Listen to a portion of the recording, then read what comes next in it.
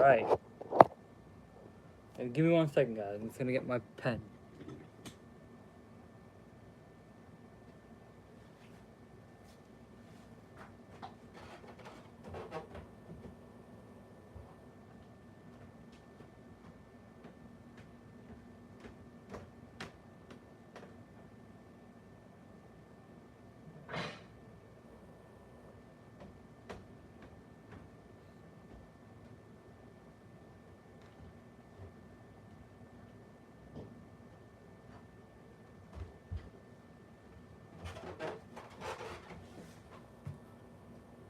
Would you look at that?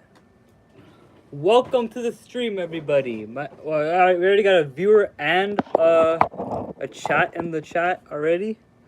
Let's see. Could we get a strike of the bell for Icy?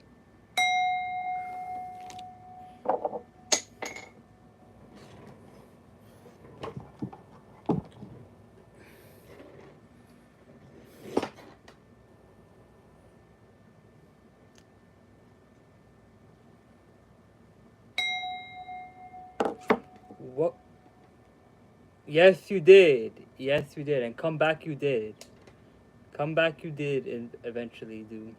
So, I'm proud of you. Welcome, everybody, to the stream. Try to get some more people in, and we'll do the intro. I typically do the intro within, like, 5 to 10 minutes. But, so far, we're just gonna, like, seep the stream in. Let people come in. You know, let people pull up. You know, like, let people show up.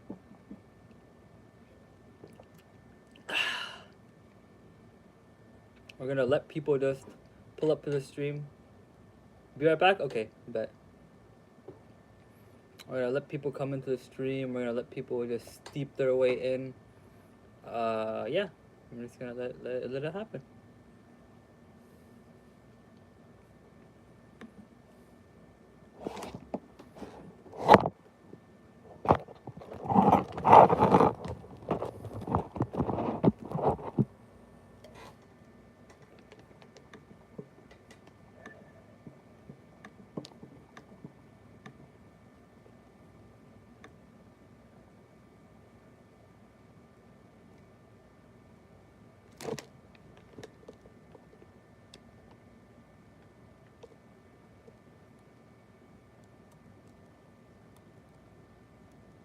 Oh wow, okay. Okay, hey everybody. Welcome to the stream. My name is Ken, and I am the host of the Ikwan of Stahab, or the Brevin of Gold.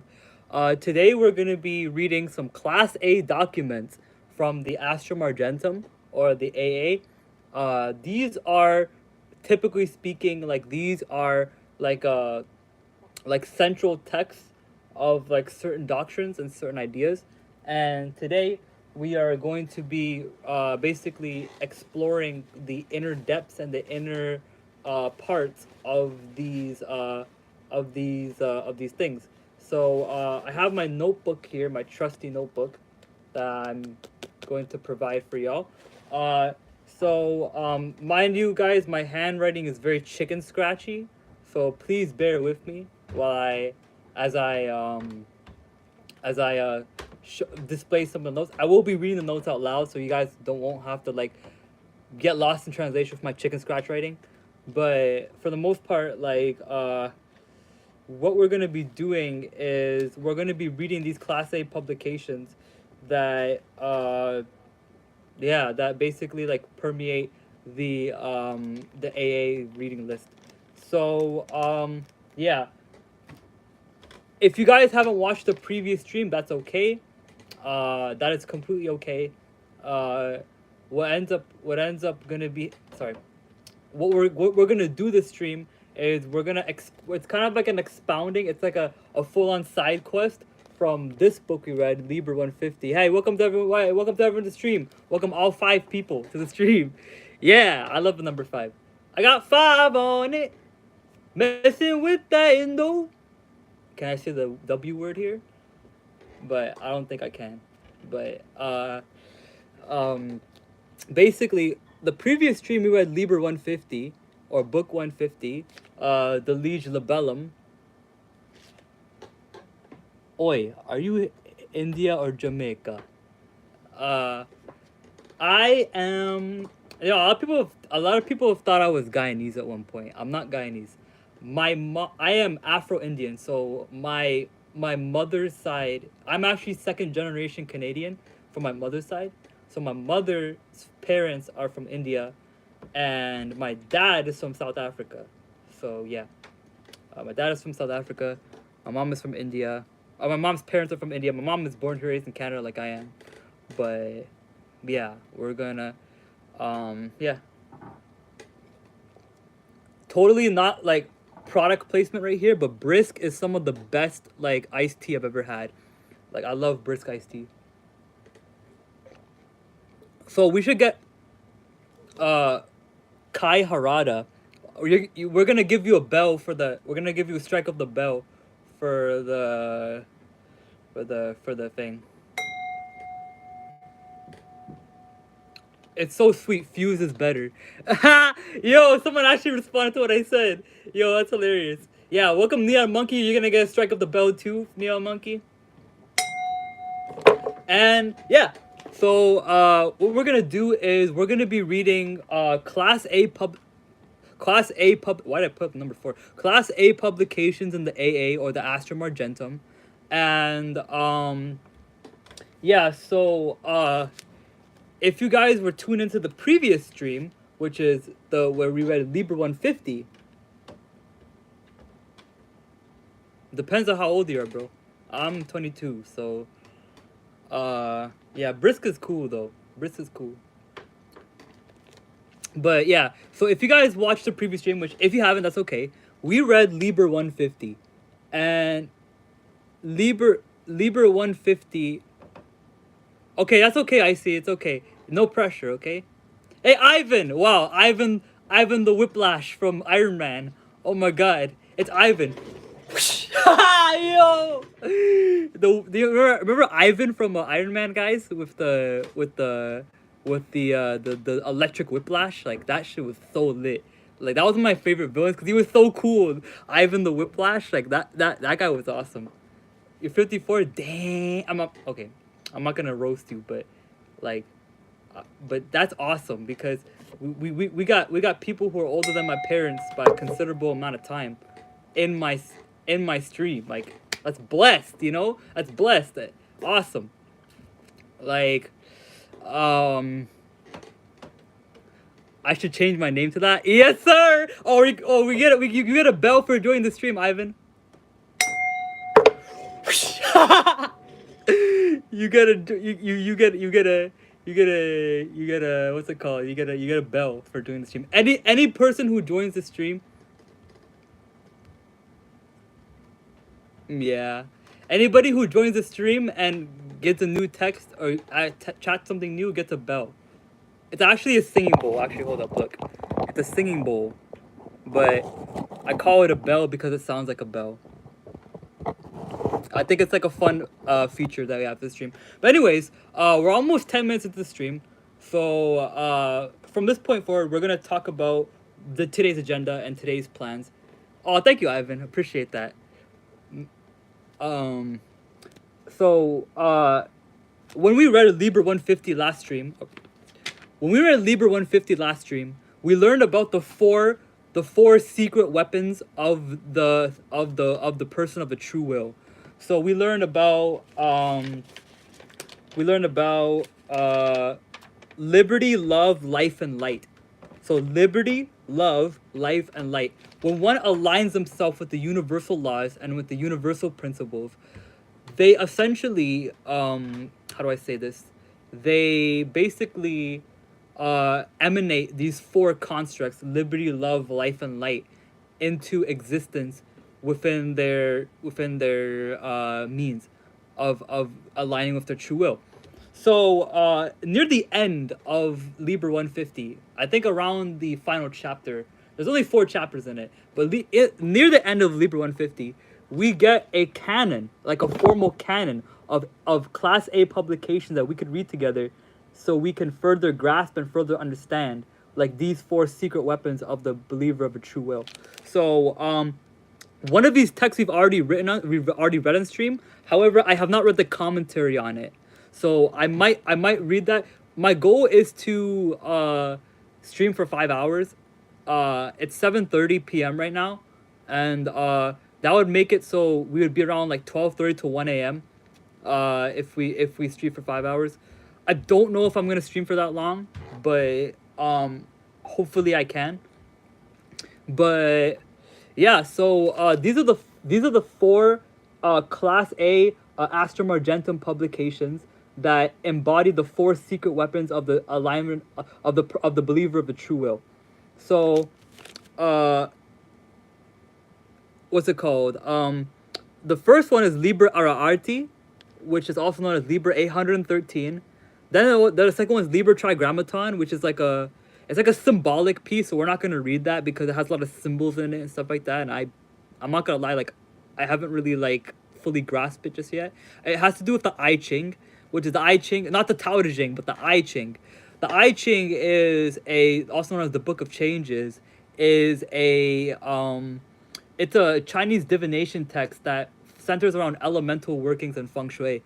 It's a very ancient divination text. I know people who, from beyond just the Orientalist region, who do I Ching readings, and yeah, they're pretty cool.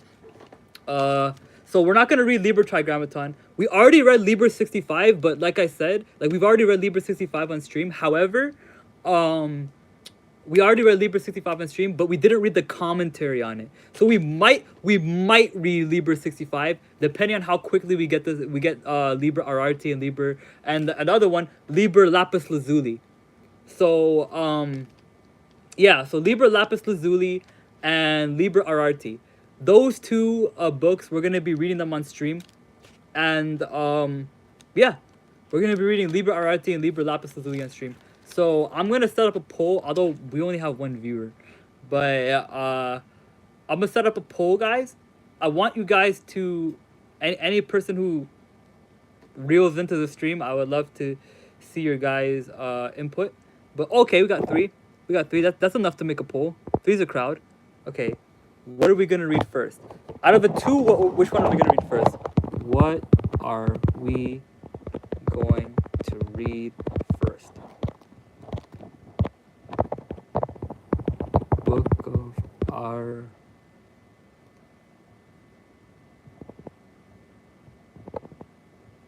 Book of Ararati.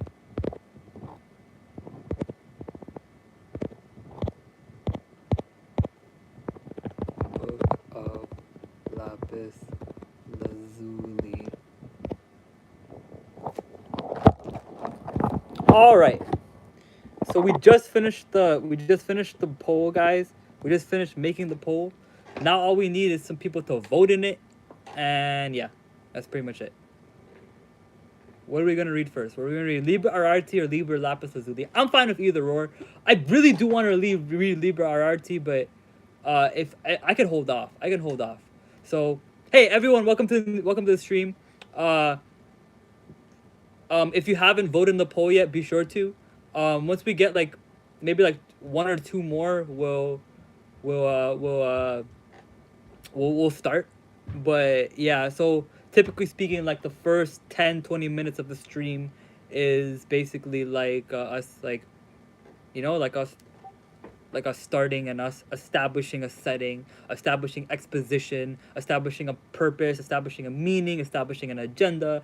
This type of stuff like is kind of what we're doing. Let's see what we got.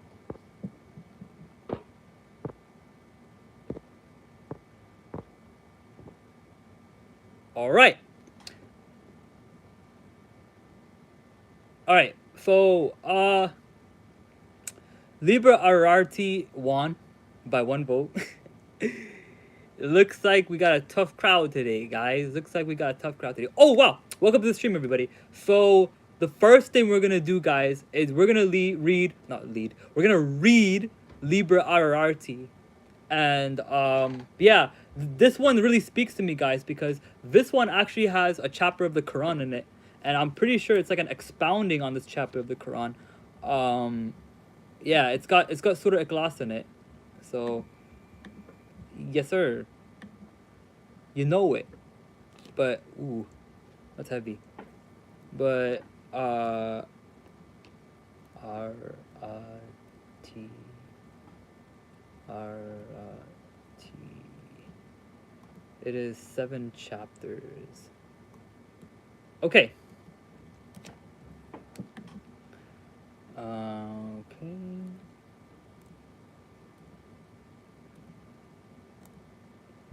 3, 4, 5, 6, 7.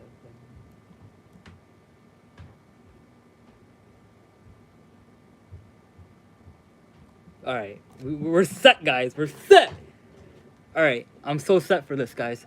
We're gonna start with Liber RRT, and yeah, we're gonna see who comes in, comes out, who pulls up, pulls out. Ayo, not like that. But we're gonna start first with the. Hello, welcome to the stream. Since you said hi, we're gonna give you a bell. Welcome to the stream, Lulu Faith. If it's your first time coming, then we hope you stay for a while. We hope you share it with a friend and share it with somebody. Your name looks familiar. Yes, it's Michaela. Let's go. It's the Discord homies. It's the friends from Discord. You had a crown? Yeah, cause you're an avid viewer. That's why. You're an avid viewer. But Michaela, so what we're gonna be doing today is we're going to be reading a Class A. We're gonna be reading 3 Class A publications in the Astrum Argentum, and hopefully what we can do is we can spend like just next like 5 or so hours, maybe 4 or 5, 3 to 5 hours, just doing that stuff. So yeah, we're gonna start. Okay. Are you guys ready? You guys ready? You guys ready? Okay? Okay. Let's see.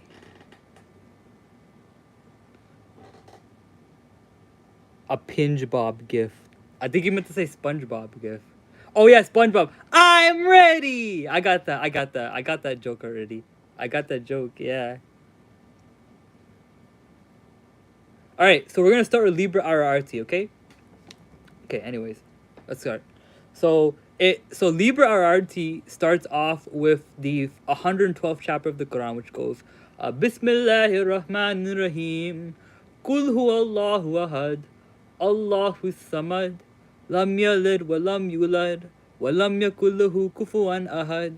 Which means, say he is one, Allah, God, the eternal absolute. He does not beget, nor does he begotten, and there's none other like him. So this is what Liber RRT starts with. It starts with chapter 112 of the Quran, and we're gonna hopefully get a little bit. Maybe this is an exegesis on it. Hopefully, but anyways, we're gonna start beginning. Okay. Oh my God, one is your beginning, one is your spirit, and your permutation one. Let me extol your perfections before men. In the image of a sixfold star that flames across the vault and name, let me reveal your perfections. You have appeared to me as an angel god, a venerable god, the Lord of time, bearing a sharp sickle. You have appeared unto me as a jocund and ruddy god, full of majesty, a king, a father in his prime. You did bear the scepter of universe, crowned within the wheel of spirit. You have appeared unto me with a sword and spear, a warrior god in flaming armor among your horsemen. You have appeared unto me as a young and brilliant god, a god of music and beauty, even as a young god in his strength, playing upon the lyre. You have appeared unto me as a white foam of ocean, gathered into limbs whiter than the foam, the limbs of a miracle woman, as a goddess of extreme love bearing the girdle of gold. You have appeared to me as a young boy, mischievously and lovely, and your winged globe and a serpent set upon a staff. You have appeared to me as a huntress among your dogs, as a goddess virginal chaste, as a moon amongst the faded oaks of the woods of years. But I was deceived by none of these. All these I cast aside, crying, Begone, for that all these faded from my vision. Also I wielded together the flaming star and the six-folded star in the forge of my soul, and behold, a new star, Abrahadabra, that is above all these. Yet even though I was not deceived, for the crown has 12 rays, all these 12 rays are one. Chapter 2. Now then, I saw these things averse and evil, and they were not as you are not, as even as you are not. I saw the twin heads that ever battle against one another, so that all their thought is confusion. I saw you in these. I saw the darkness of wisdom, like primitive people chattering vile nonsense. I saw you in these. I saw the devouring mothers of hell. They eat up their children. O you that were without understanding, I saw you in these. I saw the merciless and unmajestic lake, harpies tearing their full foul food. I saw these in these.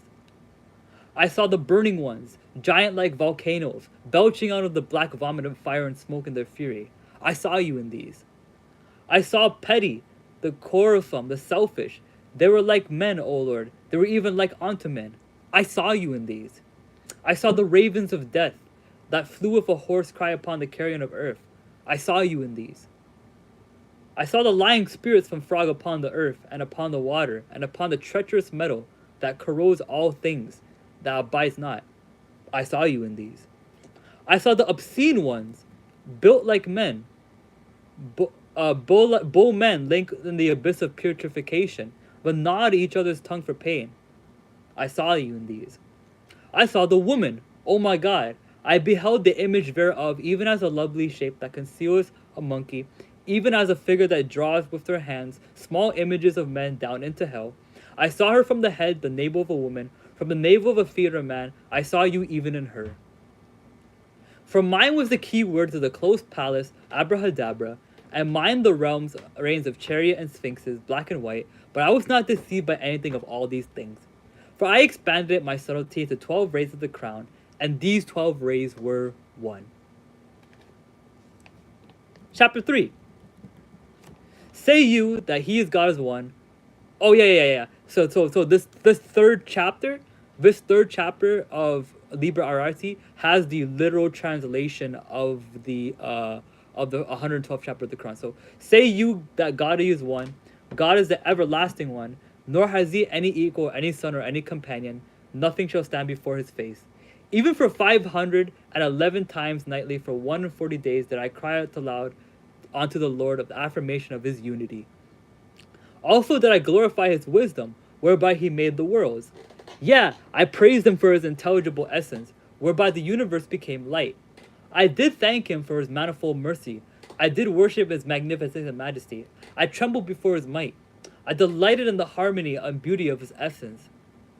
In his victory, I pursued his enemies. Yeah, I drove him down to the sheep, drave them down the steep. I thundered after them to the utmost abyss. Yeah, therein I partook the glory of my Lord. His splendor shone upon me. I adored his adorable splendor. I rested myself, admiring the stability of him, how the shaking of his universe, the dissolution of all things should move him not. Yeah, verily, the Lord vicegerent of his kingdom, I, Adonai, who speaks to my servant the adept, did rule to govern his place. Yet also did I formulate the word of the double power into the voice of the master, even the word abrahadabra. And all these things that deceive me not, for I expanded them by subtlety in the 12 rays of the crown, and these 12 rays were one. Chapter 4.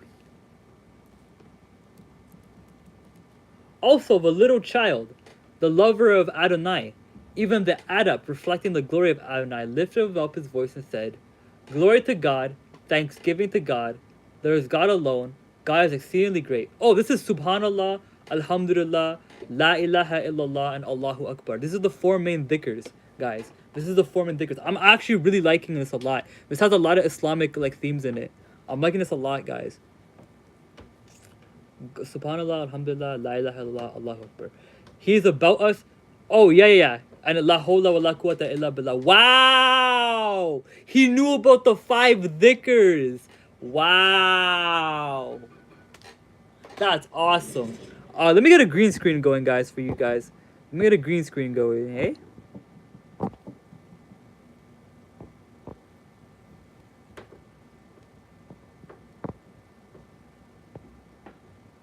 Nice.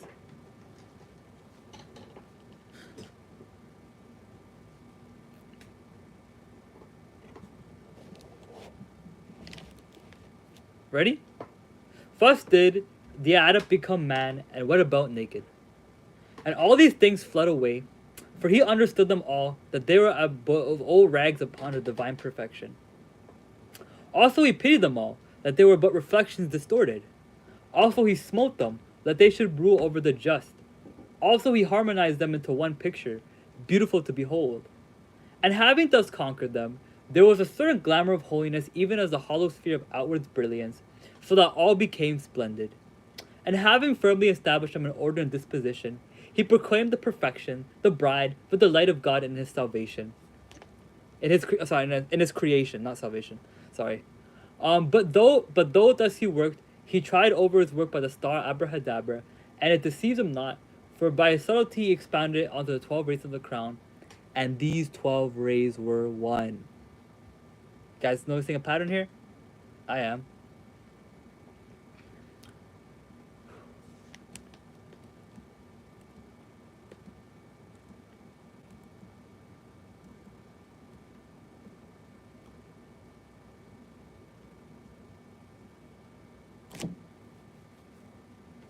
Chapter 5. In the place of the cross, in the indivisible point which has no points, no parts, nor magnitude, nor indeed has its position being beyond space, nor has its existence in time, for it is beyond time, nor had it cause effect, seeing that its universe is infinite in every way, and partakes not of our conceptions. So wrote the exempt adept, and the laughter of the masters of the temple abashed him not. Nor was he ashamed, hearing the laughter of the little dogs of hell, for he abode in his place, and his falsehood was true in his place. The little dogs cannot correct him, for they do not but bark. The masters cannot correct him, for they say, "Come and see." And I came and saw, even I, Perdurobo, the philosopher of the outer college. Yet even I, the man, beheld his wonder, and I could not deliver it unto myself.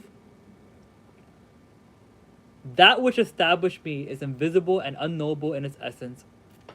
Only they know it may be unknown, for they have the genius of mighty sword Abrahadabra.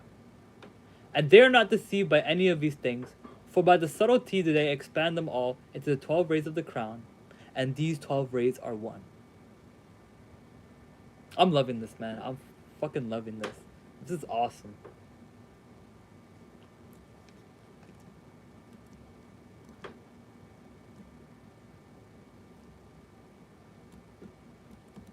Chapter 6. In the place of the cross, the indivisible point which has no points nor magnitude. Oh, sorry, chapter 6, not chapter 5. Chapter 6, sorry, I apologize. Deeper and deeper into the mire of things, farther and farther into the never-ending expansion of the abyss. The great goddess that bends over the universe, my mistress, I am the winged globe at her heart. I contract ever as she expands. At the end it is all one. Our loves have brought to birth the Father and Creator of all things. He has established the elements, the aether, the air, the water, the earth, and the fire. Ooh, that's a pretty cool order of it. He has established the wandering stars in their courses. He has plowed with the 7 stars in his plow, that the 7 might move indeed, yet ever point to the unchanging one. He has established the 8 belts, where he girdled the globes. He has established a trinity of triads in all things, forcing fire into fire, and ordering all things into the stable abode of the kings of aether. He has established his rule in the kingdom. Yet the Father also bows into the power of the star 408 Abrahadabra, and thereby, in his subtlety, he expanded it into 12 rays of the crown, and these 12 rays are one. Awesome. Last chapter, and then we're going to move on to the next book. Awesome. We're breezing through this.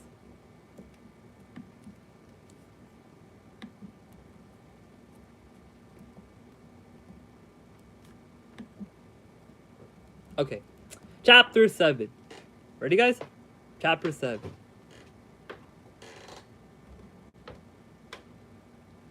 Then in the might of the lion did I formulate unto myself that holy and formless fire,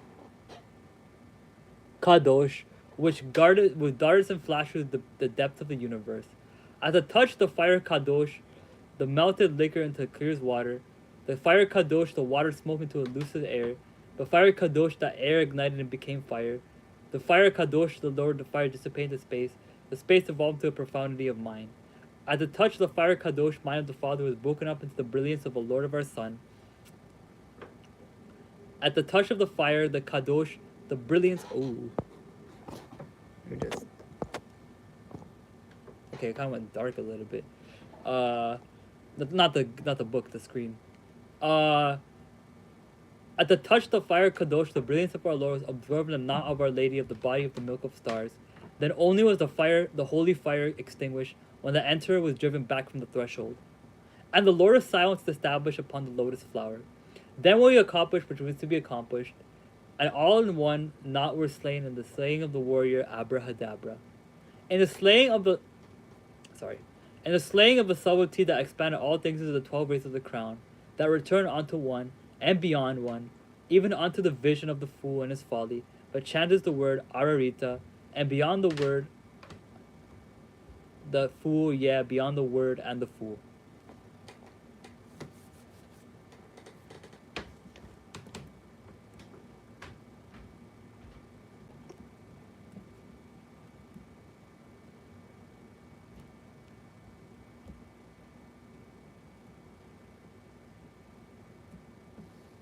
Okay, so we just finished reading Liber Arita. That one was awesome. I really liked that one. That one was really awesome. That one was awesome. I loved Liber Arita. That one was great. Which one was that supposed to be aligned with again? That was supposed to be aligned with let's see. Light. Okay. So Liber Arita is supposed to align with light. Alright guys, that was the first book out of 3 that we're gonna read today. I'm excited. Yeah. Any thoughts? Any reflections? Any ideas? There's people coming in and out of the stream, so there's not really too much like commentary I guess I can get from people. I'm just gonna kind of keep pushing forward and doing my thing, and if people want to give their thoughts, like they can, but may or may not prompt them to do so, because I'm aware of the fact that that people are coming in and out of the stream. So yeah.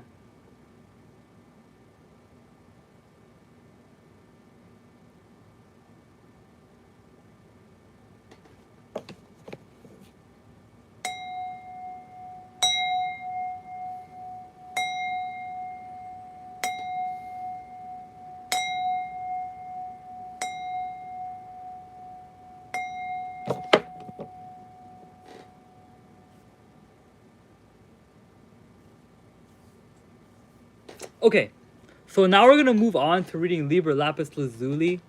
This one's pretty cool too, honestly.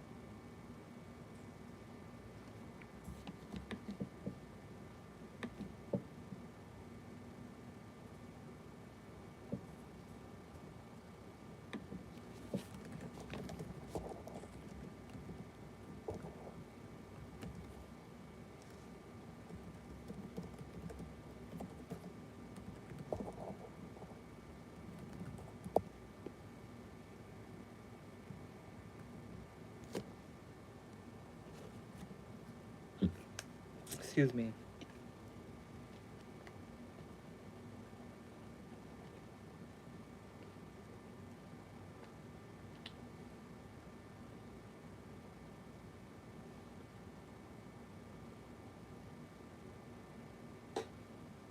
All right.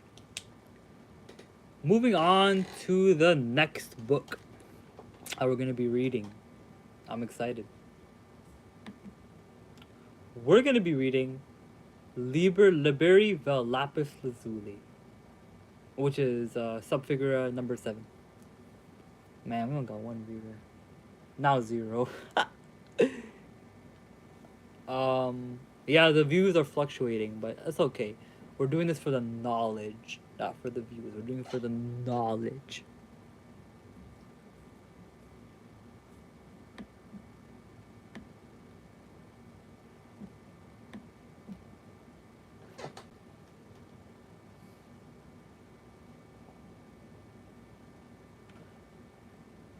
All right. Let's. Oh, welcome to the stream. You get a bell for joining the stream. So we just finished Mr. or Mr. or Miss or Mrs. Anwana Sharma. We just finished reading Liber Arita, which I really liked. I really like Liber Arita.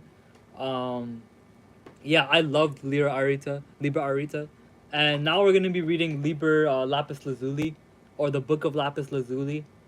We're gonna be going through the Class A documents of the Astrum Argentum, specifically the four that regard to the secret weapons of the Thelemite. So yeah, we're gonna keep going.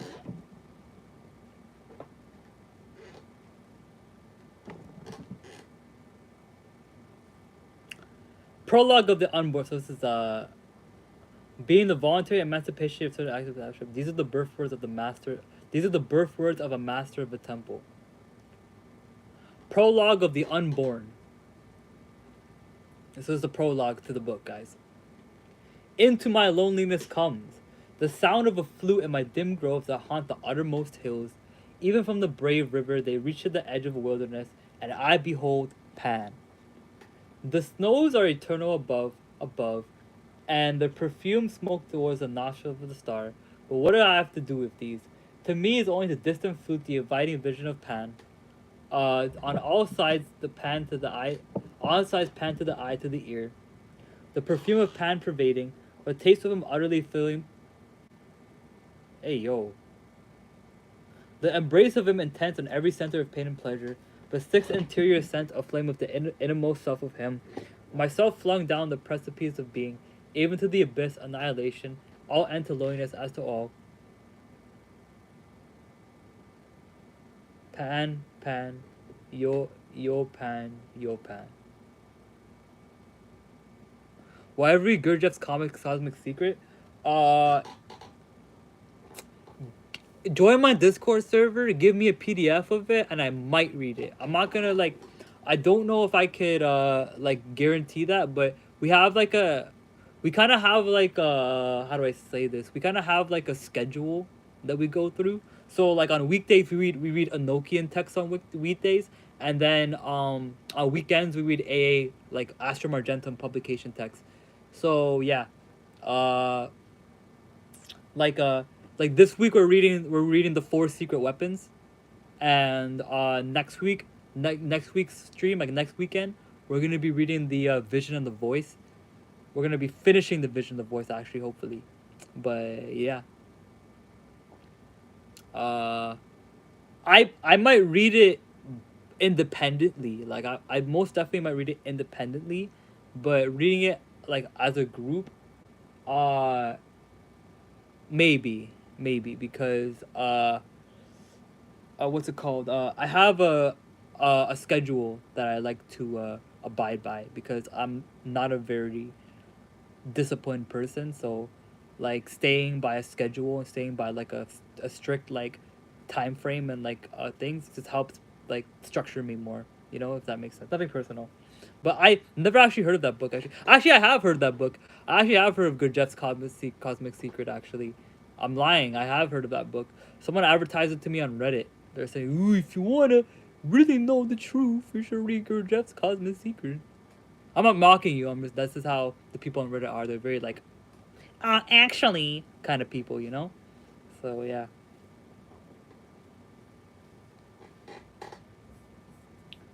We is getting some fluctuated viewers. That is awesome.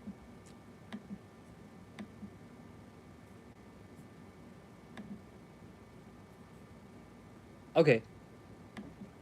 Are you guys ready for the next part in the thingamabobber in the stream? Are you guys ready for the next part? Because I'm excited. I am excited indeed.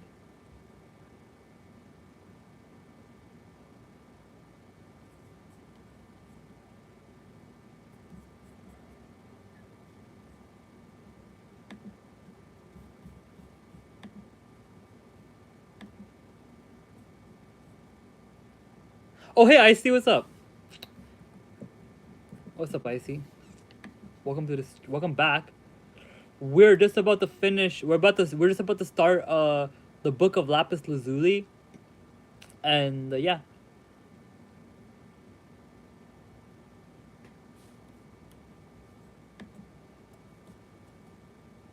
Lurking, all good, all good, all good, all good, all good. Give me 1 second, guys.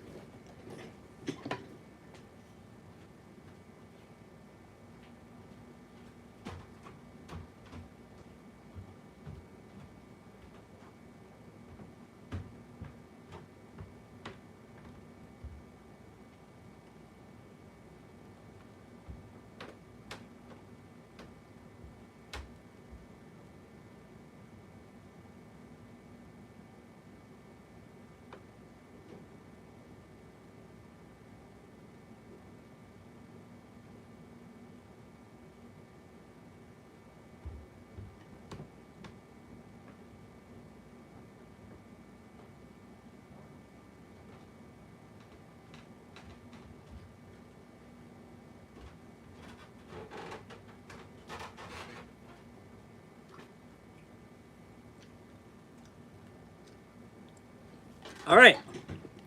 Sorry, guys. I got a little bit hungry. I have to go get some food, but now I'm back.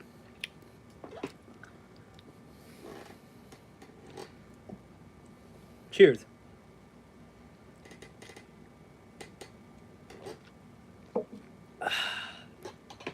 Oh, I forgot to ring the bell for that new viewer. Yeah, sorry, Mr. Awani Sharma. If you're still watching.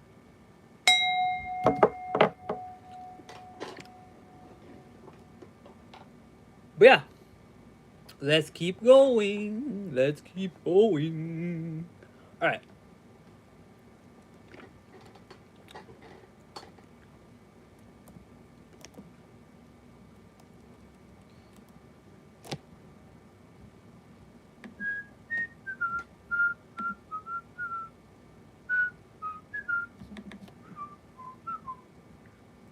We're gonna.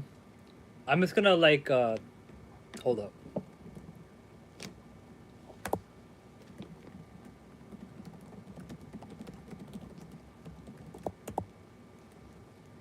Just gonna do some promo on the stream, guys. I'm gonna get more people to come in, hopefully. Top five, shut up, yeah.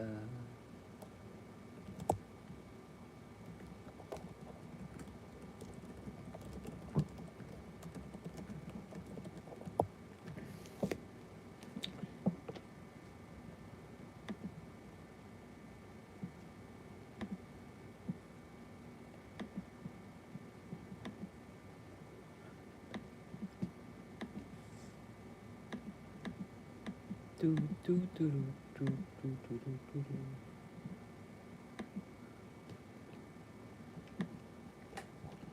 Don't worry, we got tons of time, guys. We got like 4 hours left.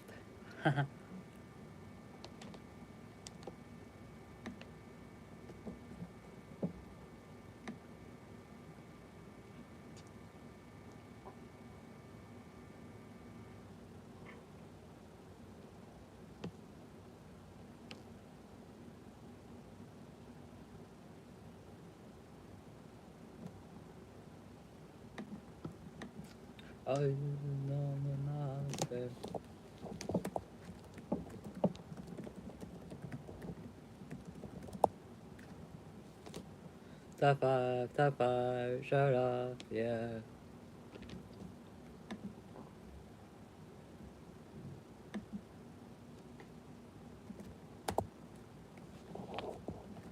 You chilling, Icy, you chilling.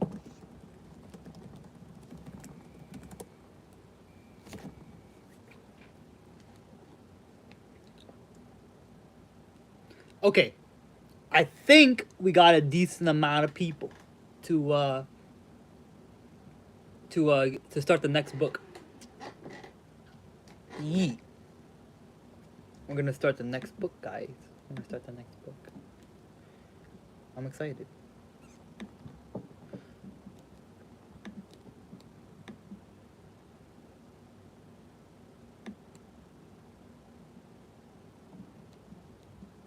Because if I'm the six, you ain't my homie.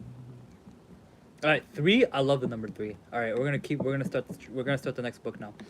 Um, chapter 1. Oh, shit. Hold up. That's yeah. That's chapter 1. Okay, chapter 1. Uh, my God, how I love you. With the vehement appetite of a beast, I hunt you through the universe. You are standing as if I were upon a pinnacle at the edge of some fortified city. I am a white bird and perched upon you.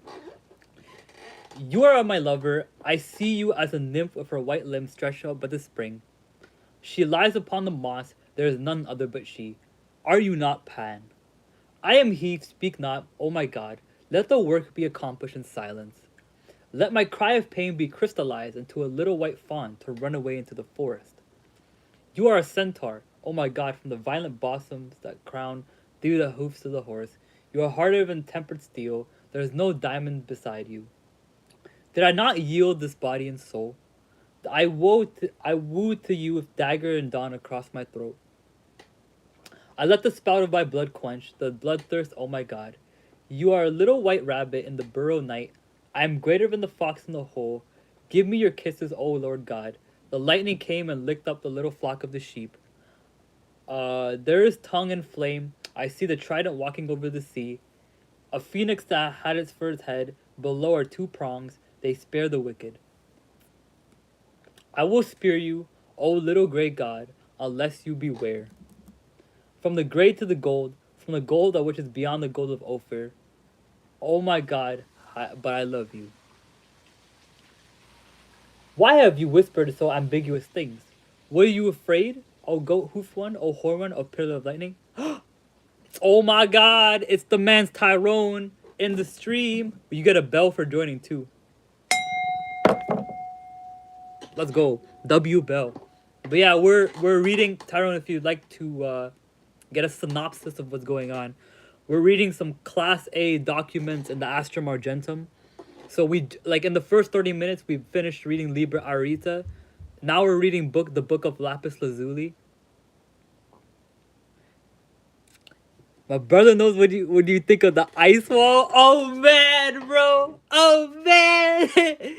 An astral projection. Oh man. Yo, is that by your brother? Do you mean Tyrese or your older brother? The Twizzy or the OG? Yeah. Okay, bet. So so Tyrone wants to know, or Tyrone's brother wants to know what I think of the ice wall and astral projection. So the ice wall, if you guys don't know, are basically like these borders in Antarctica that basically are said to, behind the ice walls, have like a whole society and like a whole entire world like behind it. Now this is a lot more like conspiracy theory stuff. I don't really delve that deep into conspiracy theories too much. However, this might have some validity to it. Now the reason why, okay, here's the thing. They be putting the truth in these TV shows, okay? They be putting the truth and some information in these TV shows, okay? So, peep game, okay? In Neon Genesis Evangelion, they find like a primordial archetype named Adam in Antarctica. And so there's a lot of references to the ice, like maybe that's not like a direct reference to the ice walls, but Antarctica has always been like a very enigmatic and very like how do I say this? Like ambiguous and open for debate kind of like thing. So yeah. My opinions on the ice wall is that generally speaking, my opinions on the ice wall is that yeah, that is a goated anime. That is a goated anime. Yeah. That is a really goated anime. But the ice walls, in my opinion, they could hold some validity. Now the thing is that now the funny thing is that I could link your 2 topics, Tyrone. I could link your 2 topics together. Astral projection, ice walls, and I can explain how. The general idea is that basically astral projection and the ice walls can kind of mix together in the aspect of ice walls, like whether or not they exist or not, there is a spiritual version of these things.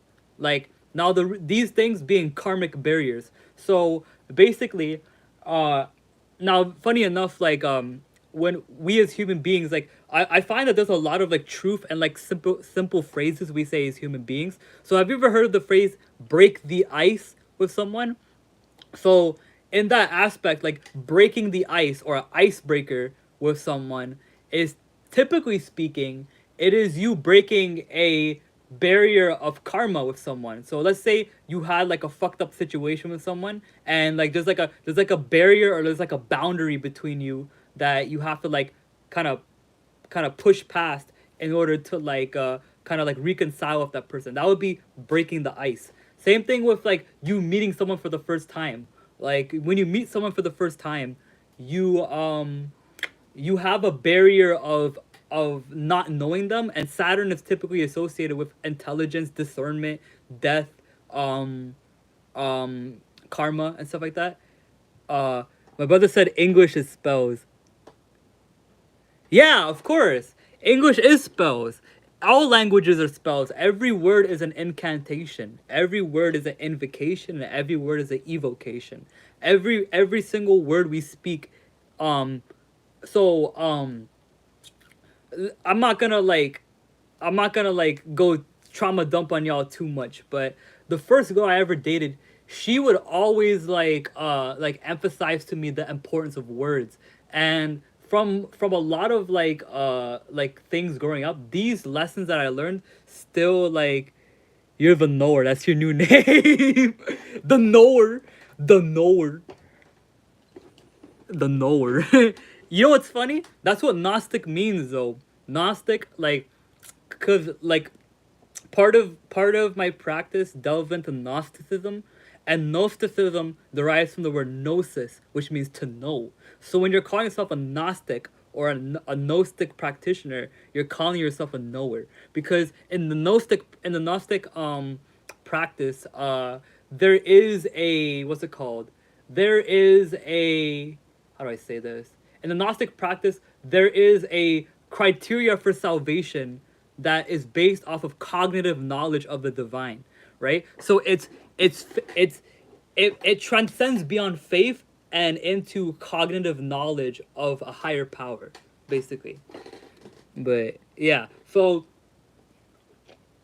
anyways, uh okay, so I can link the two topics together, Tyrone.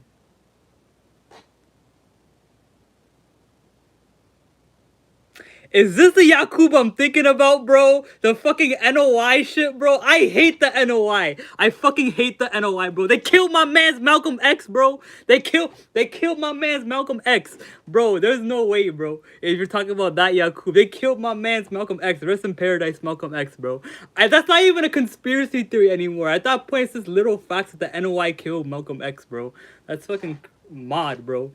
But yeah, some NOI shit, bro. Yo, why does your brother know about that? Why does your brother know about that NOI shit, bro? That's crazy. That's crazy. Oh my god. Yeah, Nation of Islam. Yeah, the Yakub doctrine is basically this idea. I don't even think I can say it on the stream, just because of how outlandish and how like bad it might get me. I don't know how sensitive YouTube is, but my bro said he's the real knower. Like, what do you mean he's the real knower? Him? Like, like, are you talking about? Is he referring to himself as the real knower, or is or is he saying Malcolm X is the real knower? Saying I'm the real knower? Is he saying you're the real knower? Who is he saying is the real knower?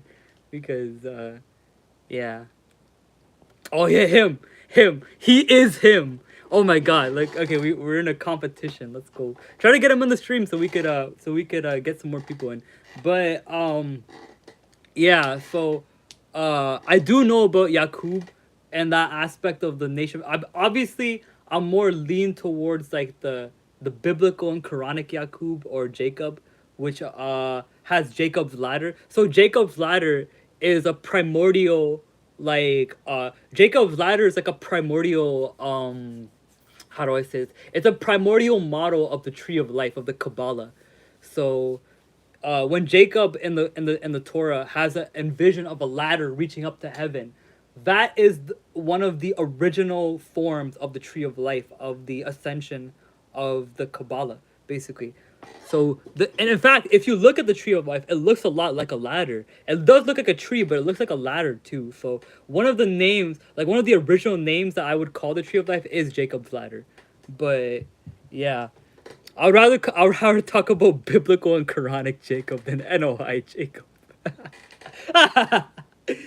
Oh my god. Yo, that's fucking crazy. Man brought up NOI doctrine. Yo, you know what's funny? Ask your brother if he knows about Malachi Z. York. Cause that's the guy who actually originated that doctrine. That guy is fucking bonkers. Sorry about that, guys. The Tamaray stuff and like the Ansar Allah community and like the is he like a deep conspiracy theorist? I'm not really like a conspiracy theorist, I'm an occultist. But those two overlap with each other many times. Malachi Z. York or Dwight York, Malachi Z. York, Dr. Malachi Z. York. That one is like he actually originated that doctrine of Yaqub creating, I'm not gonna say it, but creating a certain race of people in a laboratory. That's all Malachi Z. York. And he basically like I don't even want to say it, bro. There's so much. I'm biting my tongue right now so much. I know about him. Is he in jail? Yes, he is. He is in jail. Yeah. He is in jail for some crazy shit too, bro. He's in like I think it's like a max security prison too. I think it's like in a federal max prison or stuff like that, bro. Like that's crazy. Man ain't in jail, bro. Man's in prison. Okay, I'm being kind of like actually right now, but jail and prison are two different things. But yeah, man's not even in jail, bro. He's in full on prison, dog. Like he's in a max security prison. That shit's crazy. Like, Brisk, by the way. This live stream is sponsored by Brisk.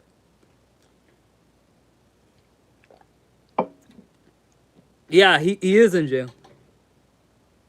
No, it's okay, bro. It's okay. I like the conversations. We're gonna be here for like a long time. I was fearing that I was gonna finish these books before the 5 hour mark. So I want to be here for like a long time. I don't know if you meant like coked as in like, or like cooked, or you just meant to say cooked. You know what I'm saying? But yeah, dude, this is awesome. Does he have any more questions? Does he have any more questions? Cause I'd be. Oh, actually, hold up.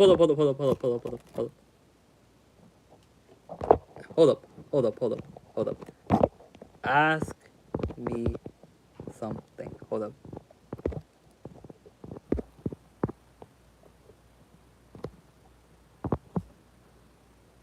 There we go. I should be there. Should be there. Now you can put stuff in the widget, in the widget Ha ha ha ha ha ha. Ask me something. I'm gonna see if you can put something into the widget, of the ask me of the Q&A stuff, and hopefully yeah.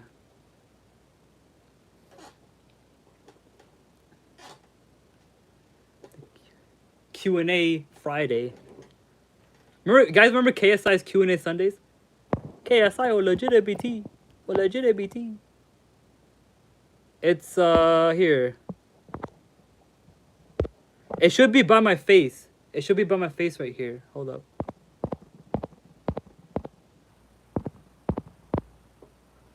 It should be by my face. Right here. If you don't see it, it's okay. But I just want to make the stream more interactive. So it's okay. You can keep cooking with the questions though, because I'm here to answer questions. I'm here to these live streams, yes, are meant to read books, but we're also meant to interact with the fan base here on the live streams too. So it's okay, bro. We're here to do it all. We are here to do it all. Indeed. Do you see it yet, Tyrone? I think it has to be on the mobile, but yeah.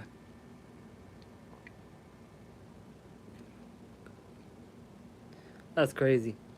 But yeah, if it doesn't work, you can cook me a few. I'll answer like 2-3 more. I'll answer like 2-3 more in full detail, and then I'll go to Liber, Lapis, Lazuli. and then we will continue with the reading. But you can ask me like 2, 3 more questions, and then I can.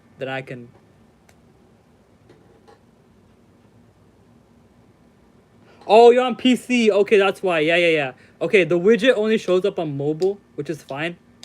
Okay. What do you think about DMT? Should it be legal or no? Honestly, bro.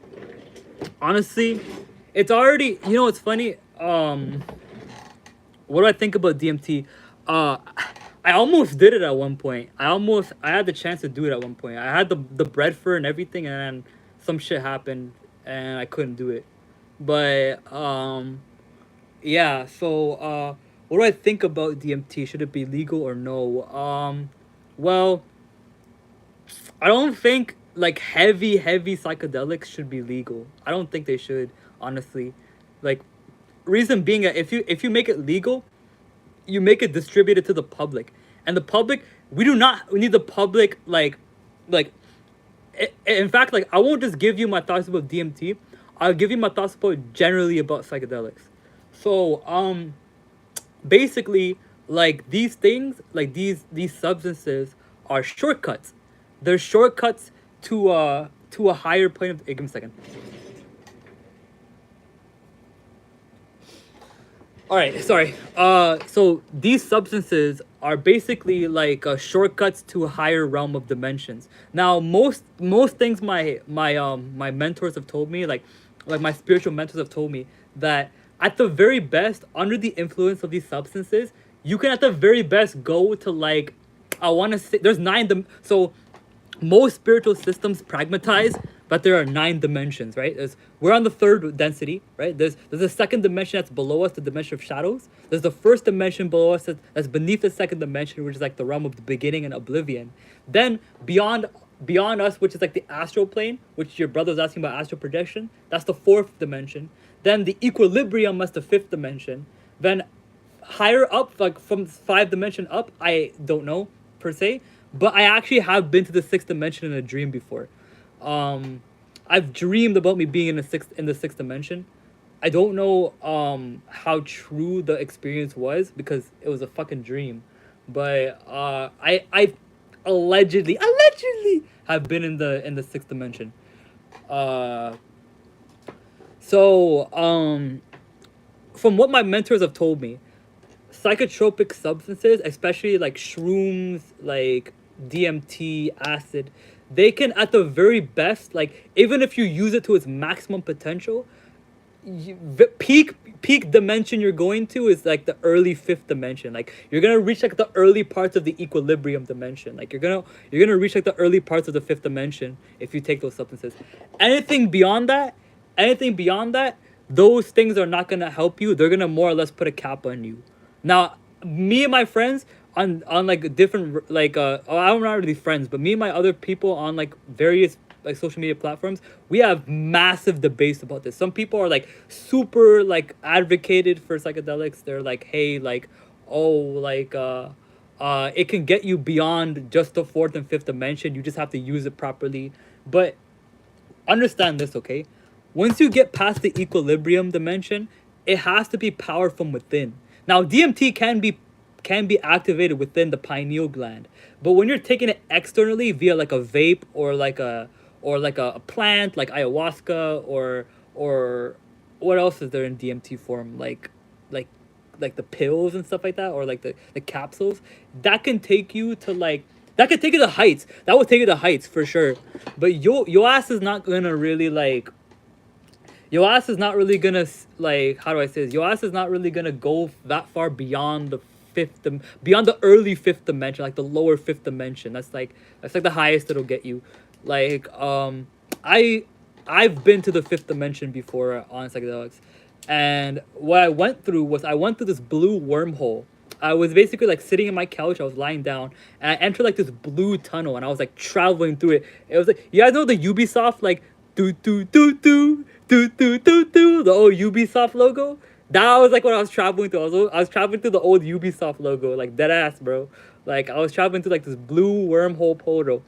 That may people may think that's like 60 and up. Is That's like the at the very best, like the mid to high fourth dimension.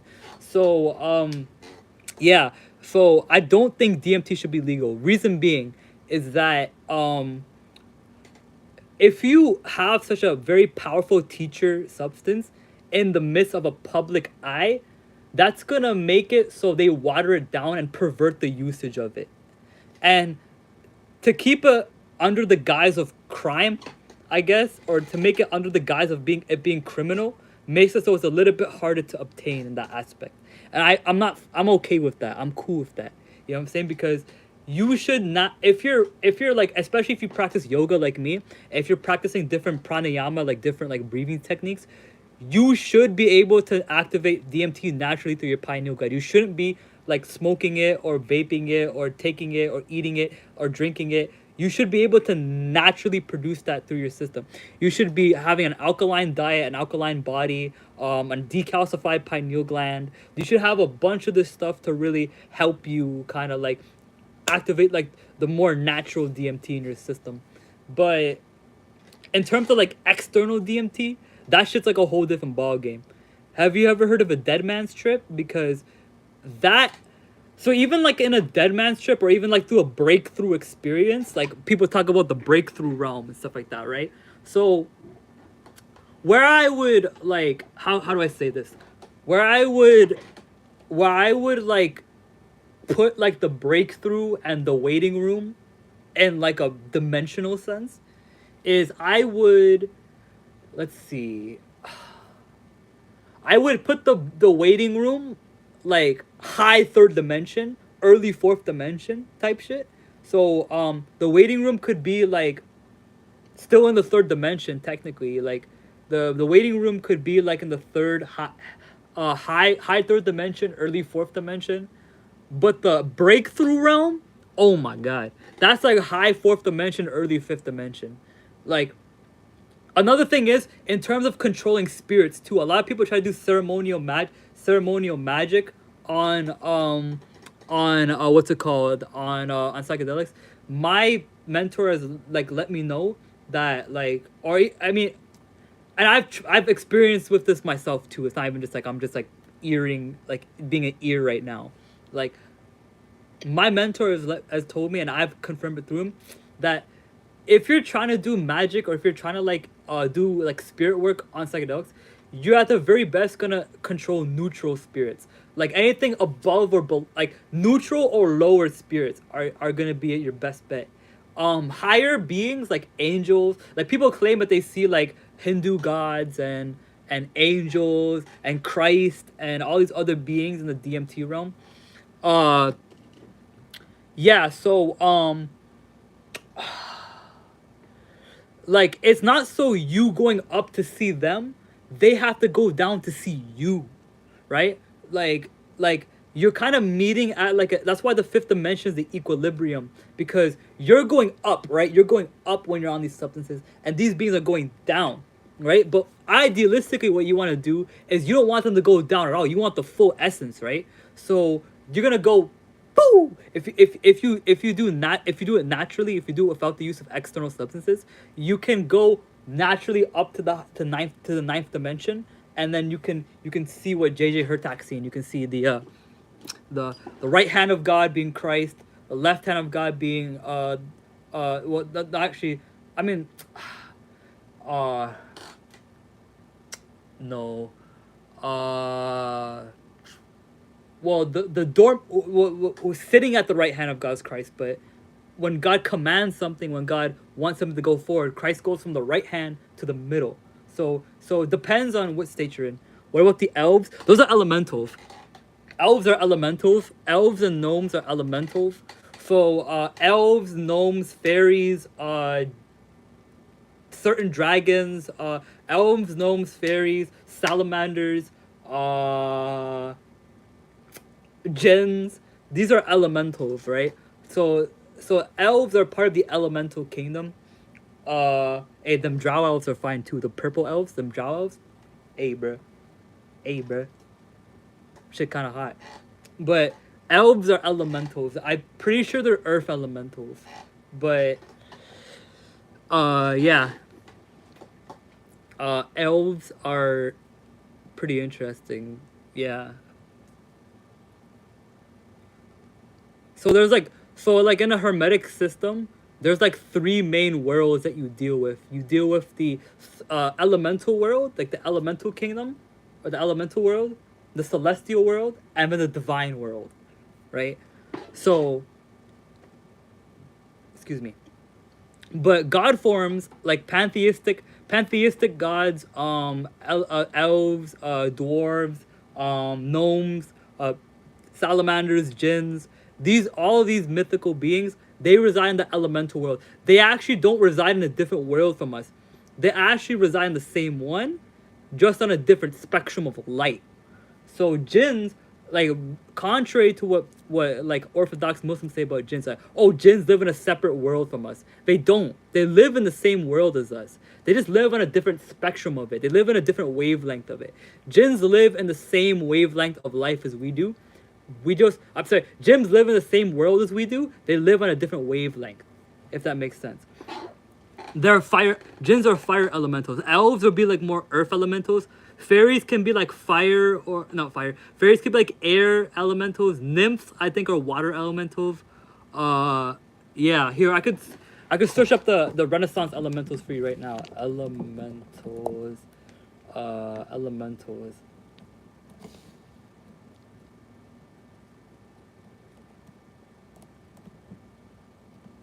Elementals. Okay, so the nymphs are water. Yeah, okay, yeah, I was right. I was right. The nymphs are water. The sylph are air. The gnomes or the pygmies are earth, and the salamander is fire. So that is the basic. So elves would kind of fall into like kind of similar categories. Gnomes, they'd be like earth elementals. Now here's the thing though. Here's the thing though. Here's the bloody rump. There are so many different ways you can work with elementals. There's no one way, and elementals all have different like like groups and people and things. Like the four archangels, like they're like the cool thing about the archangels is that the archangels have like they possess all three worlds in them. So there's like an elemental aspect to the archangels, there is a celestial aspect to them, and there's a divine aspect to them. So the archangels are like a special case in where they possess all three worlds in them. What's it called? Yeah, the elves are pretty interesting. Yeah. Okay, I'm gonna take one more question, and then we're gonna move on to reading Liber, Lapis, Lazuli. But make it good, man. Make it good, man.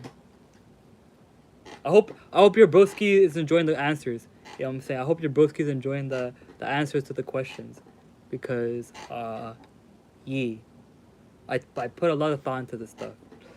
But yeah, just one more question, and then we can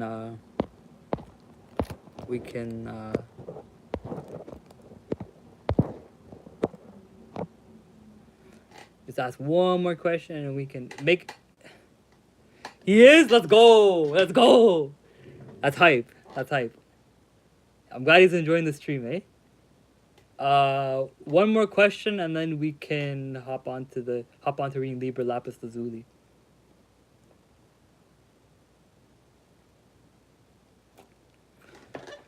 Bye. Bye.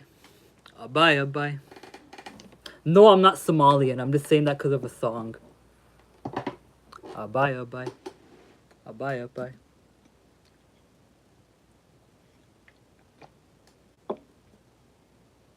Okay, let's go! Woo! Okay, we can read now. Okay, ready?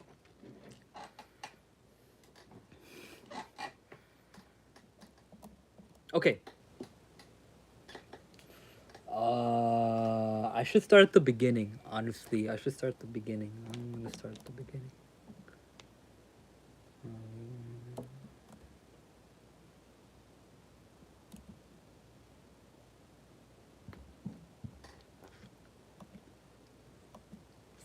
Into my loneliness comes the sound of a flute in the dim groves that haunts the outermost hills.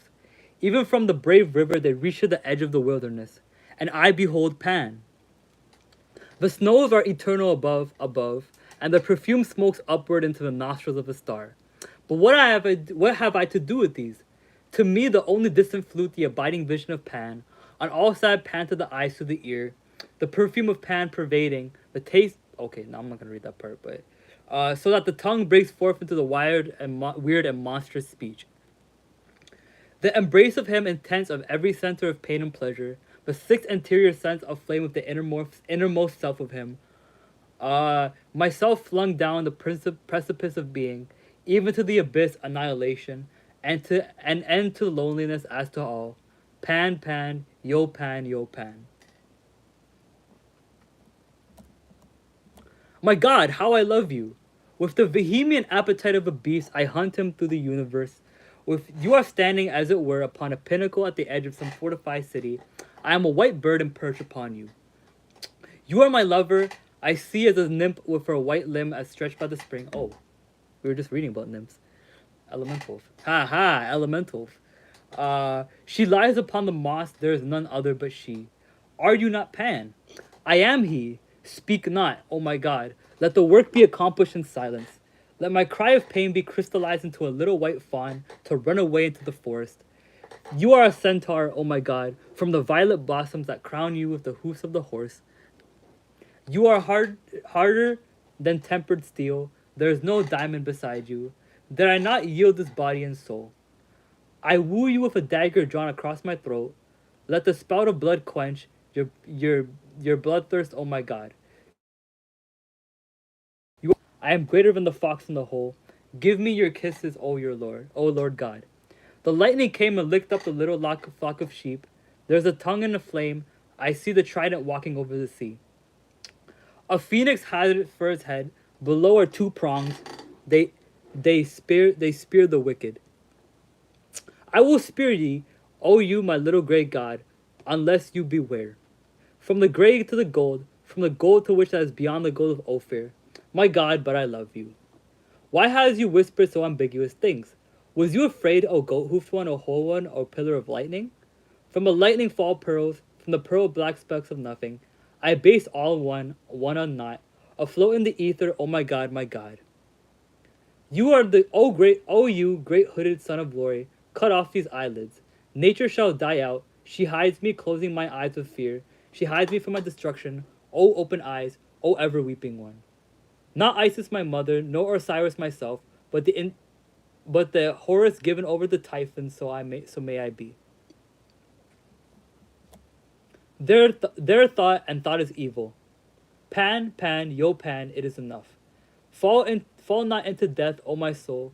Think that death is the bed into which you are falling. Oh, how I love you, O my God, especially if there's a vehement parallel from infinity, vilely diffractated from the haze of the mind. I love you, I love you, I love you. You are a beautiful thing, whiter than a woman in the column of this vibration.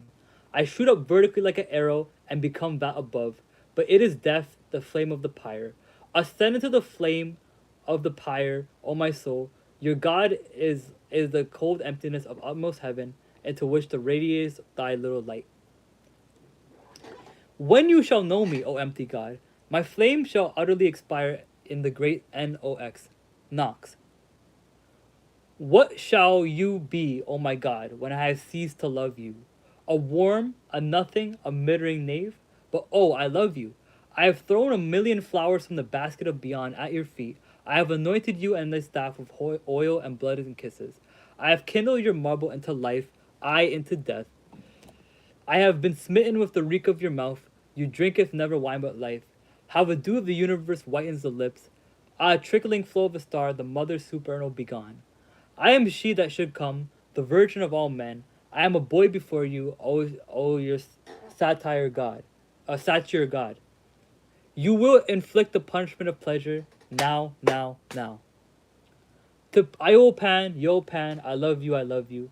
Oh my God, spare me. Now it is done, death. I cried aloud the word, and it was a mighty spell to bind the invisible, an enchantment to unbind the bound, yea, to unbind the bound. Chapter 2 with 2 viewers and 2 likes. Crazy. Oh my God, use you me again, always, forever. That which came fire from you cometh water from me, therefore lay spirit lay a hold of me, so that my right hand loosed the lightning. Traveling through space, I saw the onrush of two galaxies, butting each other and glowing like bulls upon Earth. I was afraid. Thus they ceased fight and turned onto me, and I was sorely crushed and torn. I had rather been trampled with the world elephant. Oh my god, you are my little Pertorus, yet you sustain the world elephant. I creep under your carrot space. Oh, the world elephant, by the way, for context, I'm pretty sure the world elephant is like a Hindu doctrine where like the elephant pretty much has like the world on its back. Kind of like if you guys watch One Piece, there's like an entity named Zunisha there, and Zunisha is like this giant zoo or elephant that basically like carries like an island on its back. So, One Piece vibes. Ooh, Zunisha. But yeah, let's go.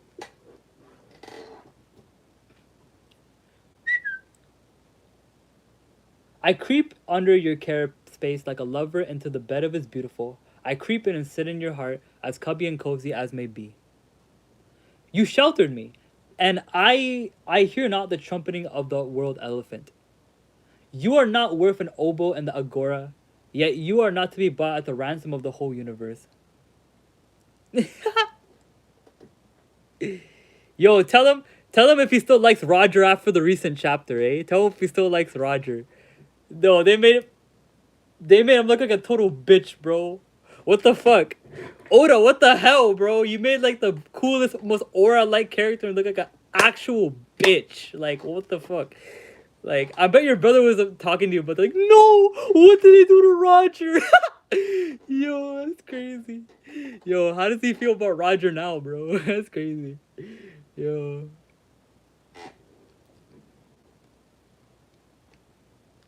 I drank wine a while agone in the house of Pertinax. The cup boy favored me and gave me the right sweet Xian. There was a Doric boy, skilled in the fears of strength, an athlete. The full moon fled away angrily down the rack. Ah, but we laughed. I was a pernicious drunk, oh my god, yet Pertinax brought me to the bridal. I had a crown of thorns for all my dower. You are like a goat's horn from Astor, O god of mine, gnarled and crooked and devilish strong. Colder than all the ice of the glaciers of the naked mountain was the wine it poured for me. A wild country and a waning moon cloud scudded over the sky, a circuit of pines and tall yews beyond, you in the mist. Oh, all you toads and cats, rejoice, you slimy things come hither. Dance, dance to the Lord our God. He is he, he is he, he is he. Why should I go on? Why?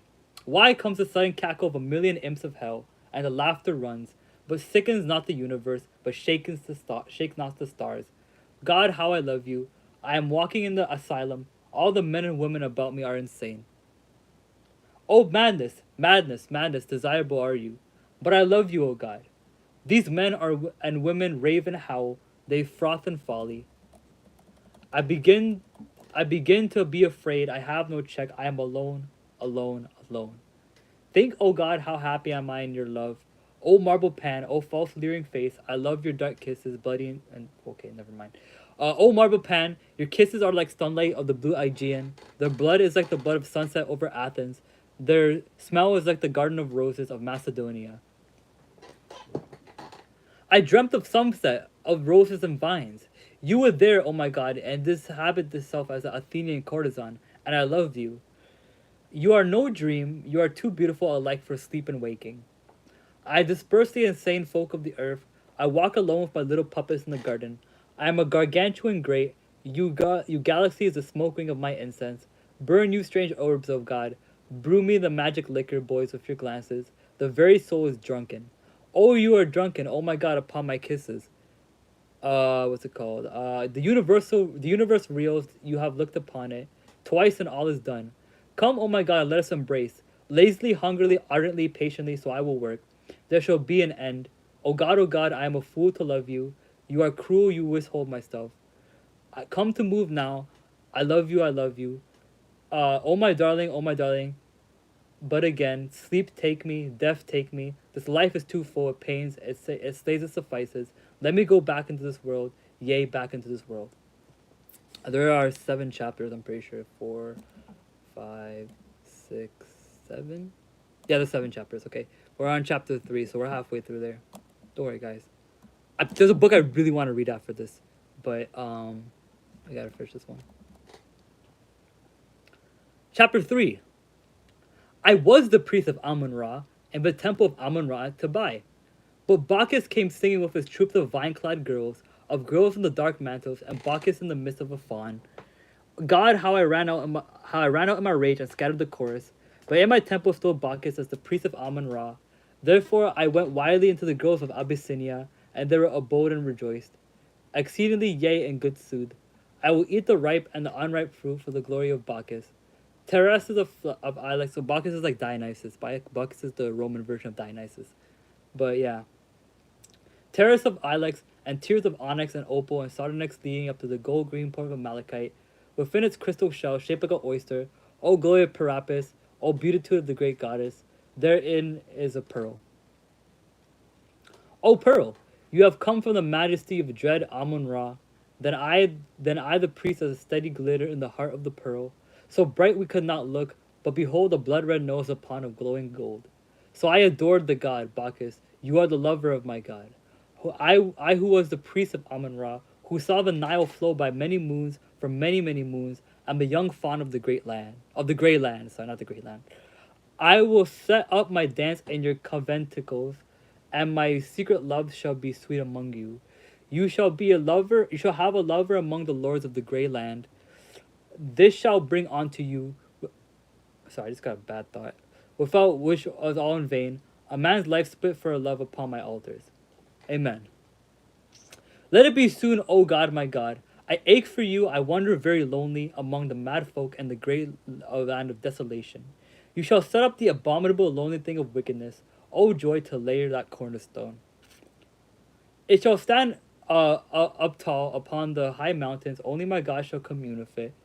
I will build of it a single rupee, it shall be seen from afar off.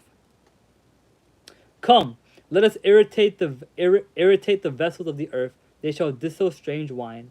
It groweth under to my hand, I shall cover the whole of heaven. You are behind me, I scream with a mad joy. Then said Ithuriel the strong, let us also worship the invisible marble. So did they, and the archangel swept over the heaven, strange and mystic like a yellow priest invoking mighty flights of great birds from the north. So I stand to invoke you. Let them obscure not the sun with their wings and their clamor. Take away form and its following. I am still.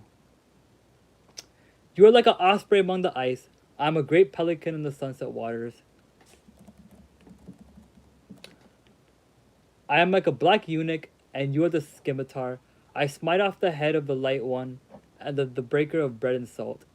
Yea, I smite, and the blood makes it as were a sunset on the Lapis Lazuli of the king's bedchamber.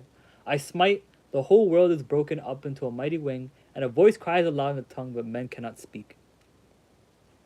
I know the awful sound of primal joy. Let us follow on the wings that gale even onto the holy house of Hathor. Let us offer 5 jewels of the cow upon her altar. Again the inhuman voice. I rear my titan bulk into the teeth of the gale. I smite and prevail, and swing out me over the sea. There is a strange pale god, a god of pain and deadly wickedness. My own soul bites into itself like a scorpion ring of fire. That pallid god with a face averted, that god subtly in laughter, that young door god, him I will serve. Excuse me. For the end thereof is torment unspeakable. Better the loneliness of the great grey sea, but I'll befall the folk of the glory of the grey land. Oh my gosh, the tongue twists. The folk of the grey land, my God. Let me smother them with my roses. Oh, you delicious God, smile sinister. I pluck you, oh my God, like a purple plum upon a sunny tree. How you did melt in my mouth, you consecrated sugar of the stars. The world is all grey before my eyes. It is like an old world wineskin. All the wine of it is on these lips. You have begotten me upon a marble statue, oh my God. The body is icy cold with coldness of a million moons. It is harder than the adamant of eternity. How shall I come forth with the light? You are he, O God. O my darling, my child, my plaything. You are like a cluster of maidens, like a multitude of swans upon the lake. I feel the essence of softness. I am hard and strong and male, but come you, I shall be soft, weak, and feminine. You shall crush me in the winepress of your love, My blood shall stain the fiery feet with the litanies of love and anguish. There shall be a new flower in the fields, a new vintage in the vineyards. The bee shall gather a new honey, the poet shall sing a new song. I shall gain the pain of the goat for my prize. The god that sitteth upon the shoulders of a time shall drowse. Then shall all the wishes written be accomplished. Yea, it shall all be accomplished. Chapter 4. Let's see. Oh, this one's pretty cool.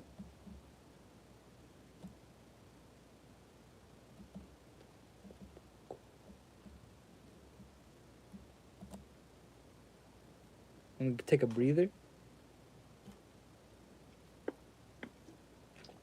Take a sip of my brisk.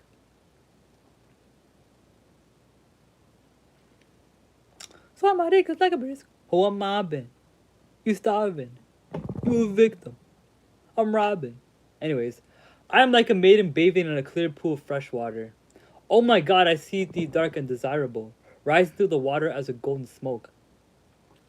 You are altogether golden, the hair and the eyebrows and the brilliant face, even into the fingertips and toe tips, you are one rosy dream of gold. Deep into your eyes that are golden, my soul leaps like an archangel menacing the sun. My sword passes through and through you. Crystalline moon oozes out of your beautiful body that is hidden behind the oval of your eyes. Deeper, ever deeper, I fall, even as the whole universe falls down the abyss of years. For eternity calls, the overworld calls, the world of the word is awaiting us. Be done with speech, O God. Fasten the fangs of the house of eternity in this my throat. I am like a wounded bird flapping in circles. Who knows where I shall fall?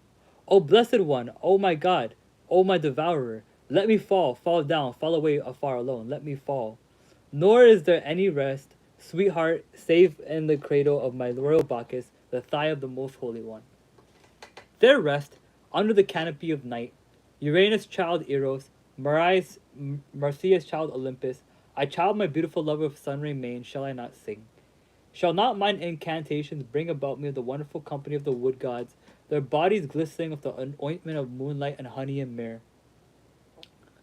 Worship are you, O my lovers, set us forward in the dimmest hollow. There will be a feast upon mandrake and upon moly. There the lovely one shall spread us to the holy banquet, and the brown cakes of corn shall taste the food of the world, and be strong. In the ruddy and awful cup of death, we shall drink the blood of the world and be drunken. Oh, the song to Yao, the song to Yao. Come, let us sing to you. Akis, invisible Yakis, triumph, Akis, indicible. Yakis, O Yakis, O Yakis, be near us. Then when the countenance of all time darkened, and the true light shone forth, there was also a certain cry in an unknown tongue, whose stridency troubled the still waters of my soul, and my body were healed of their diseases of self-knowledge. Yeah, the angels troubled the waters. This was the cry of him. What the hell? That's not even in English. Nor did I sing this for 1,000 times a night, for 1,000 mites before you earned, O my flaming God, and pierce you with your spear.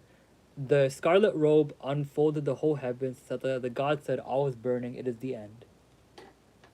Also, you did set your lips into the wound and suck out 1,000,000 eggs, and your mother sat upon them, and lo, stars and ultimate things were of the stars and atoms. Then I perceived you, O my God, sitting like a white cat upon the trellis work of the arbor, and the hum of the spinning wheels of your pleasure. Give me a second. Okay.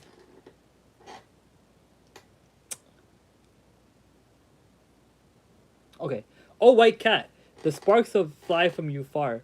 You thus crackle with spitting of the world. I have seen more of you than the white cat that I have saw in the vision of the aeons. In the boat of Ra did I travel, but I never found the visible universe any being like unto you. You was like a winged white horse, and I raced to eternity against the Lord of the gods. So still we raced. You was like a flake of flake of snow falling into the pine-clad woods. In a moment you were lost in a wilderness of like and unlike. But I beheld the beautiful God at the back of the blizzard, and you was he. You were him. Sorry. It's in archaic English, so it's in like classical Victorian English. So I'm actually like, they're actually saying like thou and thigh and thee and stuff like that. But I'm just kind of translating it into modern English as I'm reading it. So sorry if I mess up. You were like a flake of snow falling into the pine-clad woods. In a moment you were lost in the wilderness of a like and unlike. But I beheld the beautiful God at the back of the blizzard, and you were he. Also I read in a great book, on ancient skin was written in the letters of gold, verbum fit verbum. Also vitriol and the Hierophant's name. All this wheeled in fire, and a star of fire, rare and fire far and utterly lonely, even as you and I, O desolate soul, my goal. Yeah, and the writing. Whoa. It is well. This is the voice which shook the earth. 8 times he cried aloud, and by 8 and by 8 I shall count your favors, O sevenfold God, Abrahadabra. Yet by many more, by the 10 and 22 directions, even as the perpendicular of the pyramid, so shall your favors be. If I number them, they are one. Excellent is your love, O Lord. You are revealed by the darkness, and he who gropes in the horror of your groves shall happily catch. You even as a snake that sees on to sing one little singing bird. I have caught you, O my soft thrush. I am like a hawk of mother of emerald. I catch you by instinct, O though my eyes fail of your glory.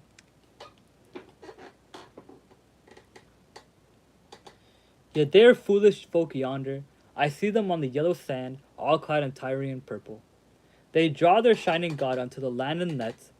They build a fire onto the Lord of Fire, and unhallowed swords, even the dreadful curse.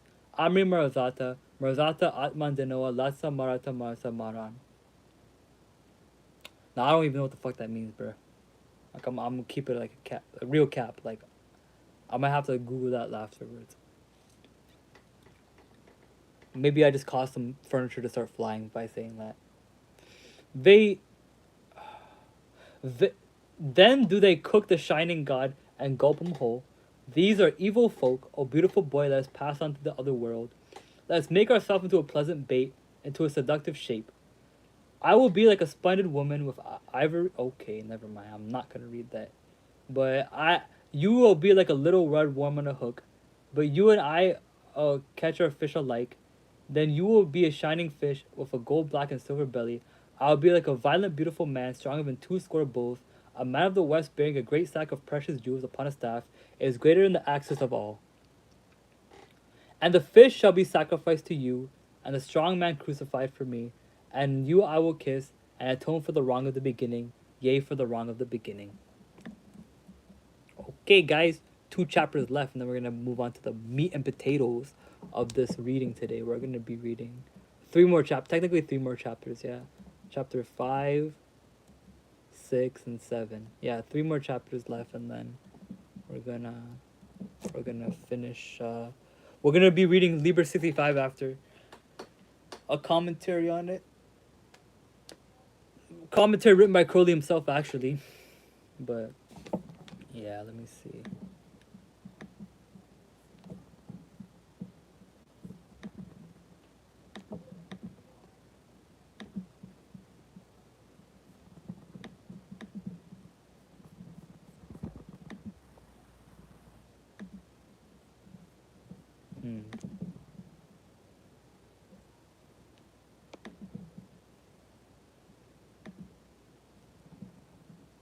Let's see.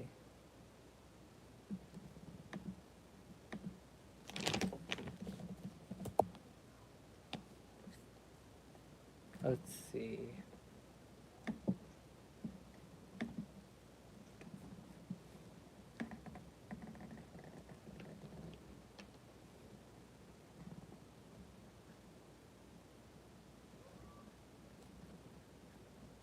Okay. Okay.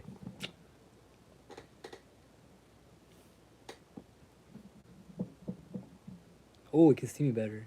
I'm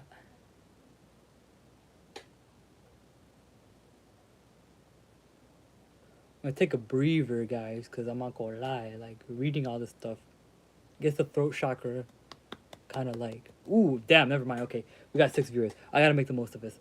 Chapter 5. So all the people who just joined the stream, welcome. We're gonna be reading chapter 5 of Liber Lapis Lazuli, 5, 6, and 7, and then we're gonna move on to Liber 65.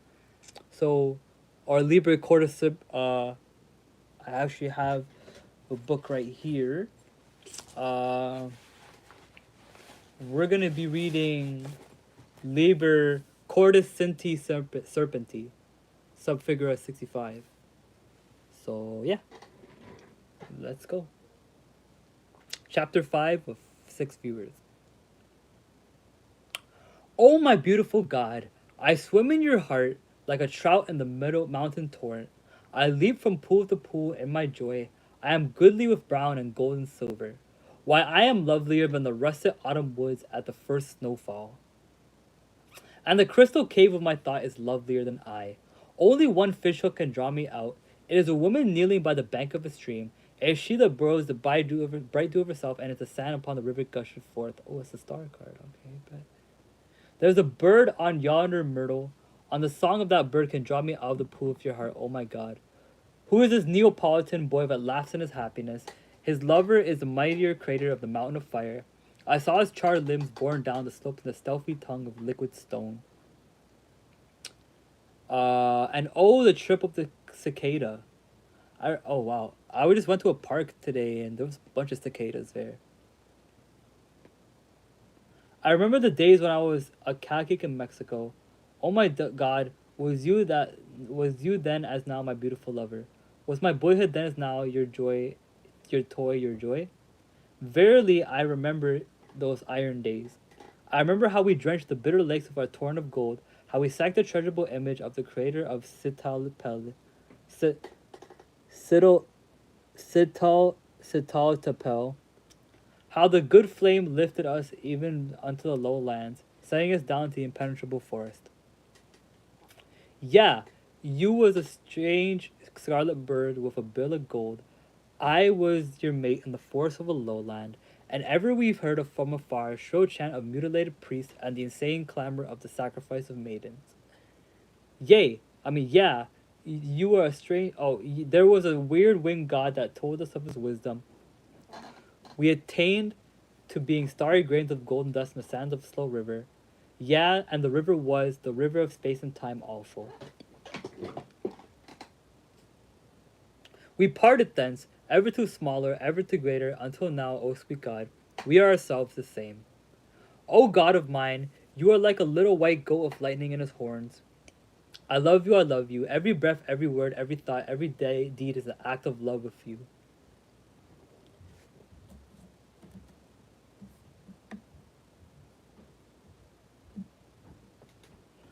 The beat of my heart is the pendulum of love. The song of me are as the soft sighs. Let's see. The thoughts of me are very rapture. And my deeds are the myriads of your children, the stars and the atoms. Let there be nothing. Let's see. Interesting.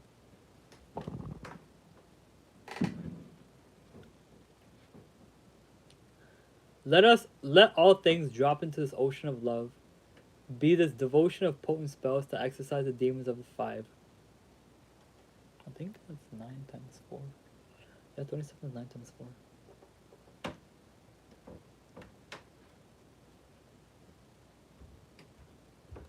Ah God, all is gone. You did consummate your rapture. Faulty. There's a solemnity of the silence. There's no more voice at all. So shall it be unto the end. We who are dust shall never fall away into the dust. So shall it be. But oh my God, the breath of the garden spices, all these have a savor of verse. Excuse me. The cone is cut with an infinite ray. The curve of hyperbolic life springs into being. Farther and farther we float, yet we are still. It is a chain of system that falls away from us. First falls the silly world, the world of the old grey land. Fall it unthinkably far, with its sorrowful bearded face presiding over it. It fades to silence and woe. We to silence and bliss in the face of the laughing face of Eros. Smiling, we greet him with secret signs. He leads us into the inverted palace. There is the heart of blood, a pyramid reaching its apex down to the wrong of beginning. Bear me unto your glory, O beloved, O princely lover of his harlot maiden within the secretest chamber of the palace. It is done quickly, yeah, the seal is set upon the vault. There is one that shall avail open to it, nor by memory, nor by imagination, nor by prayer, nor by fasting, nor by scourging, nor by drugs, nor by ritual, nor by meditation. Only by passive love shall he avail. He shall await the sword of the beloved and bare his throat for the stroke. Then shall his blood leap out and write me into runes in the sky. Yeah, write me runes in the sky. Alright, 2 more chapters. And then we go. No, hold up.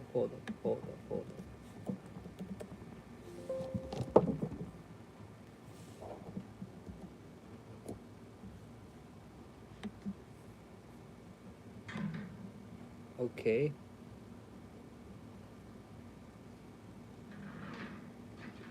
Chapter 6. Okay, let's see. 2 more chapters, guys. 2 more. Give me 1 second, though. I'm kind of... Give me 1 second, guys. I'm going to give you time to ruminate on what we read. We got 2 more chapters left. But this shit was lit. Like, I like Frater... I like Liber Arita a little bit more, but this one's hitting too. I'm not gonna lie.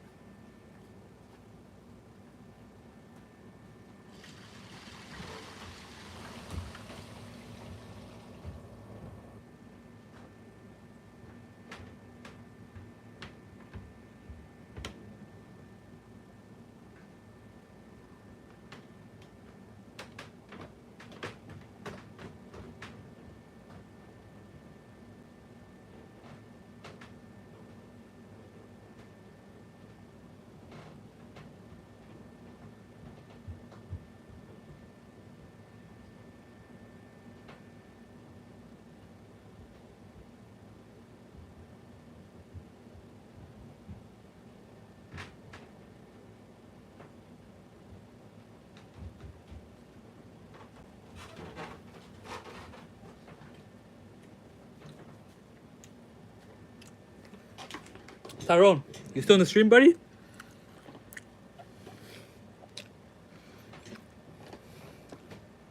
I have something cool to show you.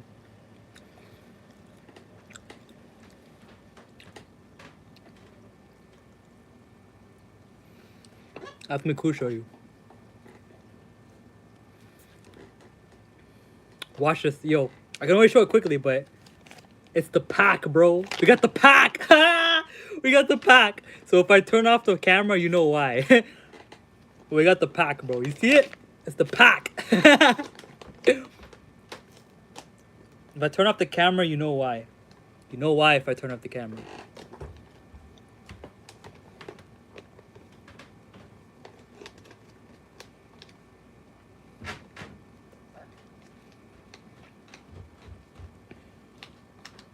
Okay. Let's read chapter...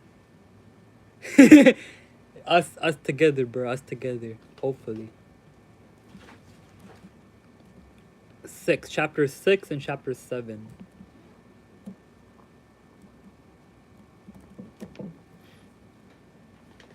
I haven't hit the bell in a while. Hold up.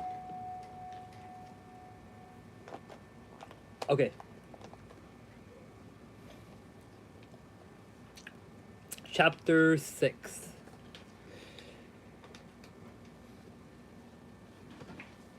Give me a second.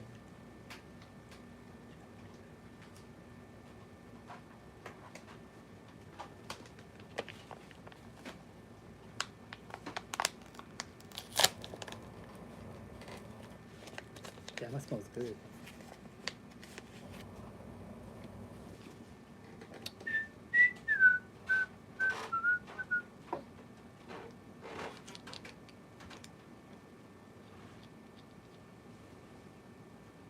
Anyways, chapter 6. You were a priestess, oh my god, among the druids, and we knew the powers of the oak.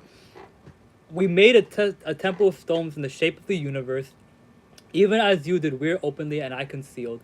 There were performed many wonderful things by midnight. By the waning moon did we work, over the plain caused the atrocious cries of wolves. We answered, we hunted with the pack. We hunted with the pack. We came unto the new chapel, and you didst bear the way the holy grail beneath thy druid vestments. Secretly and by stealth did we drink of the informing sacrament. Then a terrible disease seized upon the folk of the great land, and we rejoiced. Oh my God, disguised your glory. Um, Come as a thief, and let us steal away the sacraments. In our groves, in our new cloistral cells, in our honeycombs of happiness, let us drink, let us drink. It is the wine that tinges everything with a true tincture of infallible gold. There are deep secrets in these songs. It is not enough to hear the bird, but to enjoy song he must be the bird. I am the bird, and you are my song, O my glorious galloping God. You reignest in the stars, you drive the constellations seven abreast through the circus of nothingness. You gladiator God, sorry. I play upon your harp, you fight the beasts and the flames. You take us my joy in the music, and I in the fighting. You and I are beloved of the Emperor. See, he has summoned us to the imperial days. The night falls, it is the great communion of worship and bliss. The night falls like a spangled cloak from the shoulders of a prince upon a slave. He rises a free man. Can you profit the cloak upon these slaves? A great night and scarce fires therein, but freedom for the slave that its glory shall encompass. So also I went down to the great sad city.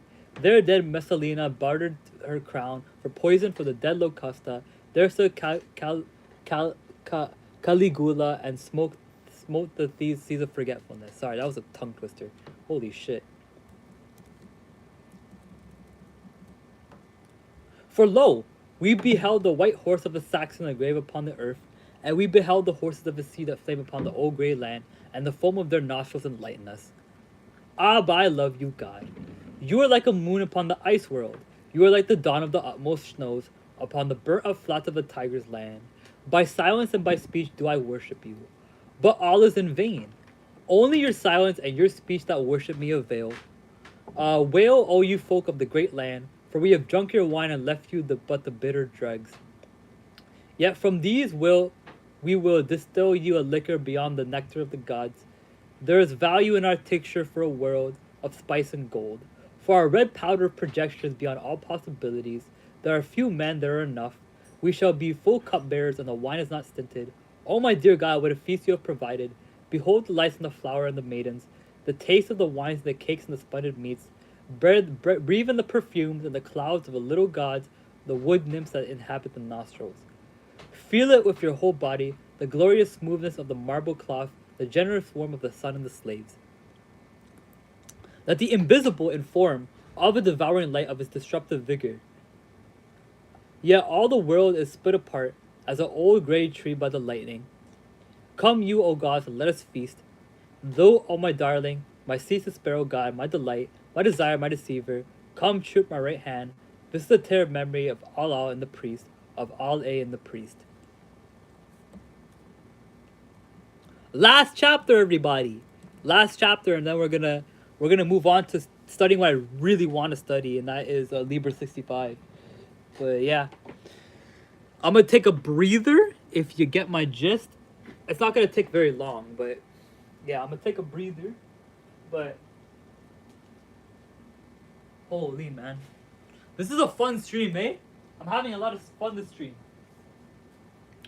I be streaming. God damn, get off my diesel. Get off my diesel. God damn, get off my diesel. Get off my diesel. Damn, diesel.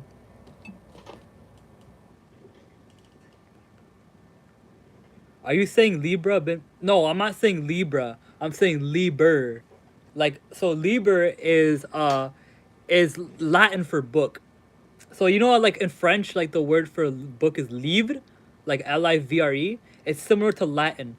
In Latin, the word for Liber is Liber. Yeah. The word for book is Liber. So when I say Liber 65, I mean book 65. Now, here's the thing about Crowley's books, right? Like, you see this right here, right?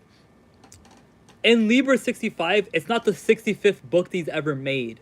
The reason why it's called Liber 65 is all of the different books that Crowley makes, he numerically codes them with things that are pertinent to the contents of the book, you know?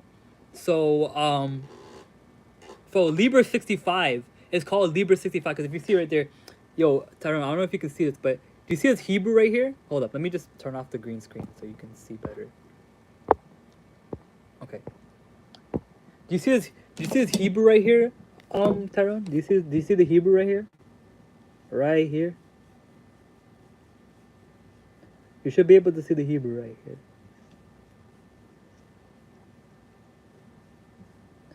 There's some Hebrew characters right here. Aleph.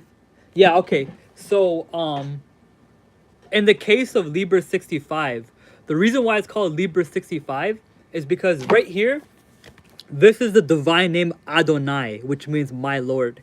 And in Hebrew, letters double as numbers. So the same characters for letters are the same as numbers in Hebrew. So the reason why Liber 65 is called Liber 65 is because that is the numerical value of the Hebrew word Adonai. Now Adonai in this context is I'm gonna give a synopsis on Liber 65, but I'm gonna give a synopsis on it, but we've already read it before on stream. We just haven't read the commentary on it. But I will give like a revised synopsis on Liber 65. But in the context of Adonai, it's not referring to the Abrahamic God. It's referring to the Adept Practitioner's Holy Guardian Angel, or the HGA. So yeah, I will explain this more into detail later, but I'll explain this more into detail later. However, I got to finish this last chapter, and then we're gonna ruminate a little bit on it. So yeah.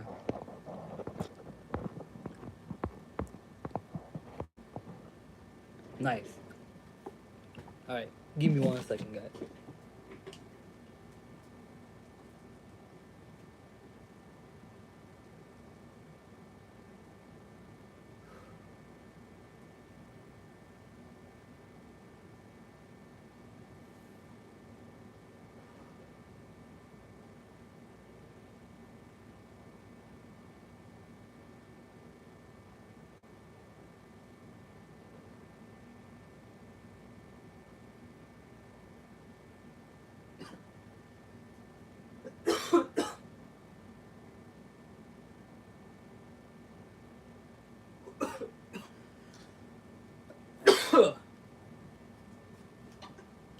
All right, guys, we are back.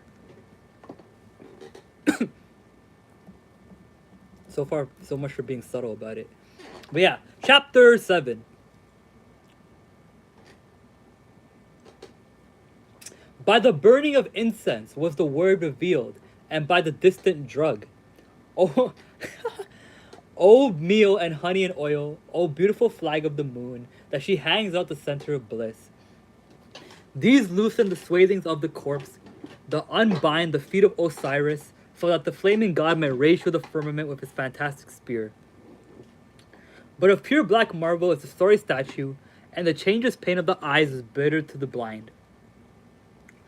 We understand the rapture of the shaken marble, torn by the throes of the crowned child, the golden rod of the golden god. The golden rod of the golden god. Wow, that rhymes. Maybe it was meant to rhyme.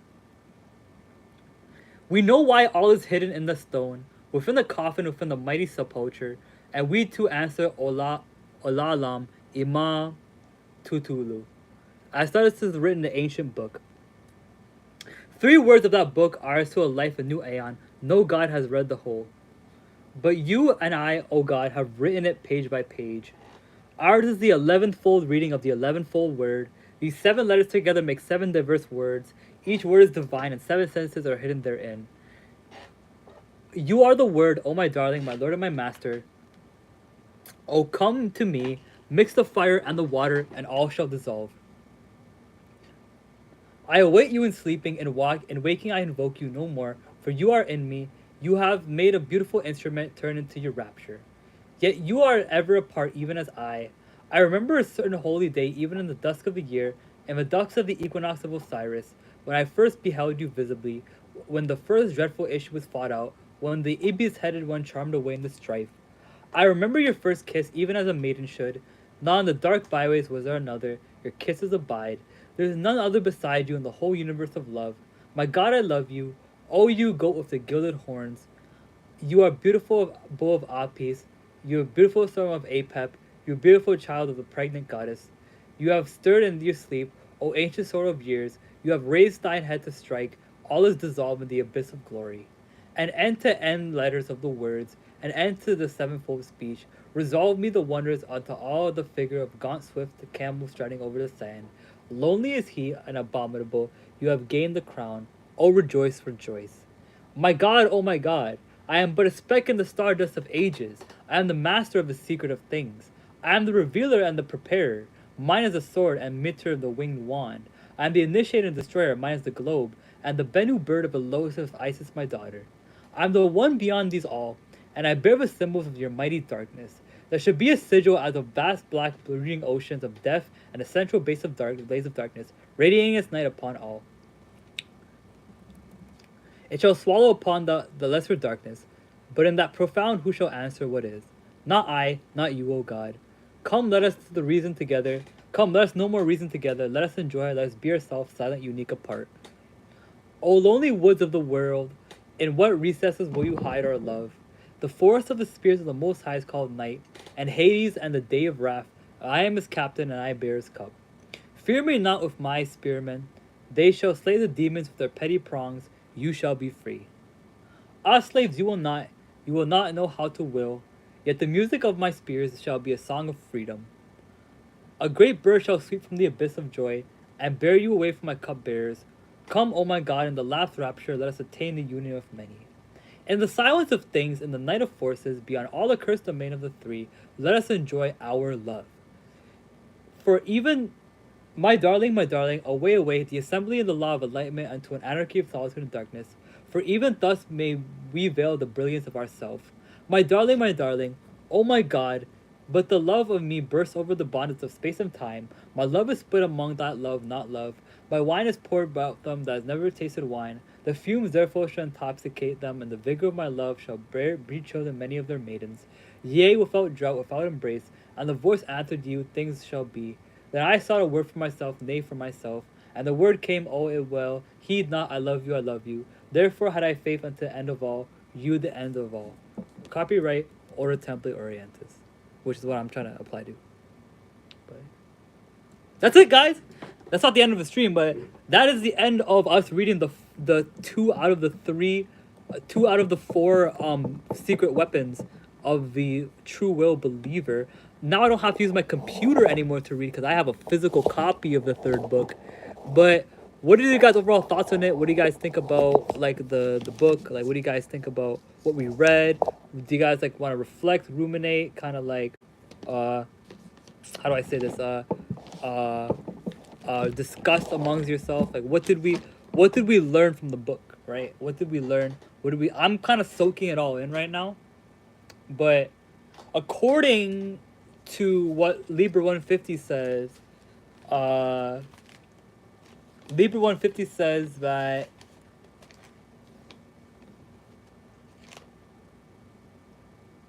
this is the book of life. So this is supposed to deal with the principle of life itself. So I think it's pretty interesting, honestly. Are you guys ready for the next book? Oh my god, this one's going to be fun. This one's going to be very, very, very fun. We're going to have a lot of fun with this one. We're going to have a lot of fun. I can feel it.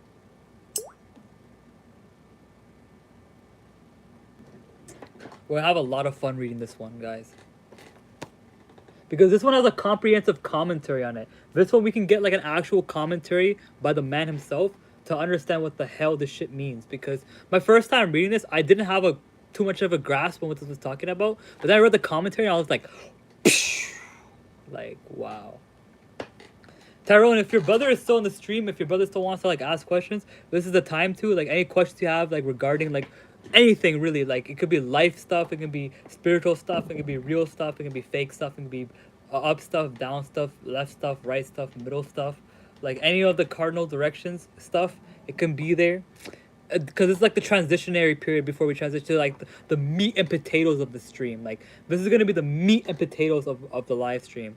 So we're gonna be taking notes for this. We're gonna be doing a lot of stuff for this. So yeah, like if you want to get any questions out, any like concerns out, be sure to like let me know. So yeah. If not, I will start the book, reading the book in about 5 minutes, I want to say. So yeah. Quick break, guys. We're gonna transition to the next the meat and potatoes of the reading, which is Liber 65, and yeah, uh, be right back, guys.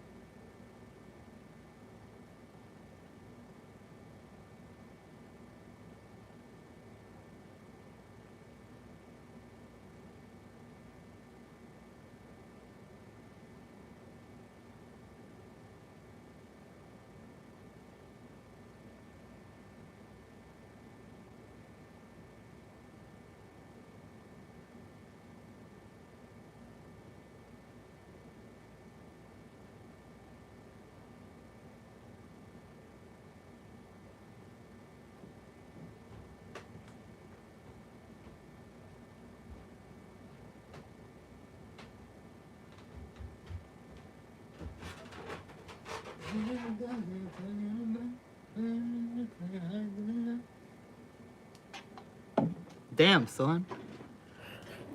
All right. That was more than 5 minutes. It was 6 minutes. So welcome back to the stream, guys. Welcome back to the stream. We're gonna be reading. Roll call. Who's here? You know what I'm saying? Welcome back to the stream. We're gonna now do the meat and potatoes. I had to take a 5 minute break to give you guys like an intro to the meat and potatoes of what we're gonna be doing in this live stream, and that is reading Liber 65's commentary. I've read the raw text before, but I've never read the commentary in front of you guys. So what I'm going to be doing is I'm going to be reading the 5 chapters of Liber 65 in front of you guys, and I'm also going to be jotting down notes and stuff like that. I'm going to be jotting down notes. I'm going to be blotting out my ideas on the screen, and hopefully we can start off with a good conversation. But before I do that, I'm going to check my Discord on my laptop and see if anyone wants to join from the Discord server.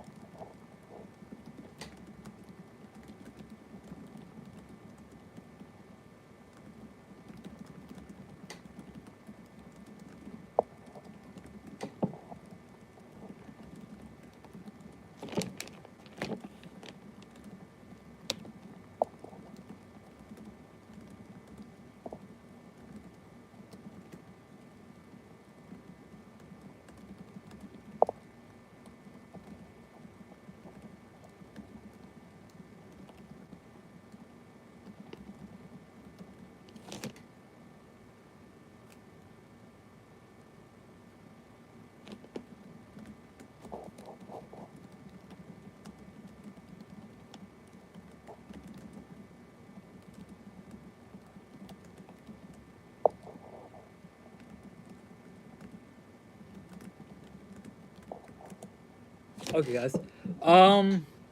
Yeah. Show of hands, guys. Who knows what an HGA is? Who knows the what's it called? Acronym K and C of the HGA. Who knows when I say K and C of the HGA, what does that sound like to you guys? Like what is it? What bells does that ring?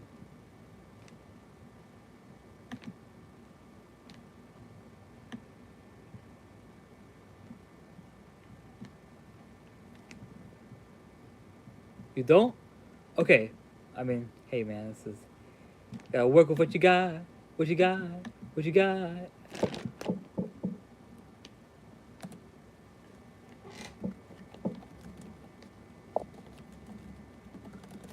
So the HGA or the K and C of the HGA.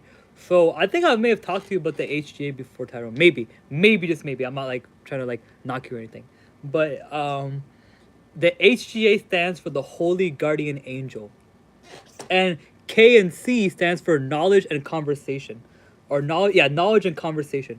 So when you know who your guardian angel is, and when you're be able to converse and speak with your guardian angel, that is the K and C of the HGA, or knowledge and conversation of the Holy Guardian Angel.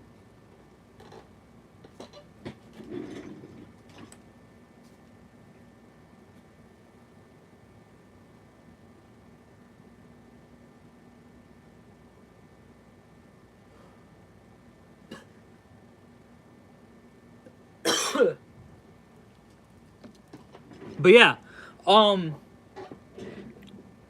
if you guys want, I could tell you some stories of some experience that I've had with my Holy Guardian Angel, if you guys would like to know. But if you guys would like to know, just let me know. But I could recall to you guys some experience that I've had with my Holy Guardian Angel, actually.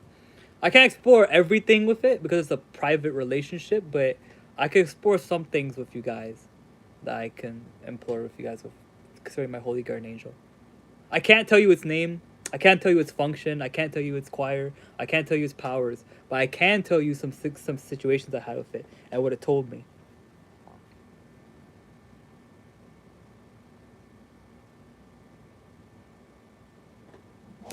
Feel so clean like a money machine. Feel so clean like a money machine. Feel so clean like a money machine. Feel so...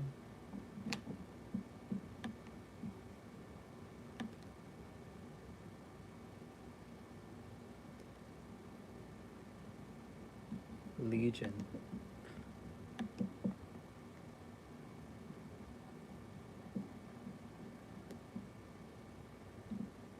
Yeah, anyways.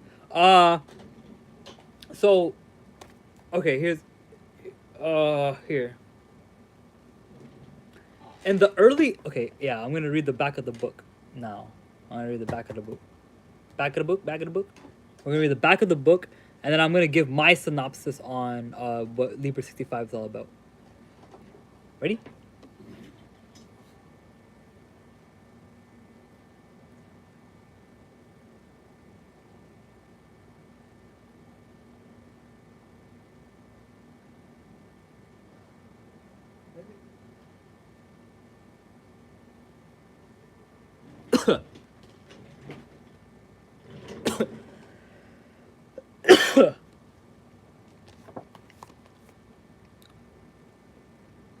In the early 1900s, the magician and mystic Aleister Crowley was inspired to produce the poetic scripture known as the Book of the Heart Girt with a Serpent. It explores the relationship. Oh, that was close.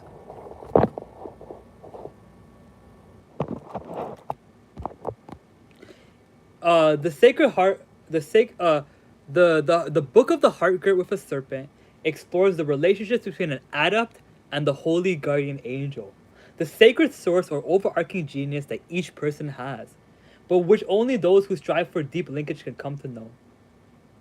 Some 15 years later, he was moved to write an extensive commentary on this text for use by his students. The combined text of the book with its commentary is rarely published, but in this volume, the two are made available in sequential format. This volume is produced by the Temple of Our Lady of the Stars, a Toronto-based mystery school that practices and teaches the system Crowley and his successors worked out, and which of the book is a crucial component. Awesome. Guys ready? I'm so ready. You guys ready? We're gonna move setups too, just for the stream too, okay?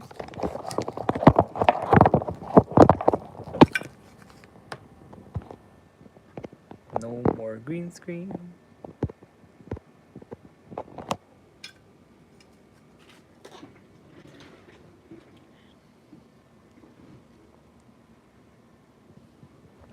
We're gonna change setups, guys. It's not white. It's not white. We're gonna change setups.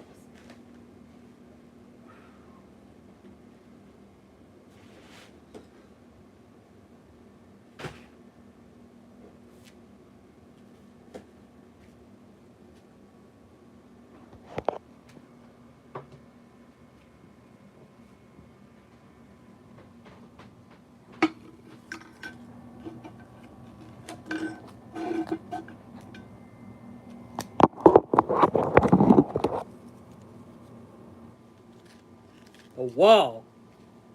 I got a couch now, guys. I got a couch. We're sitting on the couch now. We are sitting on the couch.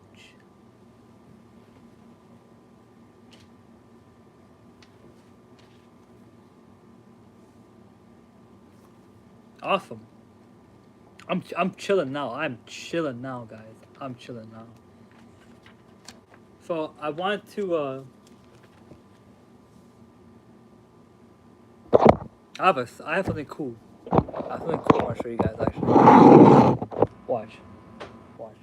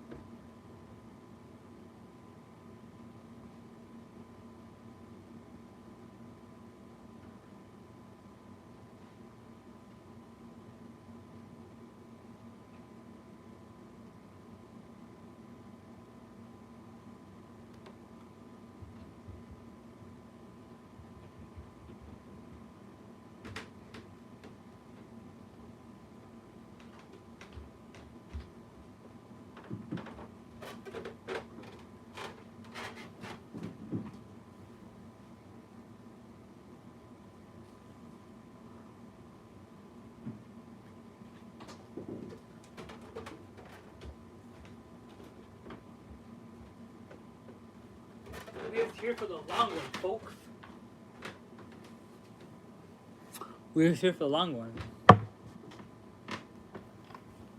I got a candle, guys. Look, I got a candle for us. I see the candle. I'm gonna make this worth something. You know, I'm gonna make this worth something because I feel like today's a special night. I don't know why. I'm having a good day today, and I'm having a special night tonight. And I rarely ever light my candle, but tonight I feel uh encouraged to, at the very least. I feel encouraged to light my candle tonight.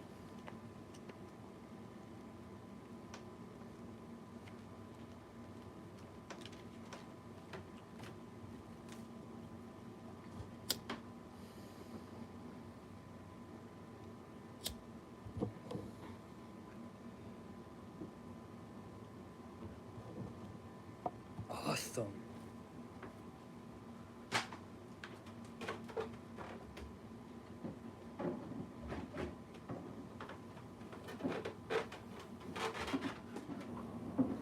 Sick, right? We got a light now. We got a light now.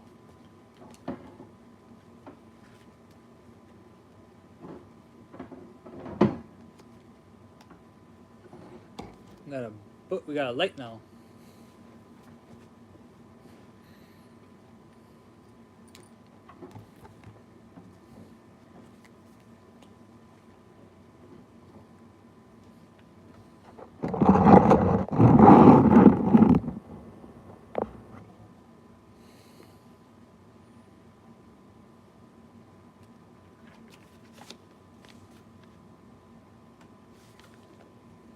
Chapter 1.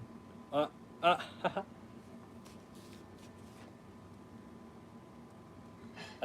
kind of dangerous. You guys can see that? The triangle? You guys can see that?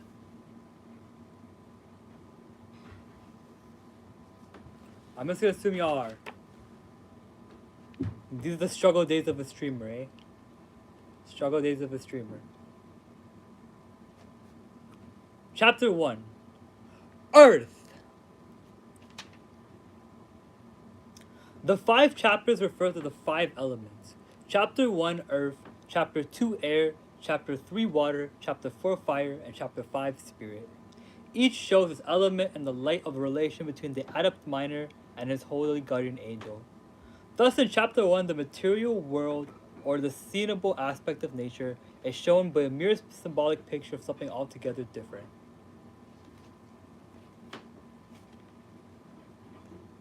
I am the heart, and the snake is entwined about the invisible core of the mind. Rise, O my snake, it is now the hour of the hooded and holy ineffable flower. Rise, O my snake, into the brilliance of bloom. On the corpse of Osiris afloat in the tomb, O heart of my mother, my sister, my own, you are given to the Nile, to the terror typhoon. Ah me, but the glory of ravening storm enswaves you and wraps you in frenzy of form. Be still, O my soul, but the spell may dissolve, as the wands are praised as the aeons revolve. Behold in my beauty how joyous you are, O snake that caresses the crown of my heart. Behold, we are one in the tempest of years, goes down to the dust and the beetle appears. O beetle of a drone of thy glorious note, be ever the trance in the tremulous throat. I await the awakening that summons on high, from a Lord and an eye, from a Lord and an eye. So you're probably wondering, what does that, what does that poem pertain to? Like, why is that poem placed at the beginning, right? Like, you're probably wondering, like, what's the relevance of the poem, right? Well, funny enough, lucky for you guys, we have a commentary that can give us, like, a clear explanation. So, yeah. Let's go. So this poem that we read, right, what is it? It is an invocation of the Kundalini. And in this poem, the adept, which is hopefully us one day, we symbolically die to the natural world and blooms as a lotus. we enter the midnight silence where he adores Kepri, which is like the beetle god, and then we await the coming of the holy guardian angel. So think of it like this, okay? Think of it like this. In this poem at the beginning of the book, there is a imagery of the adept physically experiencing a death, like an ego death, right? So what this already pertains to, at least in my opinion, is that the experience of ego death is, I want to say pertinent, but I don't think I'm using it that in that proper form. But ego death is basically relative. Yeah. Ego death is relative to the contact of the holy guardian angel. Basically, is the idea.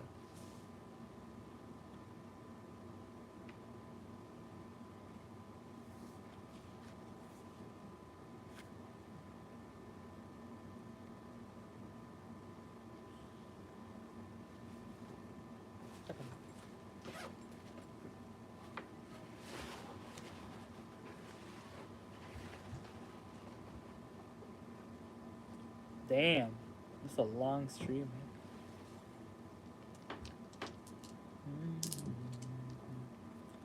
Yo, we're not even halfway through where I want to be, guys. We're not even halfway through where I want to be. I want to finish this whole thing on stream.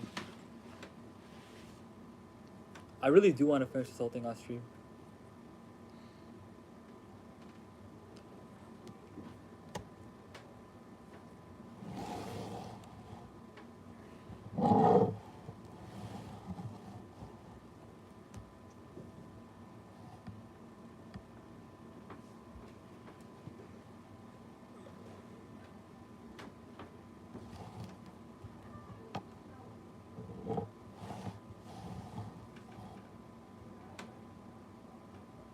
Awesome.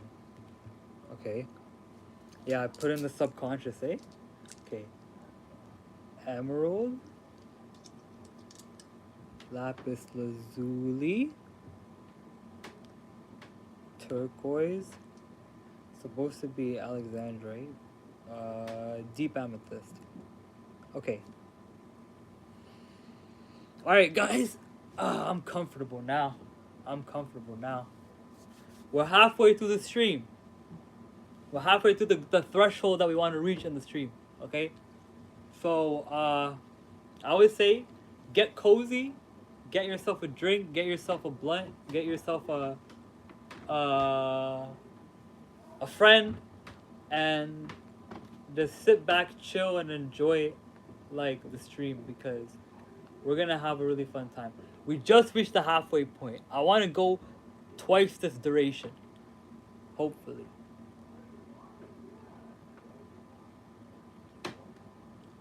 I want to go twice this duration, so.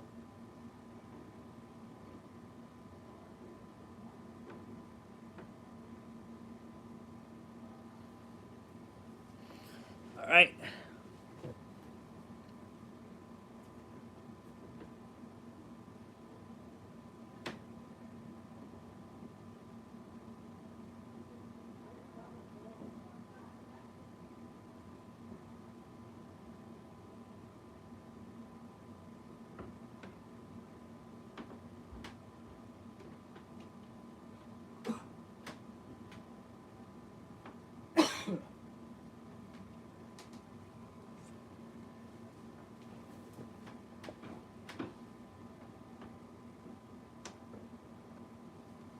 Let me face it. Let me face it, actually. Face it. There we go.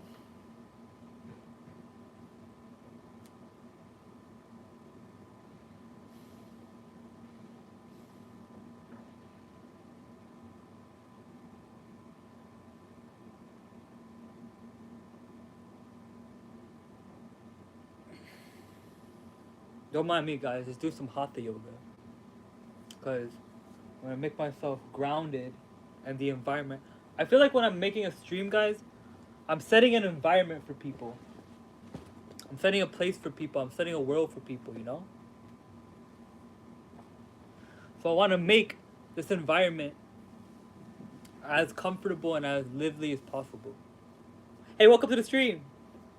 Oh yeah, we should put the bell here. Put the bell here.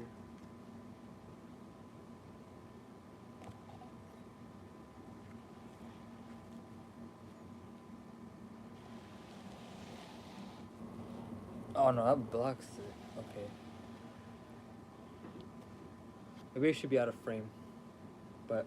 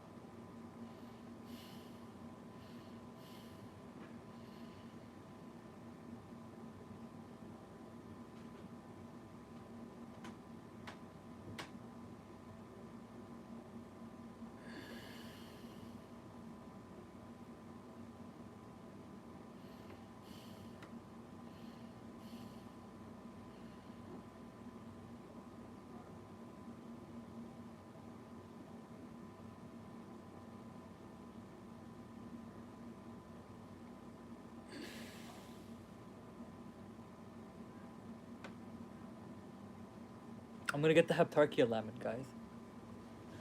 Hot yoga is so blessed, bro. Bro, I'm gonna be just doing whatever the fuck I want. Like, this is awesome. I love streaming, bro. I see why people do this shit for a living, bro. Hatha yoga is just doing hatha yoga streams is fucking awesome.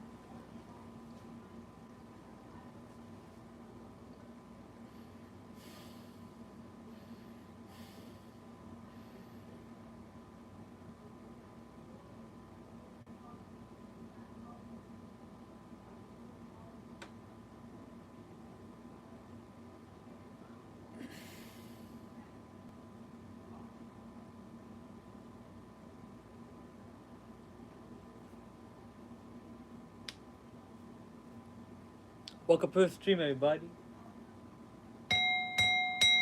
Welcome new viewers. Welcome old viewers. Welcome people who've been here since like an hour. Welcome people who've been like kind of in and out of it. Welcome to the halfway point of the stream. Today we are reading Liber 65, and we're going through the invocation of the Kundalini. So we read a poem that envelops a ode to the ascension from dark to light. And in that, we basically enveloped and overcame the ego dying. And overcoming the ego death and overcoming the experience awaits you for contact with your holy guardian angel. Adonai spoke unto the Arabs, saying, there must ever be division in the word, for the colors are many, but the light is one. Therefore you writest that which is the mother of emerald, and of lapis lazuli, of turquoise, and of alexandrite. Another writes the word of topaz, and of deep amethyst, and of great sapphire, and of deep sapphire with a tinge as of blood. Therefore do you fright yourself because of this. Be not committed with the image. I am who the image of the image say this. Debate not the image, saying beyond, beyond. One mounteth on the crown by the moon and the sun, and by the arrow and the foundation, and the dark home of the stars of the black earth. Not otherwise may you reach the smooth point. Nor is it fitting the cobbler proud of the royal matter, O cobbler. Mend me the shoe, that I may walk, O king. If I be your son, let us speak of the embassy of the king of brother.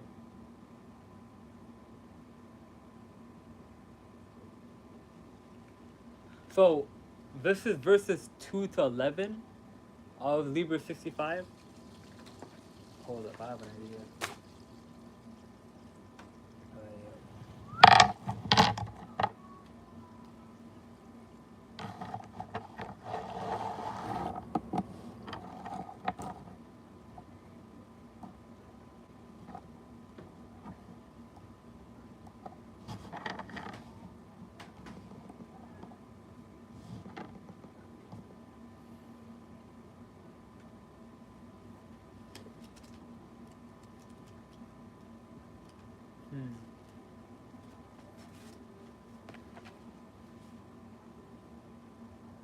So that was verses 2 to 11 of the of chapter 1, and basically it's what it's talking about. The angel is basically saying to the adept that each man sees nature in its own particular way. What he sees is only an image.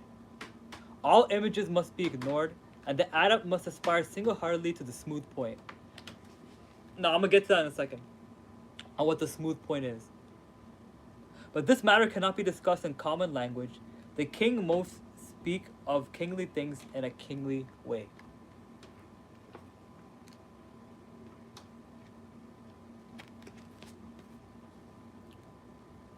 So what is the smooth point? What is the smooth point, right? What is the smooth point? The smooth point from a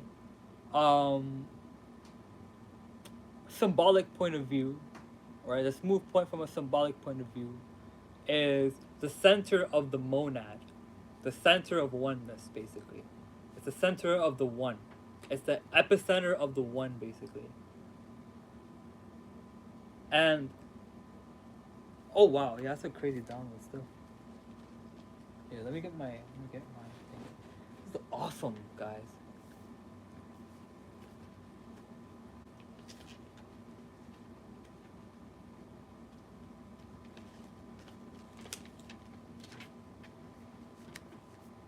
Well, thank you guys so much for watching the stream, man.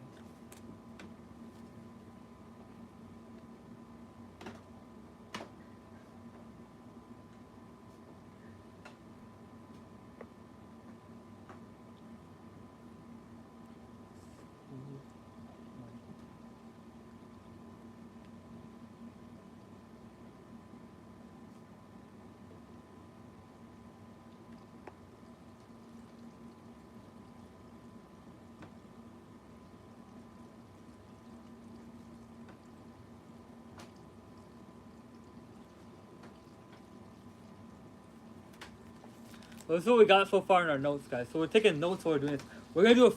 We're doing a study stream. This is a study stream, eh? We're gonna study some shit. Guys, read that? The smooth point is the epicenter of the one.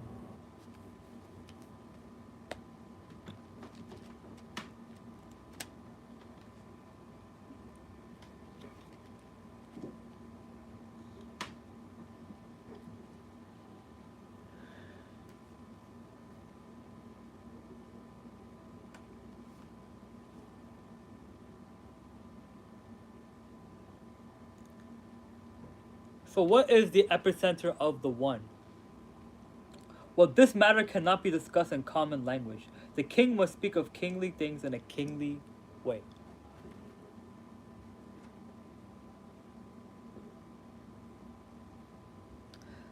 Then there was silence. Speech had done with us a while. There is a light so strenuous that it is not perceived as light.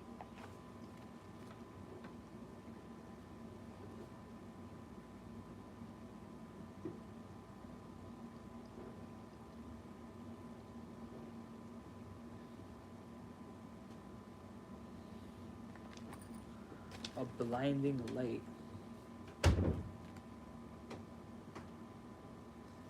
Hold up.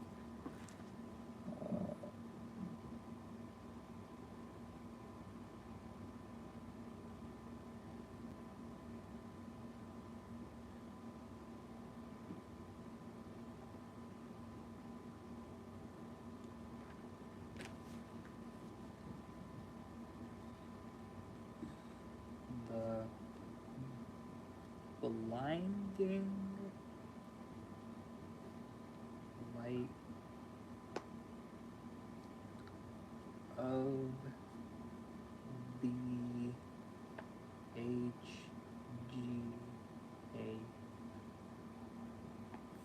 find it out.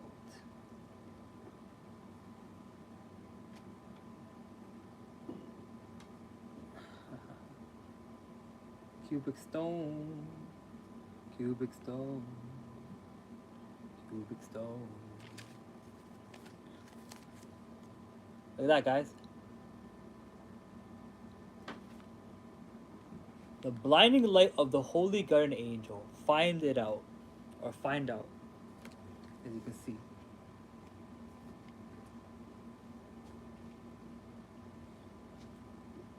I'm so into this, bro. It's so fucking sick.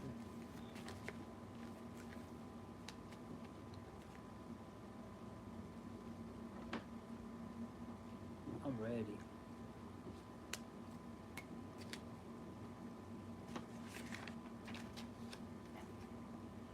Bruh. This is like my version of doing a 24-hour stream, guys.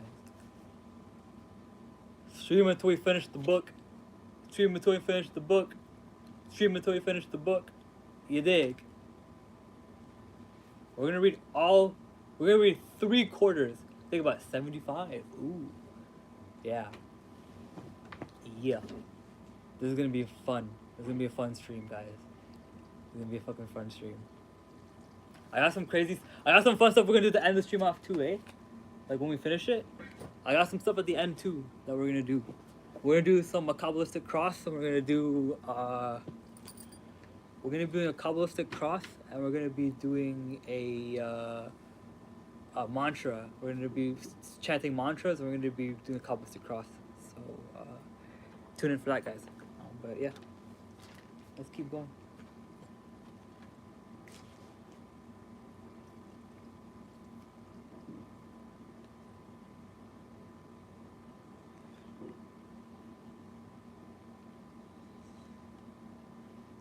Wolfbane is not so sharp as steel, yet it pierces the body more subtly. I actually kind of read chapter 1 already, guys, so I have some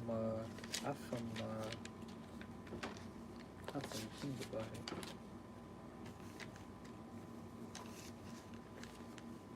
I have some things about it, guys. I have some things about it. Can you see that? Can you see that?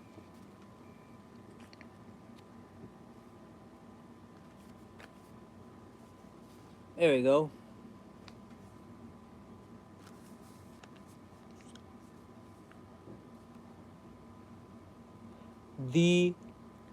I'm reading this backwards, bro. Oh yeah. The subtler the form of energy, the more potent. Yeah, okay. The subtler the subtler the form of energy, the more potent. However, it is less easily observed. Union with the holy guardian angel is permanent. So, yeah. I kind of want to read ahead because I already read chapter 1 today. Like, I prefaced the book, reading the stream. I did something I haven't done in a long time, and that is, like, actually ever, probably. And I screened the book before reading it because one time I had this one stream where I was reading a book that I haven't screened yet. And I didn't screen the book. I wanted to read it blind, right? But it ended up being like a whack book. It ended up being a fucking whack ass book, bro. I'm not gonna lie to you.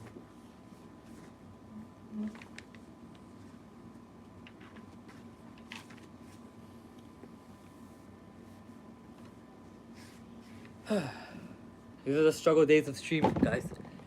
Coasting 2 viewers.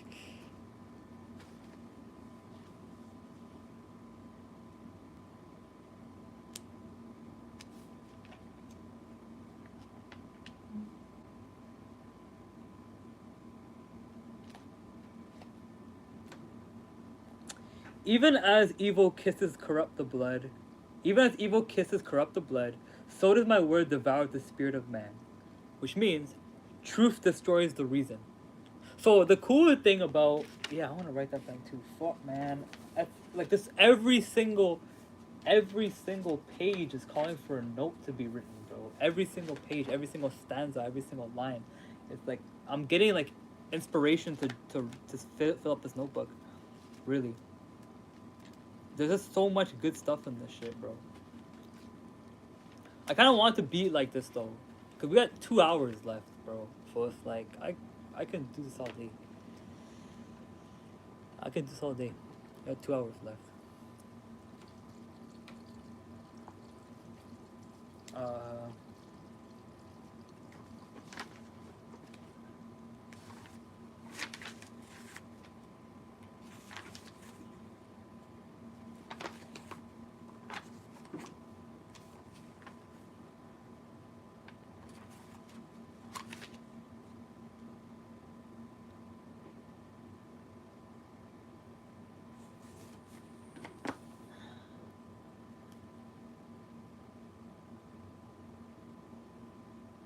reason.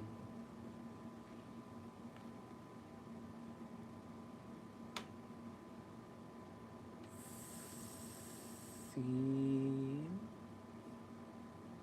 as an ally by fundamentalist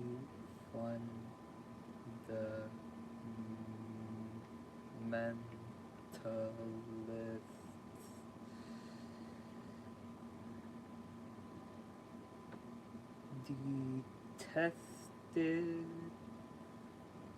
as an enemy by the spiritualist.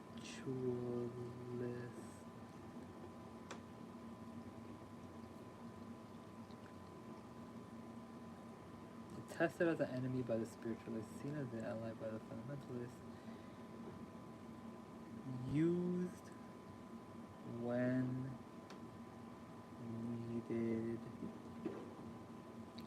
by the Gnostic.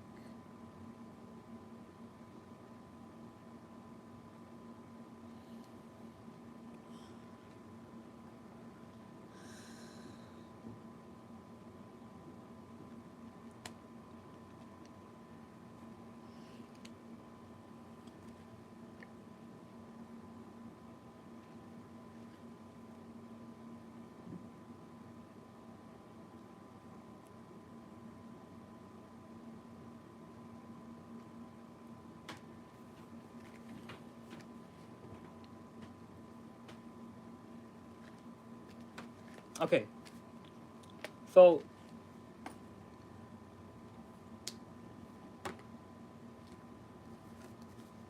I made something, guys.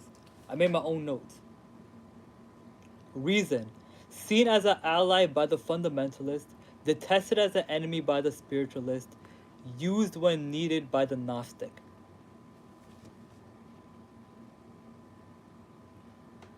So, what does this mean? Like, it's one of my. Oh my gosh, such a good quote. Such a fucking good quote, bro. Holy shit, I'm in my bag this stream. But, it's on the human reason. This is a treatise on reason and intellect. Reason and intellect is seen as an ally by those who are religious fundamentalists. However, by spiritual people and by like the spiritual fruits, reason is detested as an enemy. Now, the Gnostic who walks both paths, the Gnostic, the knower, who walks both the path of fundamentalist and spiritualist, uses reason when necessary.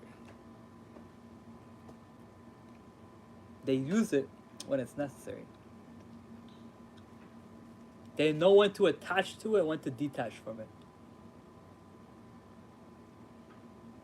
You're welcome. Yeah, I'm gonna flip these pages tonight.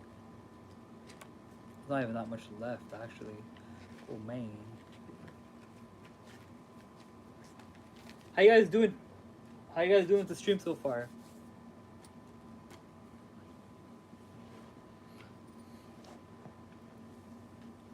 Hold up.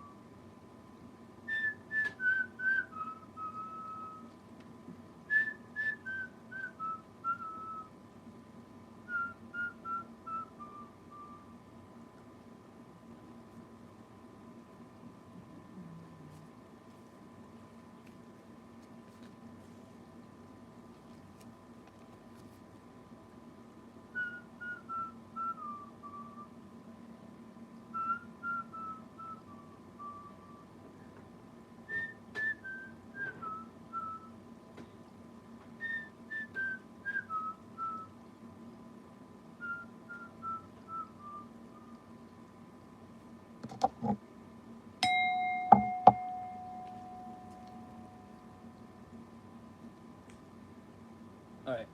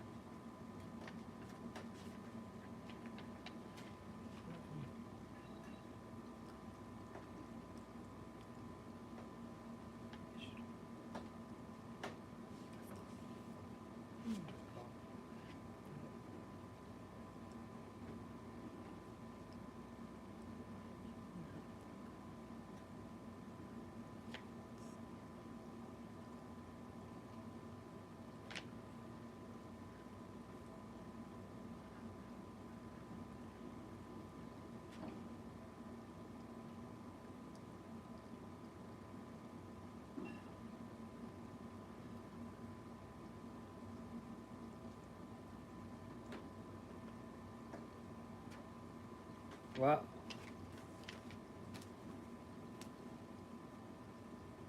If Christ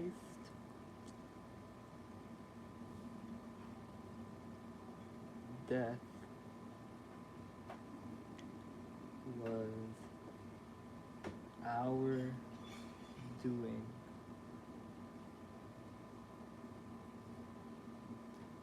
why is it blasphemy to say his rebirth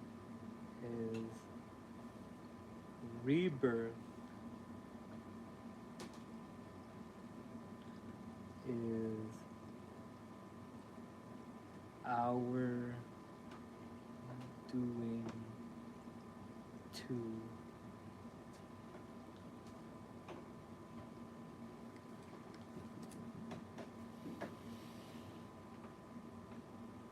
Sixteen questions.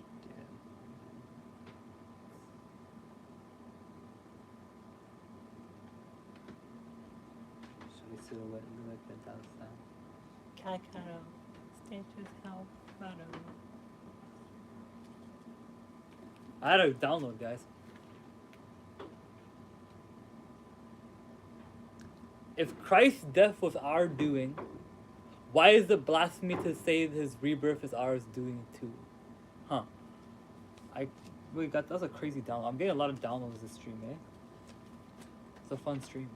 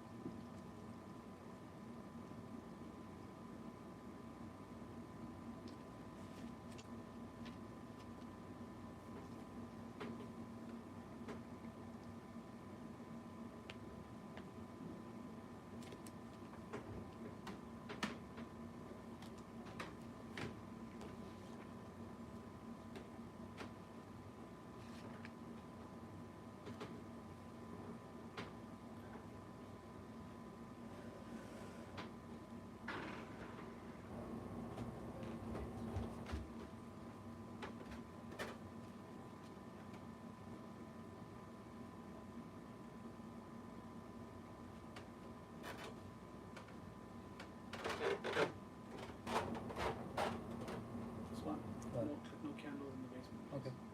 That's gas. The whole house can explode. Okay. They need to blow it up. Please. Okay. Right now. Okay.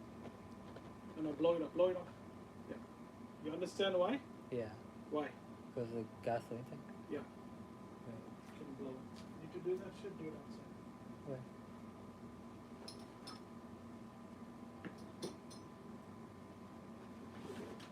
See you anyways.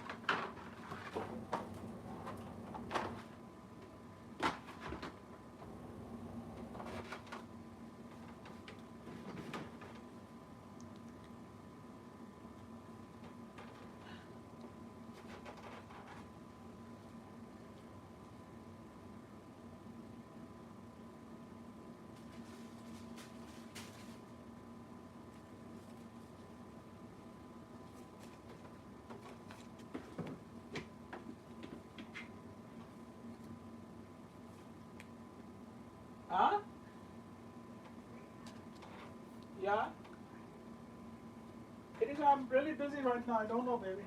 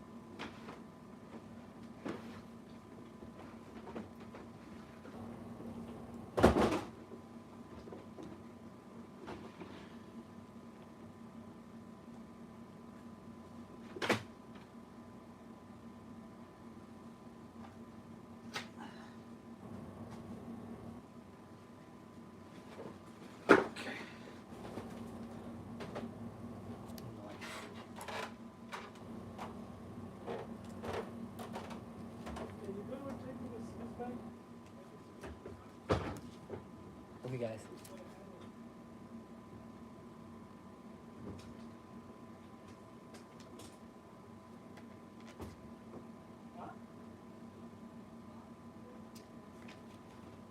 Okay, guys. So, guys, when I get my own crib one day, hopefully that won't have to happen. But until then, like, we gotta worry about people coming in our space sometimes and not necessarily messing stuff up, but giving us time to, like, you know, recuperate. But yeah.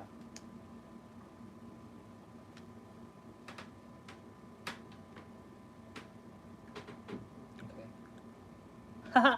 Yeah, that always happens. Not everything happens for you. But that always lines up very well. He always lines up very well with things. Yeah.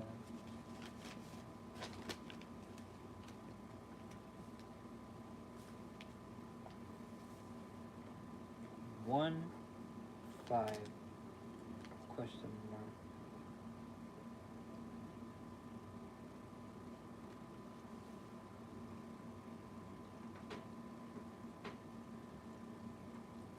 1, 5, 15. Okay, let's see. 3 times 5 is also 5, 5, 5 also as well.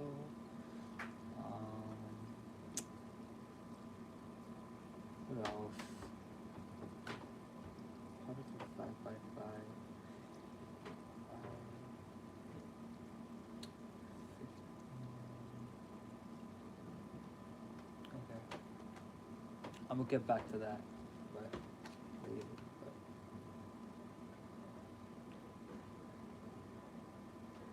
Oh, 3 mothers and. Oh, 3 mothers and the 5 elements. Oh, okay.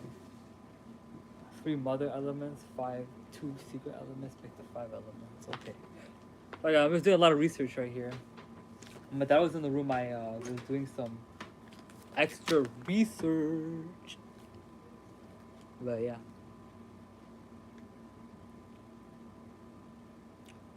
15, 3 times 5, 5, 5, 5. Okay, well I might just end the stream when I might just end the stream when I finish this notebook actually, which seems way more probable than me finishing the Liber 65 commentary. But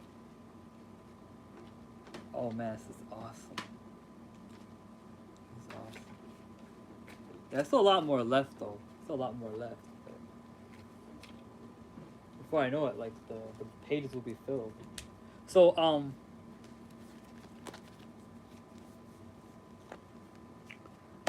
making a handwritten book, guys. I'm making a notebook that I want to pass down to someone one day. I might as well just tell you guys because you guys have been here for a longer time. But I'm making a notebook that I'm gonna pass down to someone one day, and I want to finish it by the end of this year, hopefully. By the end of this year, I want to finish it. It's filled with notes. It's a notebook. It's a notebook. It's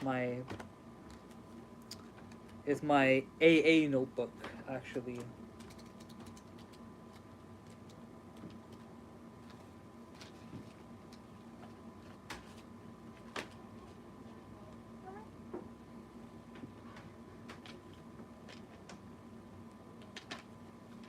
Okay. Let's continue. Let's continue. Let's continue. Let's continue. Let's continue. Let's continue. I breathe, and there is infinite disease in the spirit, which means life disturbs the placidity of the mind's acceptance of dead symbols as reality. As an acid eats into steel, as a cancer that utterly corrupts the body, so am I into the spirit of man. Which means, the knowledge and conversation of the holy guardian angel gives a new and higher form of energy which destroys the grosser types of existence. I shall not rest until I have dissolved it all. The process continues until complete. For also the light that is absorbed, one absorbs a little and is called white and glistening, and one absorbs all and is called black. Phenomenon results from resistance to love, perfect union is silent. Therefore, O my darling, are you absorbent? O my beautiful, I have likened to you a jet Nubian slave, a boy of melancholy eyes. O the filthy one, the dog, they cry against you because you are my beloved. The adept being perfectly adeptus minus superior evil.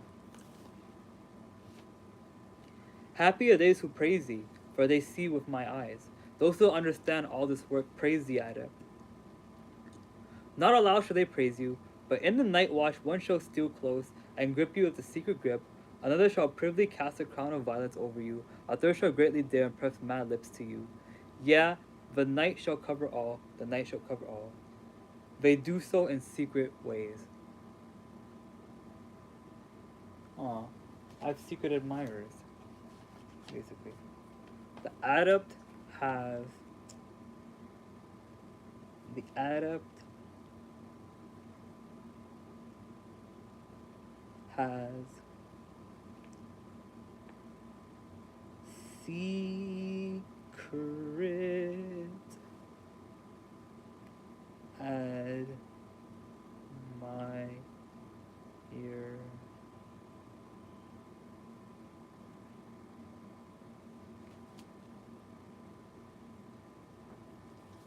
The adept has secret admirer. The adept has a secret admirer.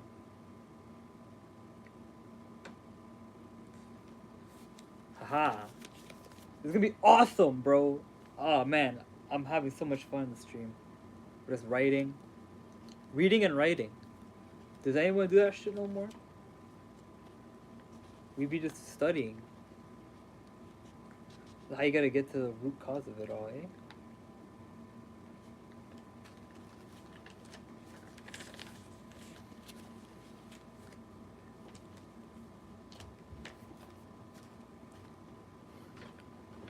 Three viewers? What?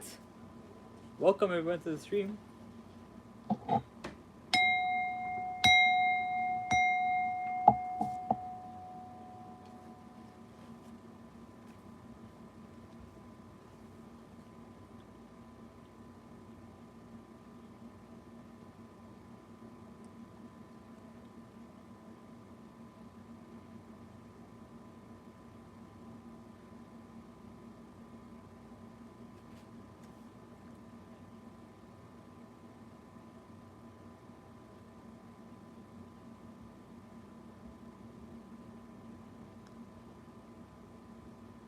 I have found that which could not be found. I have found a vessel of quicksilver. Stability has been found on the basis of continual change. So I actually wrote a note on this already because again I've read chapter 1 already. But stability is found on a basis of continual change.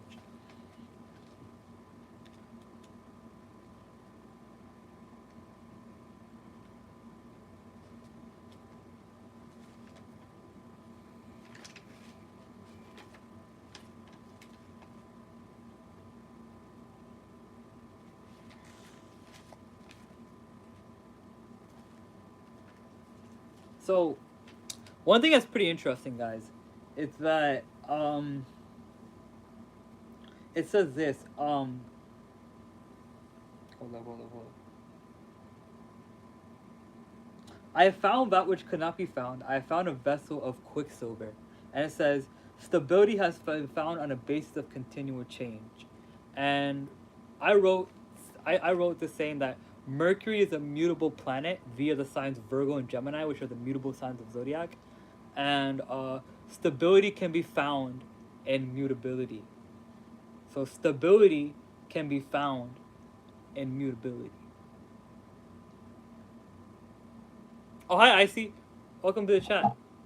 Welcome back.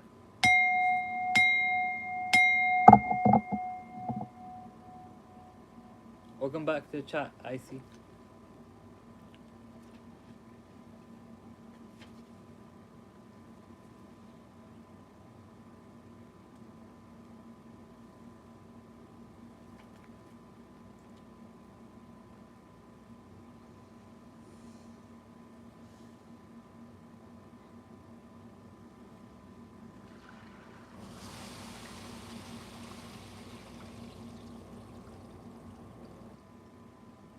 Welcome to the stream, Icy. Welcome back to the stream.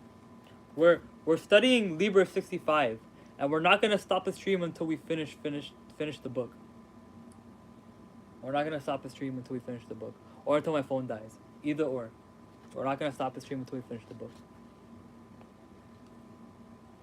And finish studying the book. Actually, we're not just gonna read the book. We're gonna study the book.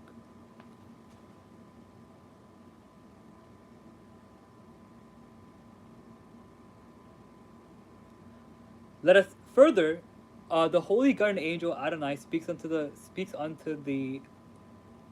Adab, saying, "Let us take our delight in the multitude of men. Let us shape into ourselves a boat of the mother of pearl from them, that we may ride upon the river of Amrit."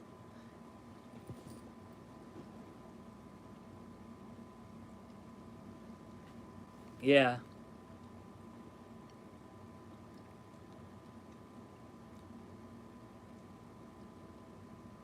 Proposal to view phenomenon from new sample. Okay. You see yon petal of amaranth blow by the wind from the low sweet brows of Hathor. The Magi saw and rejoiced in the beauty of it. Listen, from a certain world came an infinite wail. That falling petal seemed to the little ones a wave to engulf their continent. 2 points of view. As the girl's smile involves the death of many cells in her body. Okay.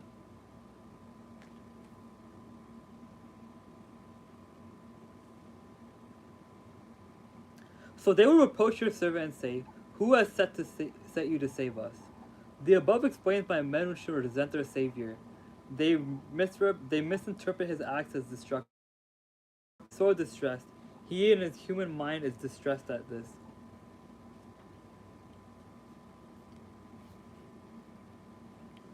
All they understand, not you, that I are fashioning a boat of mother of pearl. We will sail down the river of Amrit, even as to the yew groves of Yama, where we may rejoice exceedingly. For the joy of men shall be a silver gleam, the woeful gleam all the mother of pearl. But the whole relation is illusion. In reality, the angel and the adept are simply arranging to sail through eternity together. The word of the adept is redeeming. The work of the adept in redeeming mankind is only an image seen as he fashions his mother of pearl.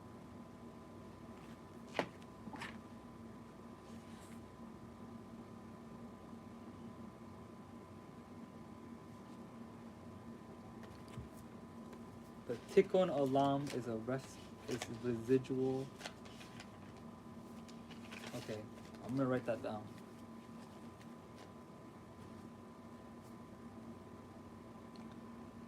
The Tikkun Olam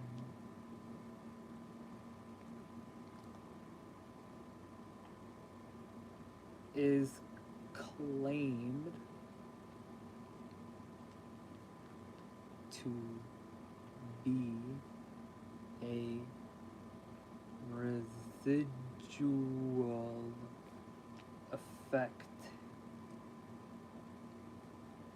of the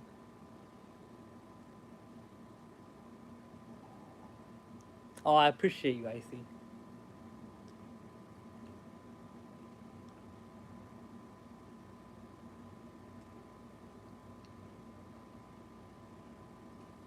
Actually, I have a cool photo I could use, actually. Hold up. Now you know. If you don't know, now you know. And if you don't know, now you know. There we go. Let's see if I can get a good background for this. Let's see. Oh, hell yeah.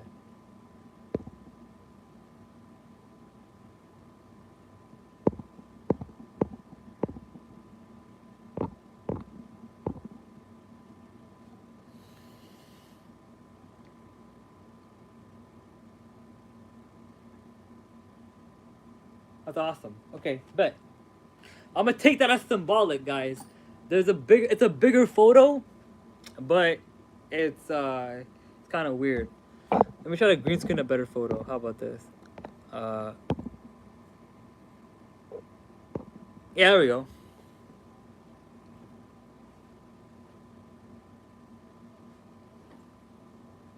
It's my favorite ship, guys. Robin and Kaneki. It's my favorite ship. My favorite mine. This is my favorite fucking headcanon ship. Robin and Kaneki.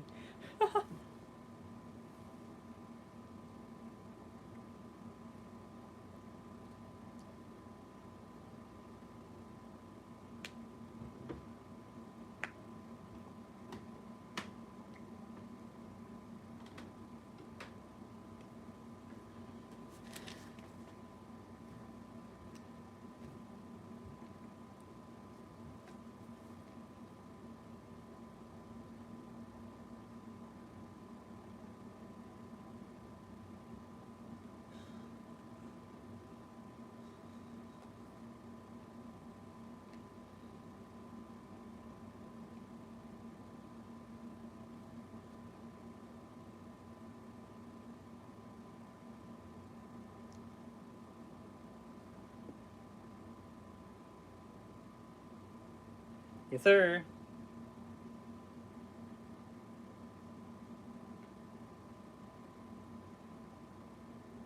Okay, so here. If you guys can see that, the restoration of the world is claimed to be a residual effect of independent pursuit of the eternal communion of the holy guardian angel. So basically what that means is what we're reading right now in Liber 65 is this phenomenon in where um basically uh the things like the the pursuit and restoring the world and restoring mankind into ascension and awakening the collective rather than the individual is actually just the residual effect of you doing things for yourself, basically. That's basically what it's purporting. So basically, like, this this is why they say do unto others as you would do to yourself.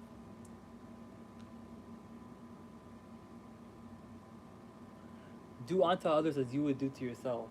Like, what that means is that it's like the golden rule, basically, is that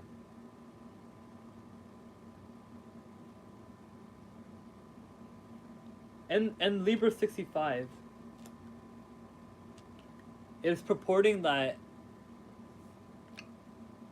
when the adept is in pursuit of like trying to help the collective consciousness, it actually is just a side effect of him following his own purpose, his own true will. So if you follow your own true will as an individual, if you follow your own true will as an individual, you will residually help other people by helping yourself. If you help yourself first, you will residually help other people. And so whenever people think, oh wow, look, his solution is bad, or his solution is strange, or his solution is this, and his solution is that, like, or their solution, or her solution, or like whatever you want to go by, like, when people judge you based off of the solutions that you propose to humanity, the funny thing is, and what this book basically proposes is that whole perception of what you're doing is all an illusion because it's just stuff you're doing for yourself. So the things that you do for you, as a residual effect, it will be the things that you do for other people.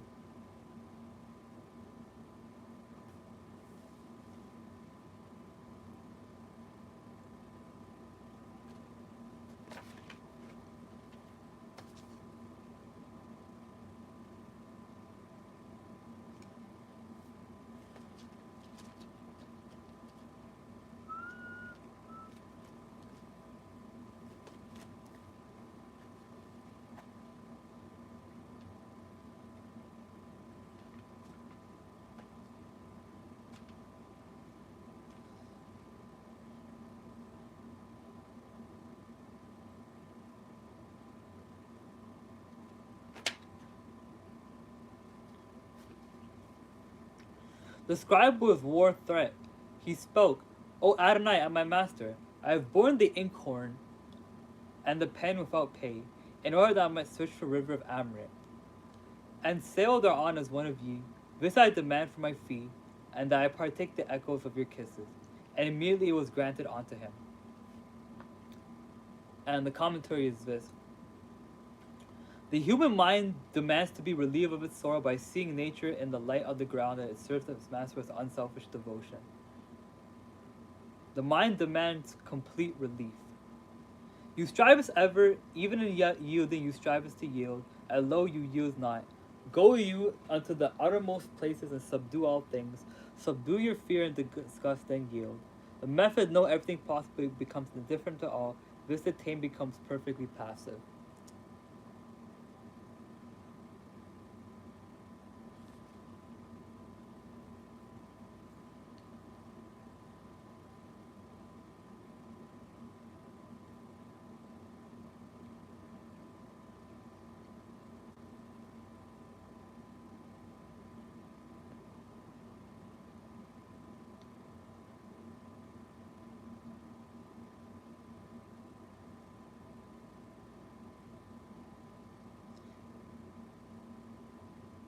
The method Know everything possible, become indifferent to all. This attain, become perfectly passive.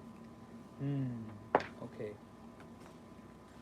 The method is to be perfectly passive. Okay.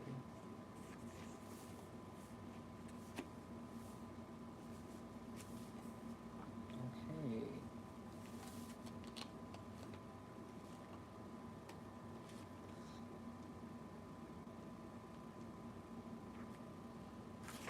But then we're gonna switch to an active element afterwards, so.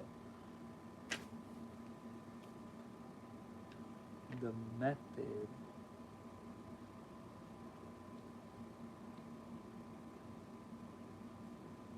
the method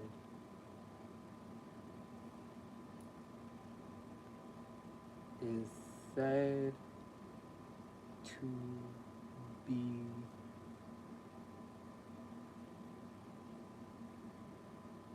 the method is said to be a perfectly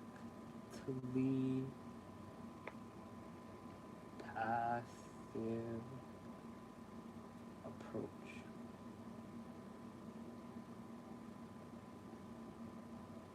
Remember, remember,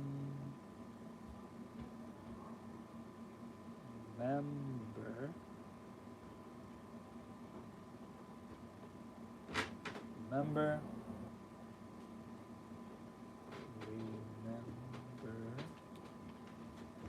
It's not me smelling a candle. I'm not burning anything. I don't know. It's okay. Okay, it's off. Everybody, it's off. What time is it for me? It's almost 11 p.m. We're gonna stream until midnight. That's the plan. The plan is to stream till midnight. We got about an hour left.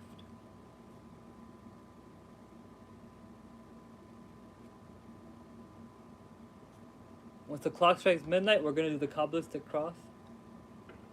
And then chill.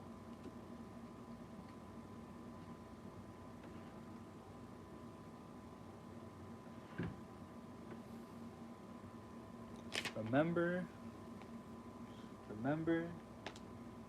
this chapter is aligned with a passive element.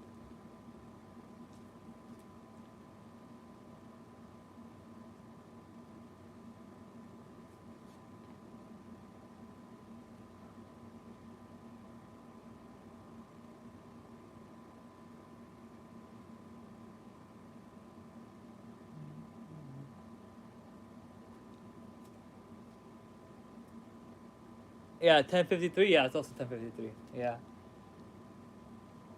Okay. Next note, guys. The method. The method is said to be perfectly okay. So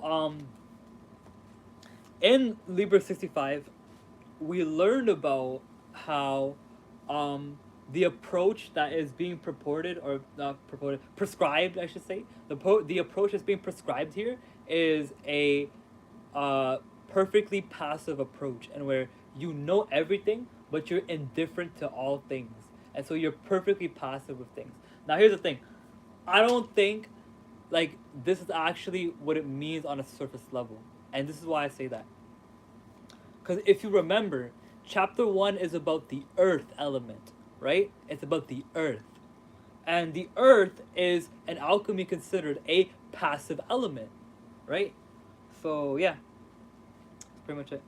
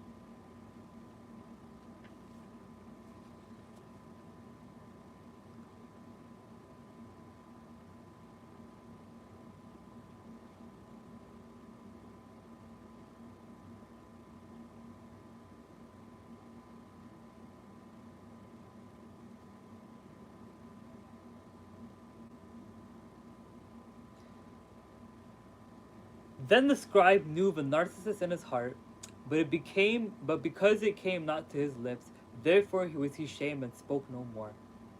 I was seized by the impulse to adore beauty and felt ashamed by inability to write a poem on the spot which should be worthy of the theme.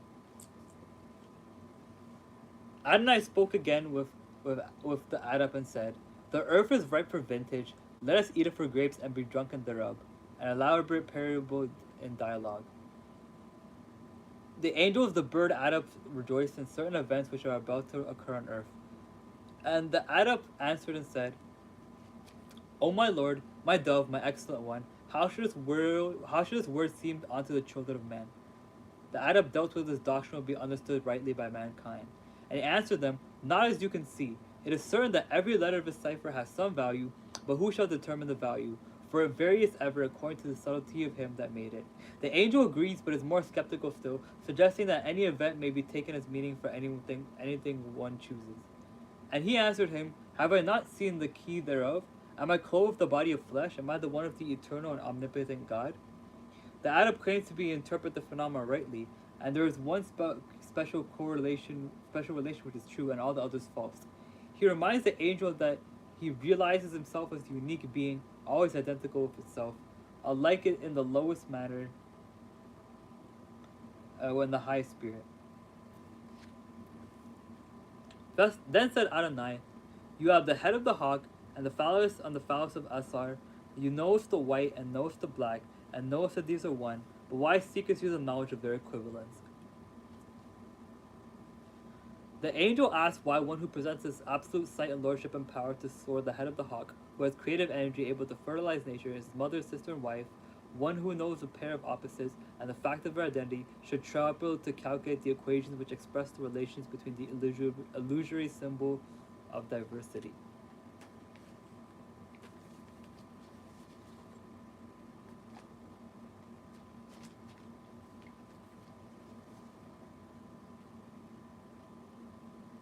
That's a good point.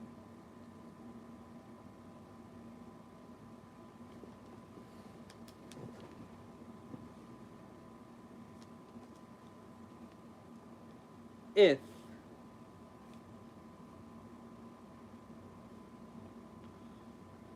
we know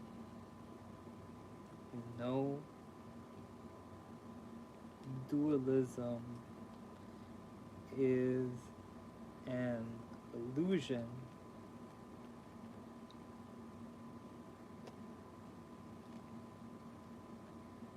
why do we interfere with it?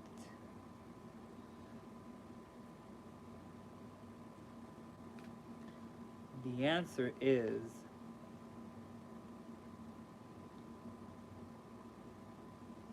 for righteousness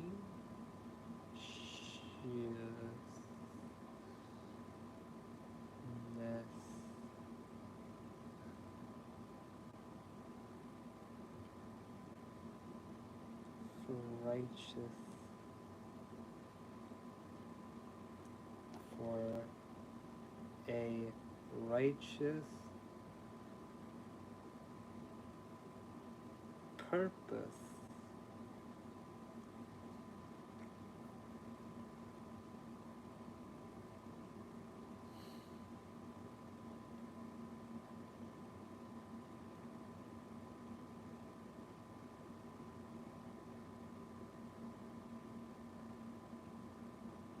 Oh yeah.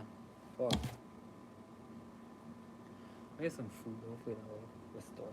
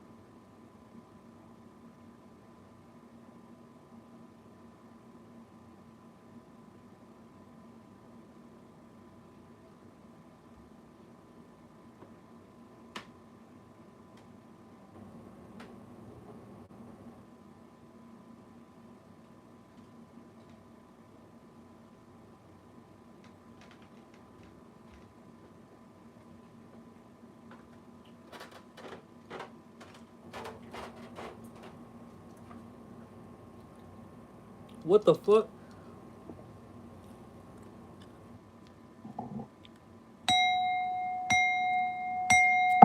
Welcome back. Sorry, I had to get some food, guys. Oh my god.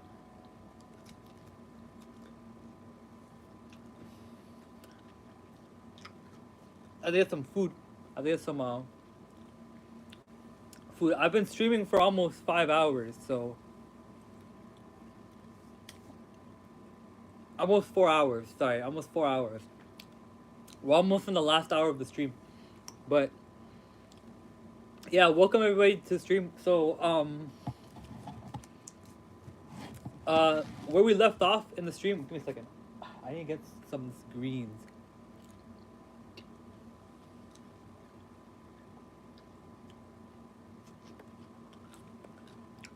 I made some salad.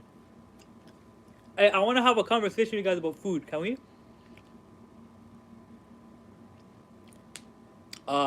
My friend told me that when he went vegan, it ruined his gut health, rather than like reinforced it. Now my whole life I've been told, like my whole life I've been told, like if I wanted to get better gut health, I should eat greens, right? But he was letting me know that an excess amount of greens or a greens only diet can actually, because of the fiber content within the greens, can cause your gut to leak.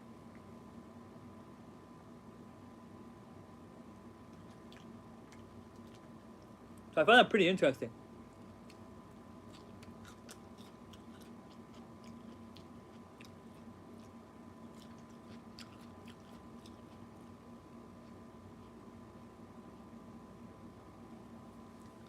I'm eating greens. I'm eating salad. Like, I've been trying to eat healthier, guys. So yeah.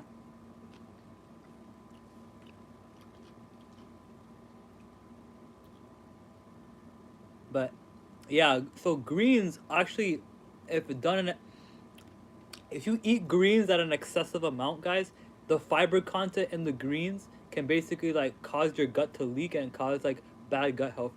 So I kept that in mind now. Like, obviously, people will run with that and be like, "Oh, now I shouldn't eat greens now," but obviously, what it means is moderation, moderation, moderation.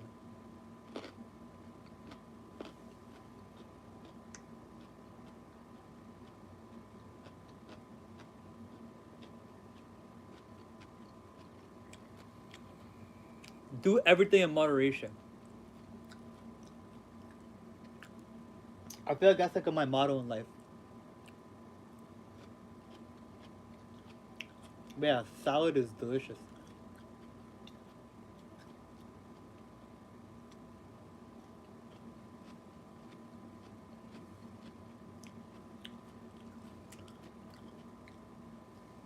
Hey guys, do you remember that episode of regular show when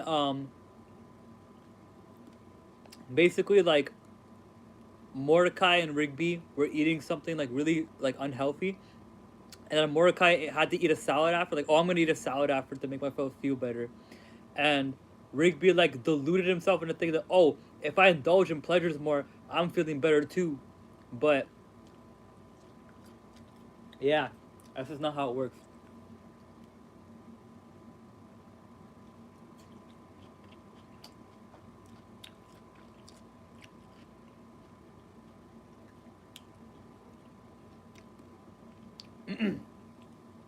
That's amazing.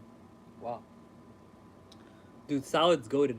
But yeah, be careful with these things, eh? Be careful with vegetables and greens, because I feel like we live in a culture that like overly emphasizes on it.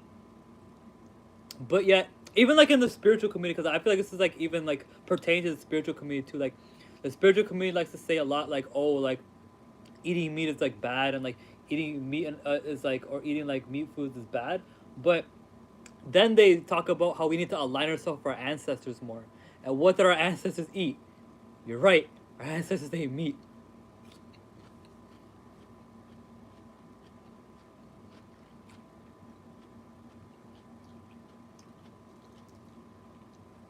I feel like the reason why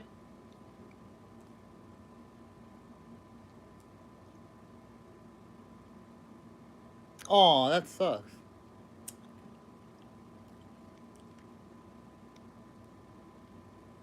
Yeah, everything has dairy in it, like cake, like ice cream. Uh, I have a friend who has a dairy allergy too, actually.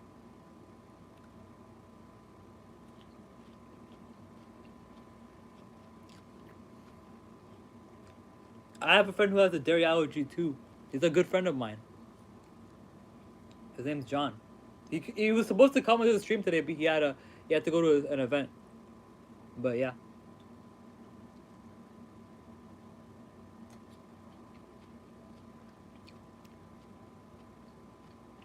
Do I know Arabic? Well, if you stay around till like 50 minutes into the stream, we're gonna be doing my nightly rituals, which involves reading the Quran. So, uh, I'm going to be basically I'm gonna basically be doing my rituals. I can read Quranic Arabic. I don't know Arabic. I can read Quranic Arabic though. Like I read Surah Kaf today because it was Friday.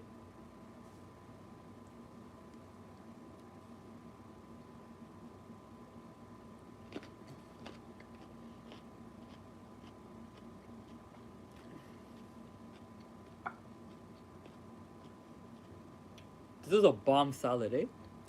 A bomb salad. Maybe I should pick better words because I'm brown, but I don't give a fuck.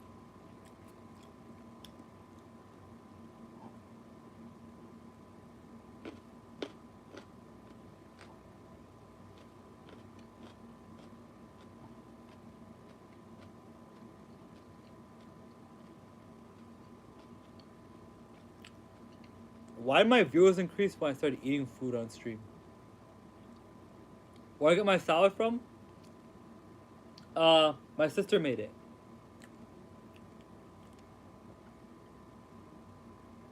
I love my sister. My sister made Swedish meatballs and salad today.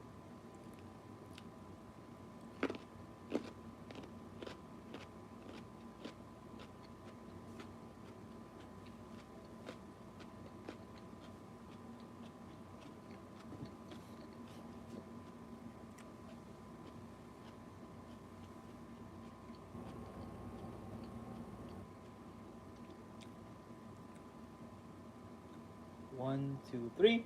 Last three carrots, guys, and then we're gonna continue the reading. But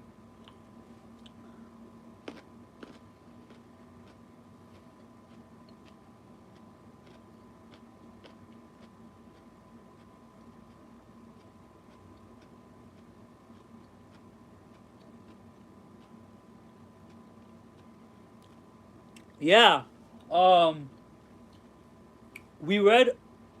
If you check earlier in the stream, we read Liber Ararati, which has like has like the five dhikrs in it and has Surah Ikhlas in it.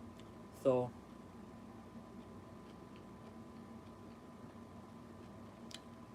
the stream's gonna be uploaded. Yeah, the no, yeah. We read Liber Ararati earlier in the stream. We're tackling down like the four secret weapons of the Thelemite, which are like these Class A texts in the Astrum Argentum. We read text number one. We read text number two. Text number three we're not reading because it's a visual text, and then text number four we're in the middle of reading right now. So we almost finished the entire four secret weapons of the Thelemite reading. We just need to finish reading the what's it called, the Liber 65. I think though I'll only be able to make it to chapter one, like the end of chapter one, hopefully. But we're nearing the end of chapter. There's five chapters in it. We're nearing the end of chapter one right now. But obviously I took a break to eat some food because I'm starving. I have to what's it called? I was gonna do this off camera. However, like something called to me like, yo, just be authentic with you, because these streamers, like, I want to get used to being a streamer now, right? I feel like I'm more of like a streamer on YouTube than like a content creator. So it's like I want to get used to like streaming this my life, you know. So it's like aside to just these streamers be eating food on stream. I know. I've been knowing, bro. I've been knowing these streamers be eating food on stream, bro.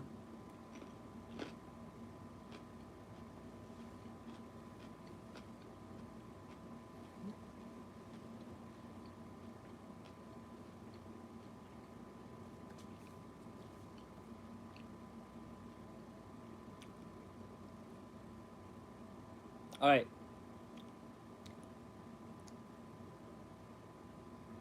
One second, folks. I just gotta bring my plate back upstairs because I don't want shit coming in my basement. But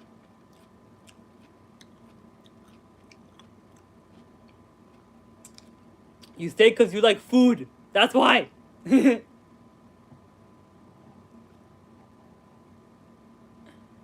stay because you like food.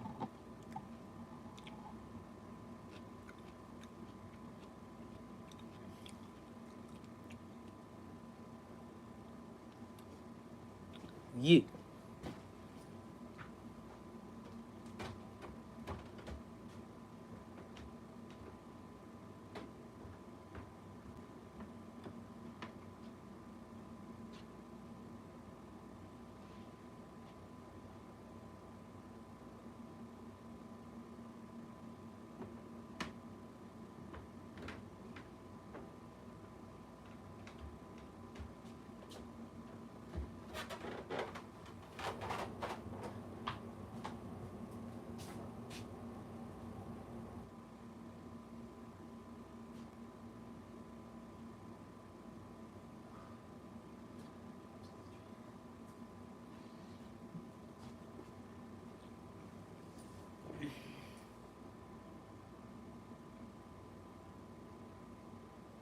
Nice. Okay.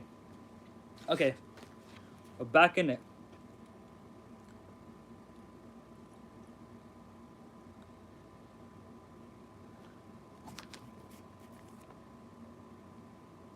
Okay.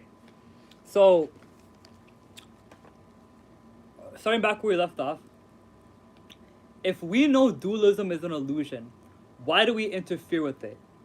And the reason why, and the reason that the answer that the adept gives to the holy guardian angel is, okay, so basically in the process of contacting the holy guardian angel, the holy guardian angel asked the adept the question of basically, if you know that dualism isn't what it seems, and if you know that the light is the dark and the dark is the light, and that these two are one together, what's the purpose of engaging in it, transmuting it, like tampering with it, like being a part of it? What's the point of like going within the realms of dualism? And the answer that the adept gives is, it is for righteousness' sake. It is so the works can be right.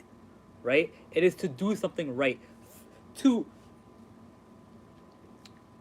be a part, like to observe the yin and the yang, to observe the Tao is one thing, but to mend the Tao and to work with the Tao and be in synchronization with the Tao is another thing. That is a completely different ball game, folks. I'm gonna tell you that right now. I'm gonna say that again. Actually, I'm gonna write that down. Actually, the Tao. To observe the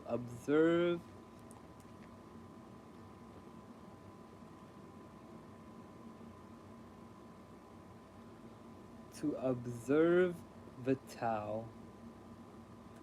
To observe the Tao is one thing. To mend it is another.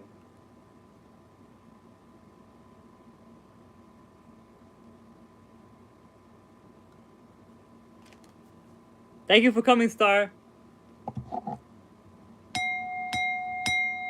The Tao, like the yin and the yang, the principle of dualism.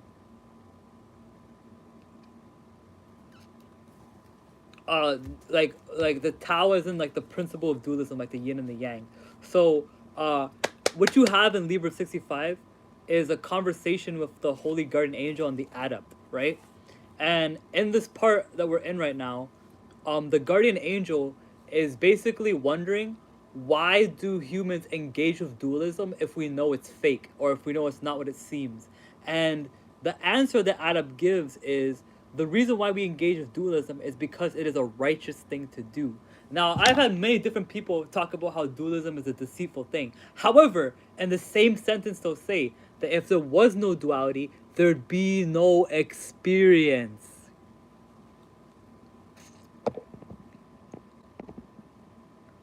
I'm gonna show you guys something. It's a Christian icon. I'm gonna show you guys something. I love the green screen feature, man. It's fucking sick. Can you guys see that? You guys can see that, right? You guys can see that? Bye, IC. See you later.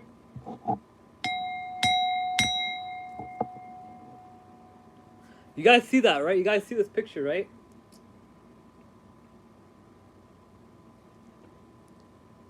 Okay. What's up, Tyrone? So, yo, Tyrone, you can see this picture, right? That I got posted above.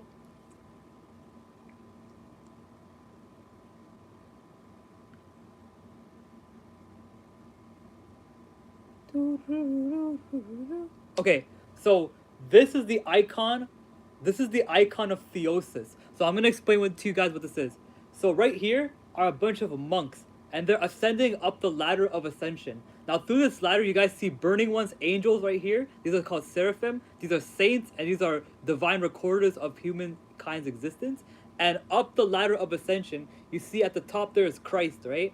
So what they're doing is, you see they're holding hands, like they're touching hands with each other. It's like that 2 Chainz line, guys. I'm so high, me and God dapping.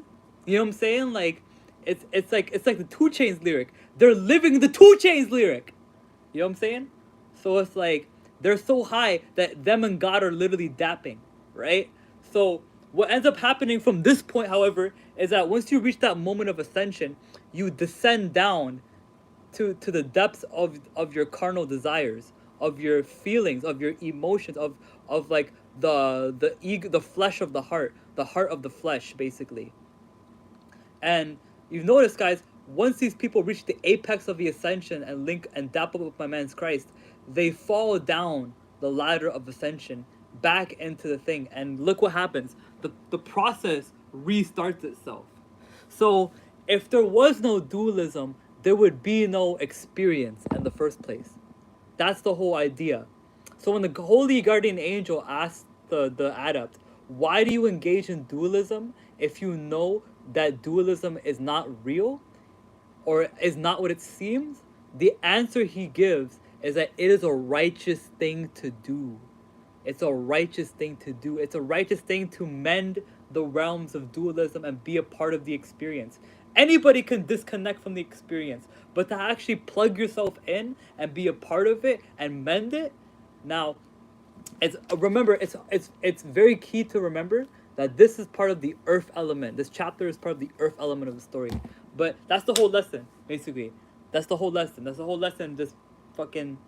Basically, I love this photo. This is one of my favorite photos. My go-to photo to explain to people about the process of ascending oneself. Basically, this is the pinnacle of Christian iconography. This is what Christian iconography was meant for. It wasn't meant for you to pray to it. It wasn't meant for you to revere it. It wasn't meant for you to worship it. It was meant for you to learn from it. You were supposed to learn the secrets of the scriptures through the iconography. But guess what they ended up turning into? Idols. They turned that shit into fucking idols, bro.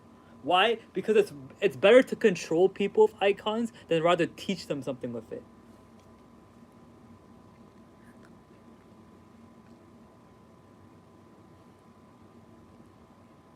Yeah.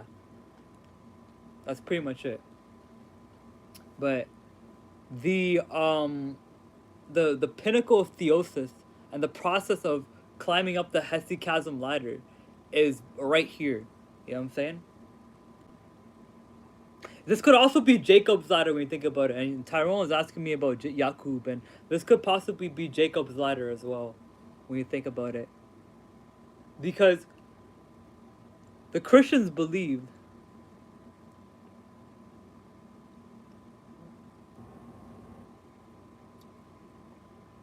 yeah, literally. Facts on God. No, but Tyrone, earlier earlier in the stream, we were reading a little bit of chapter 1 of Liber 65, and it was talking about how the adept, in order to reach the epicenter of the one God, must reject all images, basically. Must reject all notions, all preconceived notions of the epicenter of the oneness of God to be an image projected by the mind, basically.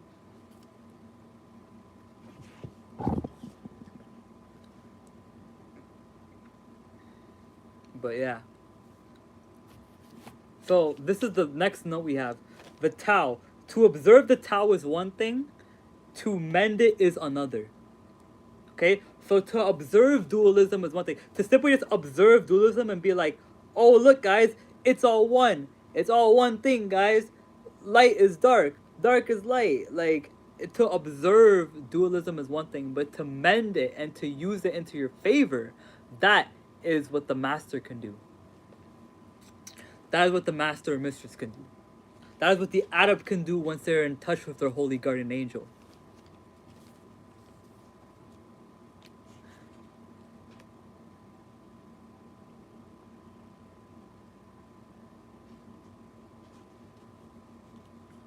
Yeah, it is hard, yeah. I mean, here's the thing though. I feel like it's only hard because of the social economic presence we've surrounded ourselves with these identities. That's why. Like, for me, I just don't care what people think about me. Like, I've been disrespected, ignored, verbally spat on to a certain degree, devalued, embarrassed, humiliated by people. But I'm still standing. Because it doesn't it takes a lot of courage just to say, I don't want to think about this scripture, I want to think about this practice the way it was institutionalized into me anymore. I want to think of it like a real person engaging with it.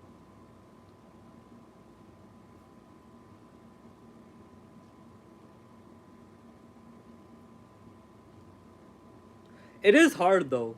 I'll agree. But people actually, believe it or not, Tyrone, people do harder feats every single day. They're selective of what challenges they want to do in life. People do harder things every single day. People do harder things than overcome religious dogma. Don't underestimate humans. Human beings do harder tasks than overcoming mental and soul traps every single day. They just choose not to do it. Really, it's and a lot of it has to do with, it's not their fault per se. A lot of it has to do with the fact that we're so busy with our work and we're so busy with our wage slaving. You know what I'm saying? Like, that we end up forgetting, right? That's why in Arabic, the same word for forget is the same word for human.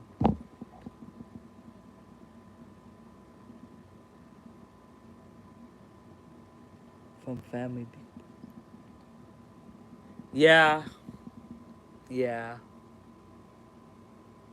A lot of it comes from family, jobs, like these things that we like they're important. I'm not gonna say they're not important. That would be very cold of me to say these aren't important. I would be a fucking bum if I said family and jobs aren't important. But this is something I also read earlier in the stream. This is something I also wrote earlier in the stream, Tyrone. But reason. It was on reason and intellect. And I said, seen as an ally by fundamentalists, detested as an enemy by the spiritualists, used when needed by the Gnostics. So, what that means is that the things that ground you are seen as like the ultimate decider for fundamentalists. The things that ground you are also seen as like the enemy by free spirited people, right? But the people who tread the middle path, i.e., the Hermetics and the Gnostics, they know when to engage and when to disengage in worldly behavior, I guess is the thing. They know when to attach and detach themselves from the world at any given appropriate moment. So it's just like a constant fluctuation of you being in and out the world. And from that perspective, right, you going in and out the world constantly creates a emotion. Yeah. Wait, they would tweak? I might swerve in a corner. Whoa. Yeah, that's true. Yeah, I can see the opposite happening too. Honestly, if, like, I actually funny thing, Tyrone. I've actually said this quite a lot of times to people, but people ask me, Ken, what would happen if you gave up your occultism? What would you be after that point? What happens if you gave up your mystical and occult practices? And I said, I would probably be an Eastern Orthodox Christian. I would probably be an Eastern Orthodox Christian. And just the thought of that kind of like be a Satanist. Oh my god, no. It's either two things. Either I'd be an Eastern Orthodox Christian or I'd be an atheist. It wouldn't. It'd either be I'd be fully into the right wing as an Eastern Orthodox Christian or fully be into the left wing as a secular atheist. It's Islamic Hermeticism gives me my middle ground. It's my middle ground that I stand on. If I were to diverge from that path, oh, bye chat, bye Fredericks, but let's get a bell ring for you leaving the stream. Subscribe.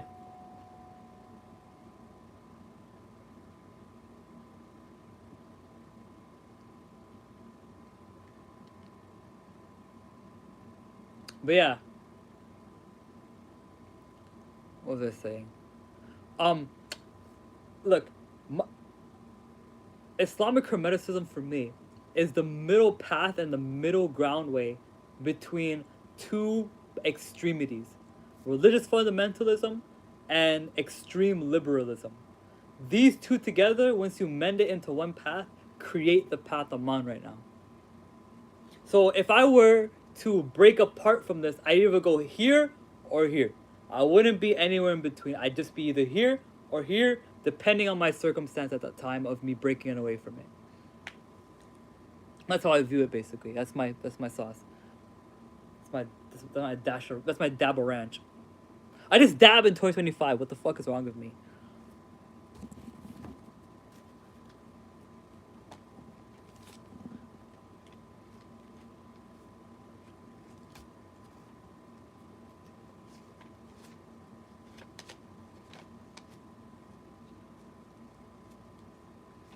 The method.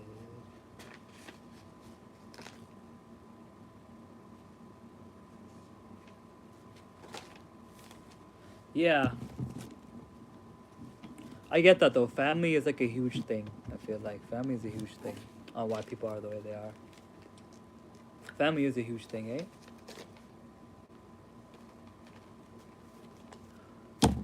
Because we've been indoctrinated to saying that family is all we got. That's why. It's not even necessarily that wrong, too. That's the thing about it. Thing is, Tyrone, I don't know if it's like a bad value to have. Like, my friend kind of reprimanded me for this, but I would let a family member snake me more than a regular person I know. You know, like, I would let a family member kind of push me around and fuck me over a little bit more than I would let a person who I'm not related to happen. And a lot of people think that's a very traditionalist way of viewing things, and maybe it is, but I don't know.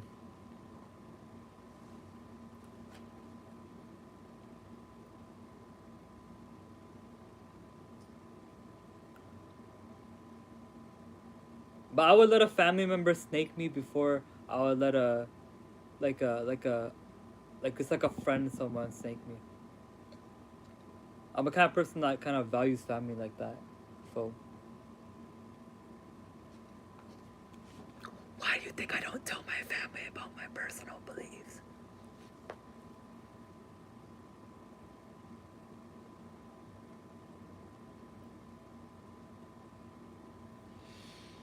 Okay, let's go.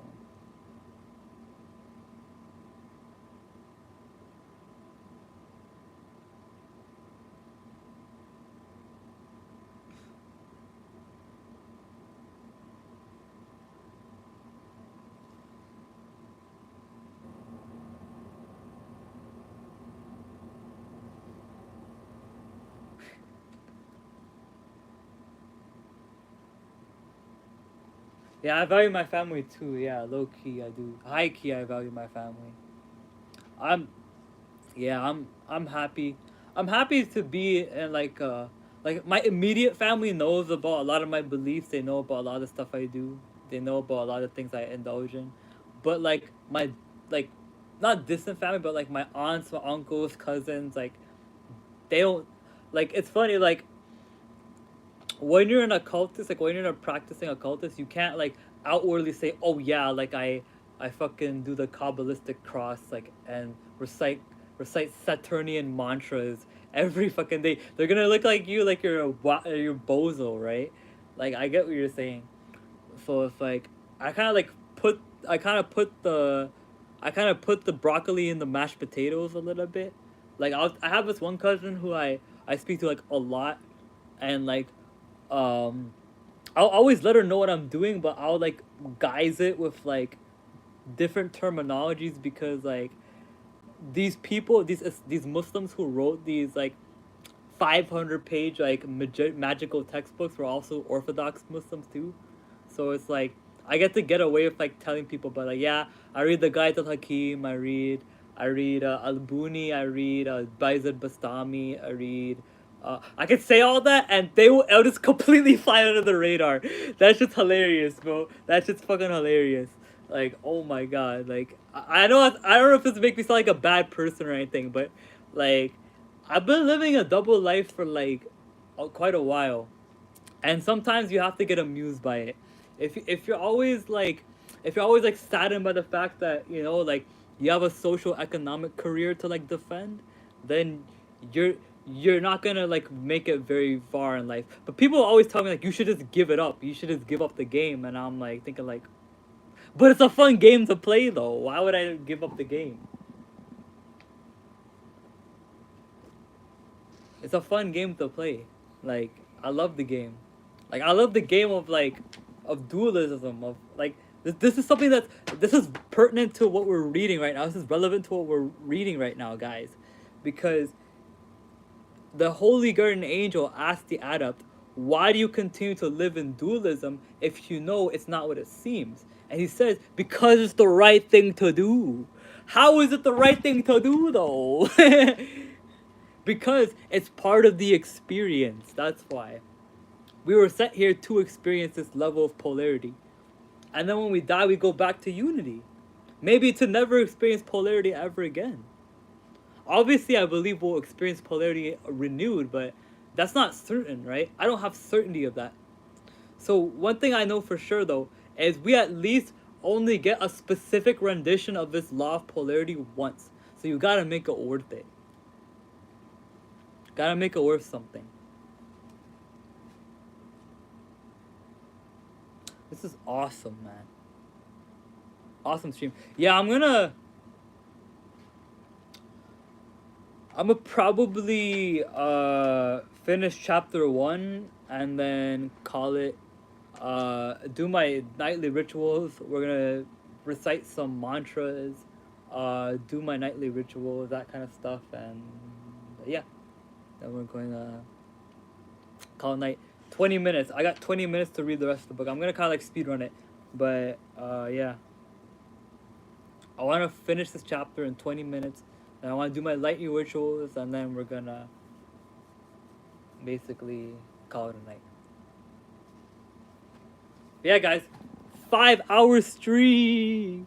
5 hour stream. I'm looking forward to it. I'm racing towards it. I've always wanted to stream for 5 hours. I've always wanted to stream for 5 hours. This was a long ass stream, bro. This was a long ass stream. I've always wanted to stream for 5 hours.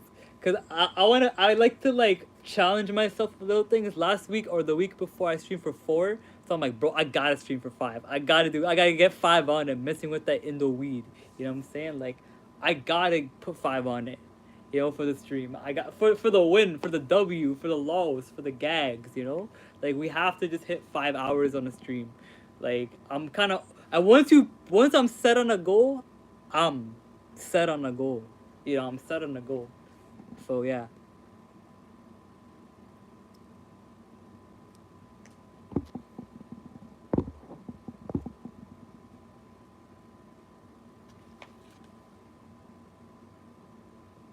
And Adonai said, the strong brown reaper. Oh, hold up.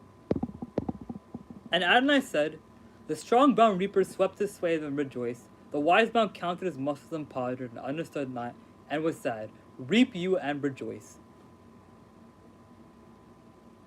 The angel replies that such calculations lead one to believe in the reality of illusions, to become confused by their complex falsities, and ultimately mistrusting one's own powers, to fail the act of fear of making mistakes. Whereas it does not really matter what one does, since one set of illusion is just as good as another. The business of the adept is to work manfully and joyously without lust of result or fear of accident.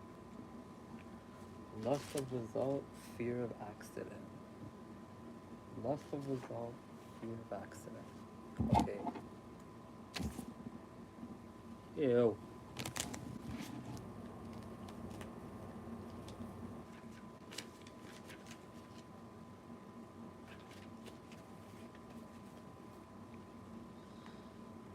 Transcend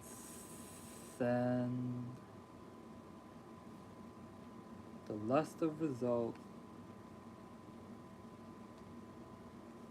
the lust of results, and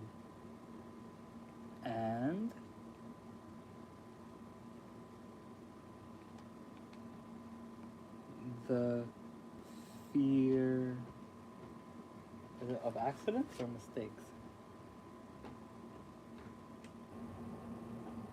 The fear of accident. The fear of accident.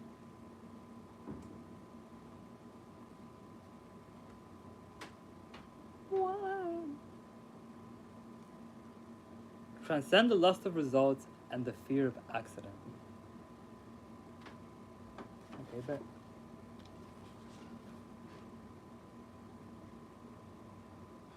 He should exercise his faculties to the full. The free fulfillment of their functions is sufficient justification. To become conscious of any organ is evident that it is out of order. Then was the adept glad and lifted his arm. Lo, an earthquake and plague and terror on the earth, a casting down of them that set in high places, a famine upon the multitude.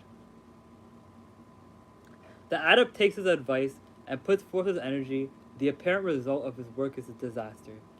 And the grape fell ripe and rich into his mouth, but the whole idea of his relation with mankind and Redeemer proves phantasmagoric. The truth of the matter is, he has eaten a grape and can be joined the banquet of his angel, proposed in verse 50. Staying in the purple of my mouth, O brilliant one, with the white glory of the lips of Adonai, every act of the adept is really the kiss of his angel. The foam of the grape is like the storm upon the sea. The ships tremble and the shudder, and the shipmaster is afraid. Alright. Let's go switch setup, guys, because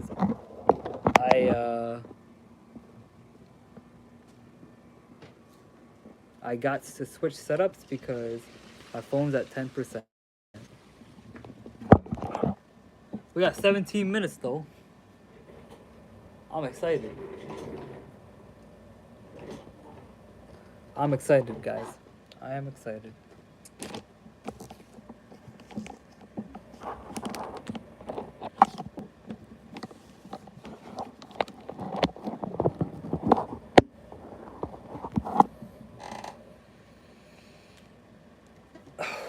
Okay.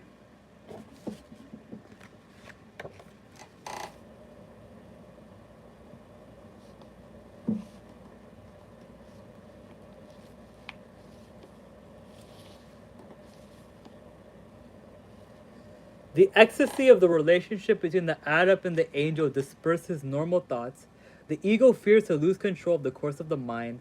This, of course, occurs in the less real sphere, that of normal consciousness. The ego is justly apprehensive, for this ecstasy will lead to a situation where its annihilation will be decreed, so that the adept may cross the abyss and become a master of the temple. Remember that the ego is not really the center and the crown of the individual. Indeed, the whole trouble arises from its false claim to be so.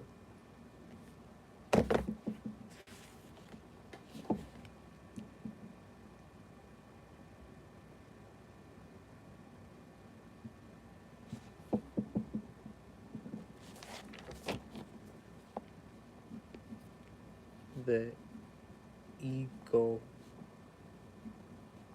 doesn't want to. Yo, I don't know if Tyrone's still there or not, but I want to run this idea by him.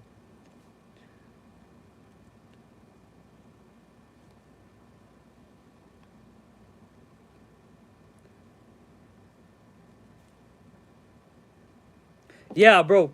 Do you remember Naruto? So, basically, like, in Naruto with the Uchiha clan, there's 3 levels to your Sharingan. So, technically 4 levels to your Sharingan. So first of all, you awaken your Sharingan, right? Then you get the Mangekyo Sharingan from when you kill your best friend. Then you get the Eternal Mangekyo Sharingan when you basically like how do I say this? When you steal your sibling's eye, and then you get the Rinnegan if you sacrifice yourself. So I've been trying to do this for a while. I've been trying to like show people like where all this abstract imagery of like crossing over the abyss and like ego death and like self like disillusionment is like in like all this media. And think about like when Madara like awakened his Rinnegan. He lost everything. He sacrificed himself. He crossed the abyss when he lost the Hashirama, right? So when he crossed the abyss, he basically like awakened his Rinnegan enough for him to open the ghetto statue and keep him alive, right? So it's like, think about how Madara awakened his Rinnegan. He didn't actually die. He sacrificed himself. He sacrificed everything that he wanted at that moment in that fight with Hashirama, and he got his Rinnegan. Like, that's really cool, right? Yeah, look at Bleach and Hollows too. Exactly, yo. Exactly. No, but I was just thinking about that one, like the Rinnegan and stuff like that. Because the Rinnegan is one of the coolest powers I've ever seen, actually. I fucks with the Rinnegan.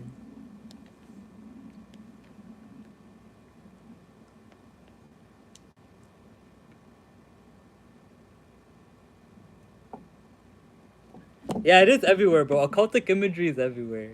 That's the cool thing about it. The Rinnegan is such a sick ability, bro. Like the Rinnegan is like so lit.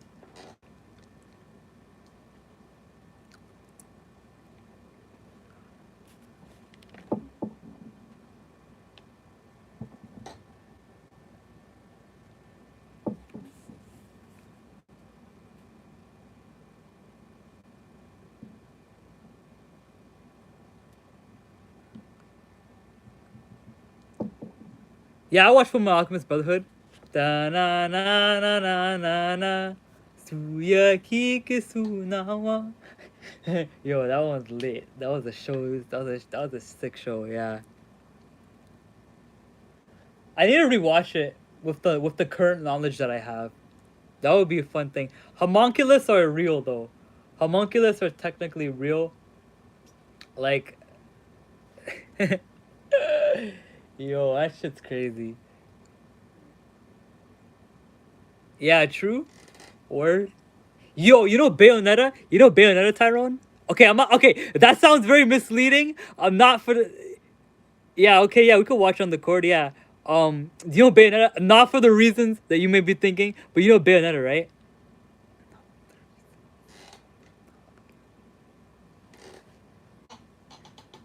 No, it's not a Gunner game. Yo, they speak Enochian. They speak. Oh, it's a spat. Oh my god. They speak Enochian in a Bayonetta. Like, bro, what the fuck?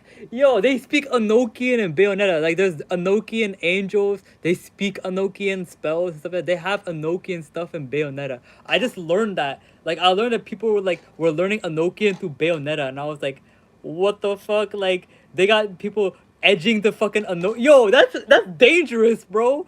You got motherfuckers like opening their sexual energy to this entity, this egregore, and then they fucking like, yo, yo, I know, bro. I'm not saying it's because of like it's good. I'm just saying they have a Nokian and Bayonetta, like. Yo, that's dangerous, bro. You don't want to open up those portals when they're speaking Enochian to you, bro. Like, they're borderline trying to possess you through Bayonetta, bro. What the fuck?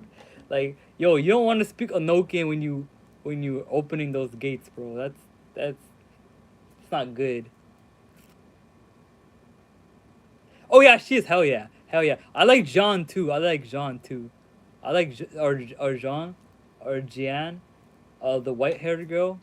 I like Jean more than Bayonetta, but Bayonetta is fine. Yeah.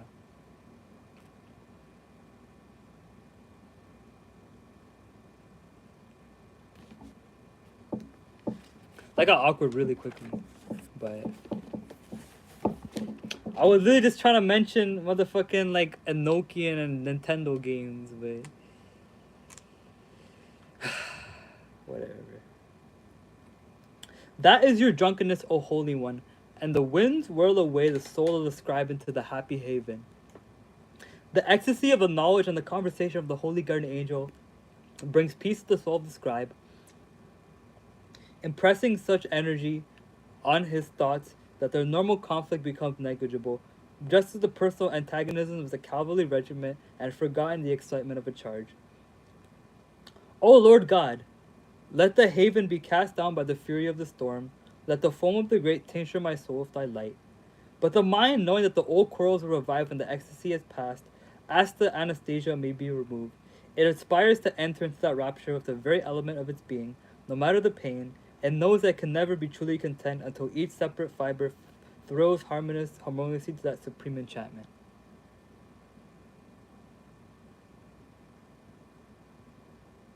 Aren't they making a new Kingdom Hearts, bro?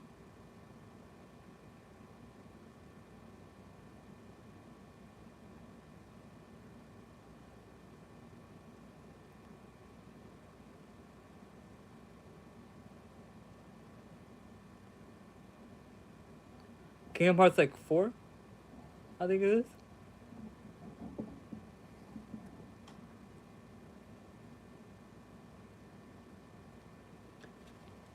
Yeah.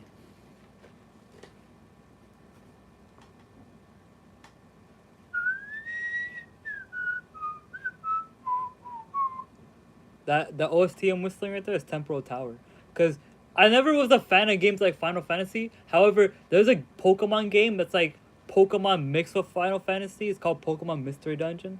Oh, Subnautica 2. Damn. Yo, Tyrone. Guess what? My PC, my laptop. If you have an Epic Games, we could play Killing Floor 3, eh?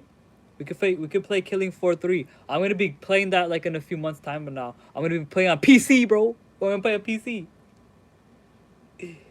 We'll play Killing Floor 3 if unless you don't like PvE games. But I've been trying to play like more PvE games than PvP games, cause I'm like shit at Valorant. But yeah, if you want to play Killing Floor 3, me and Hussein, my brother or my cousin who I call my brother, we're gonna play some Killing Floor 3. So yeah, let a man know. It's out. It's out already, but it's kind of expensive though. And I have to buy it for him because he doesn't really want to like financially invest in games, and that's fine.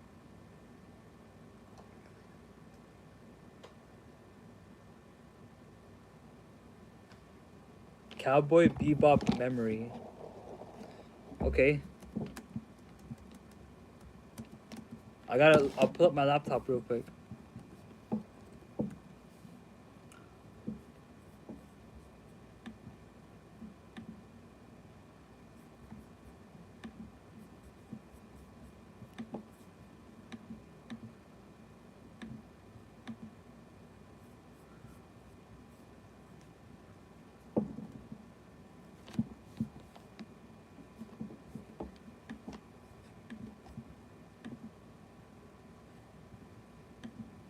Everyone told me to watch Cowboy Bebop. Too bad. I don't watch stuff anymore. I don't watch stuff anymore. It's kind of sad.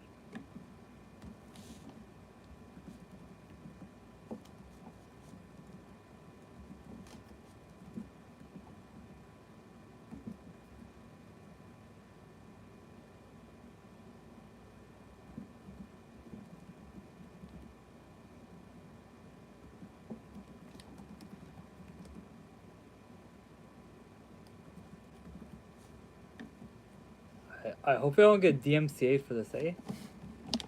And before I get DMCA, okay, yeah, I'm gonna put this out low. Put this out low. That's out low.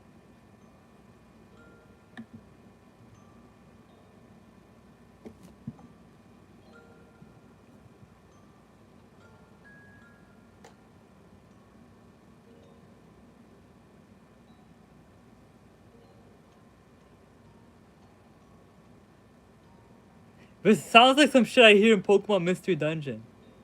I don't know if you heard me like whistling a Pokemon Mystery Dungeon OST, but this sounds like some shit I hear in Pokemon Mystery Dungeon. It's very. It gives me Pokemon Mystery Dungeon vibes. I was literally just whistling a Pokemon Mystery Dungeon OST. And you give me this. It sounds like. It's a lot like Pokemon Mystery Dungeon.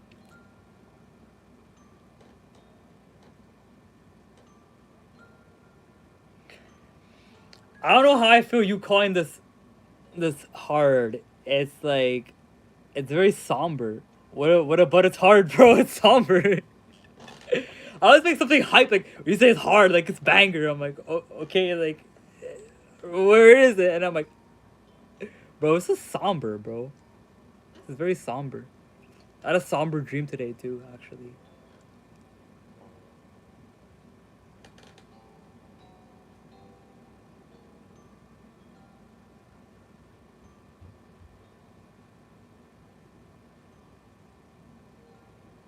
Is this the right thing? Yeah, it says memory.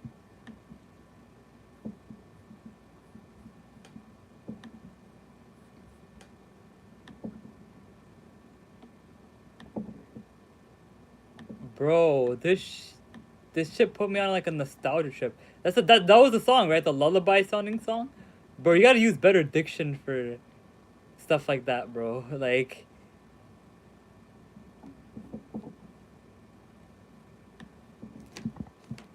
K play high enough. Okay. K play. Oh, it's the second thing that shows up. Okay. Oh, this is huge, eh?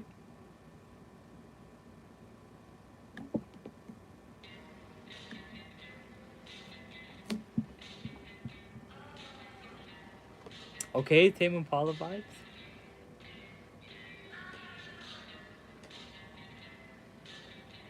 Fuck it, bro. I'll get DMCA'd, bro. I don't give a shit. I'll get DMCA'd. I don't care.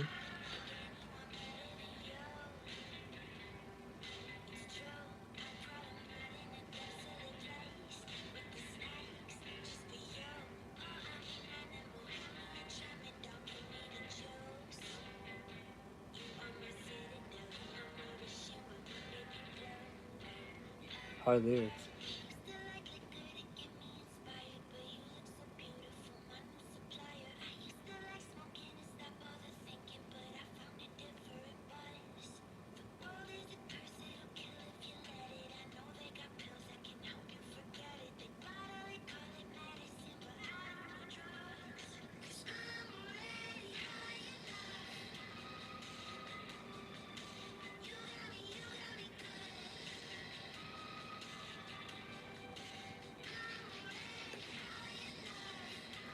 I'm uncomfortable with the energy we have created in this studio today.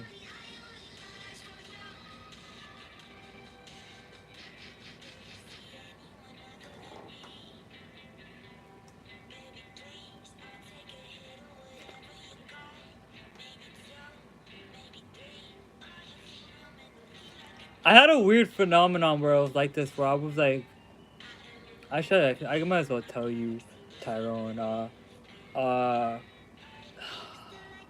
I'm not with Priscilla anymore, and I don't want to explain why. But when I was with her, I would like not smoke as much. I would not like indulge as much shit. And then when she started like snaking me a little bit, like I started like indulging heavy back into it and stuff like that. So it's like it's kind of like bringing this back to me. It's kind of bringing me back. I mean, that kind of plays on the fact that when you're in love with someone, you release chemicals that are similar to that of like stimulant drugs like cocaine, like oxytocin and dopamine and stuff like that.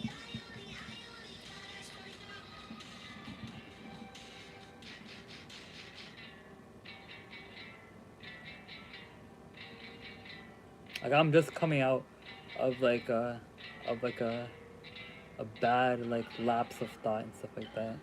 And my therapists don't really help me very much with a lot of stuff either. So yeah.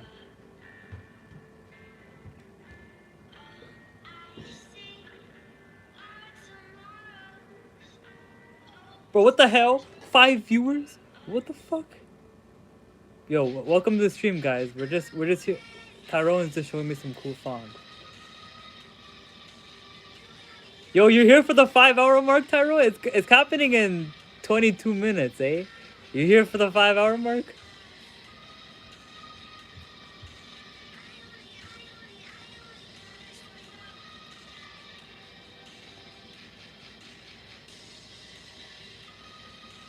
Let's go. The last 22 minutes of the stream, guys.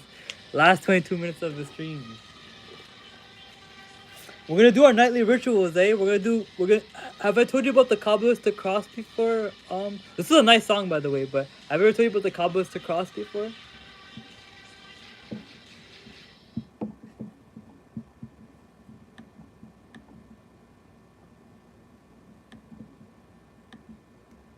Oh, what the fuck? Okay, so here. Yeah, so the Kabbalistic cross. So you know how like the Christians do this? You know how they do that, right? That's called the Orthodox cross. You know how they do that, right?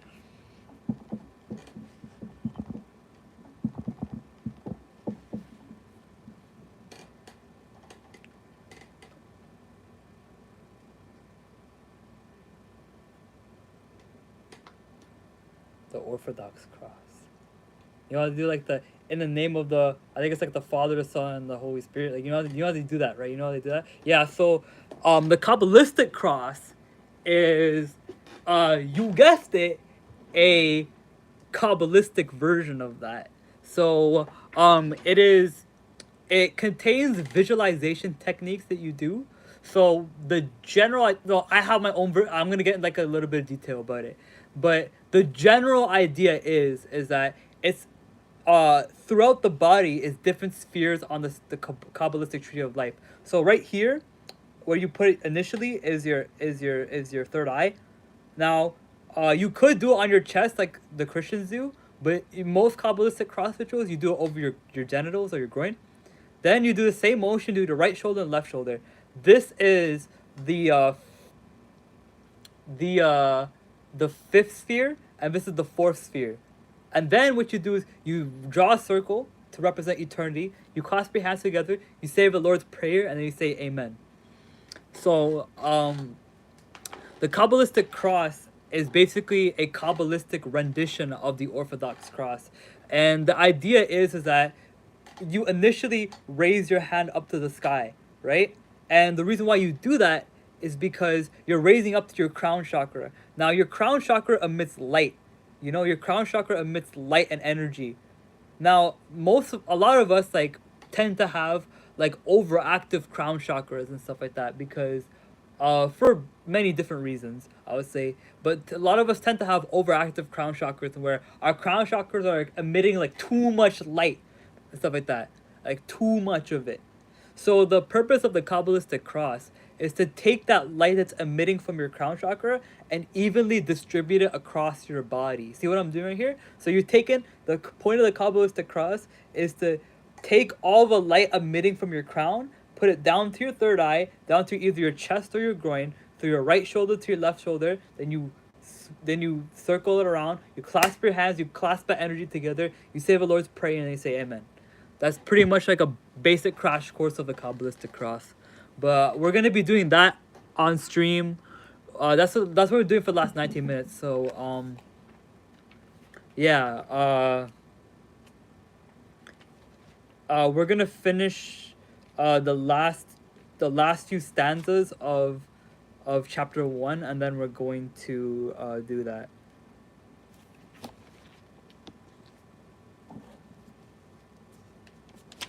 Seven viewers? What? Hey, welcome to the stream, everybody. Welcome to the stream.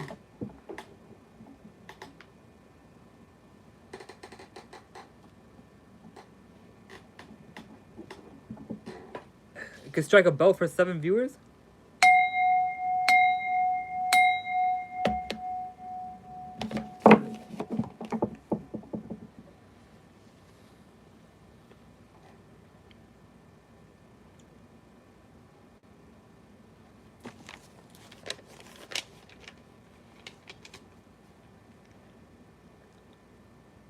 The union is fleeting.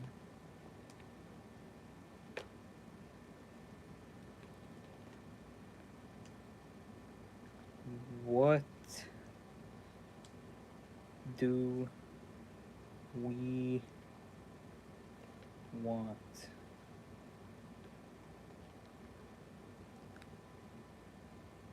Yeah, okay, let's make a note there, guys.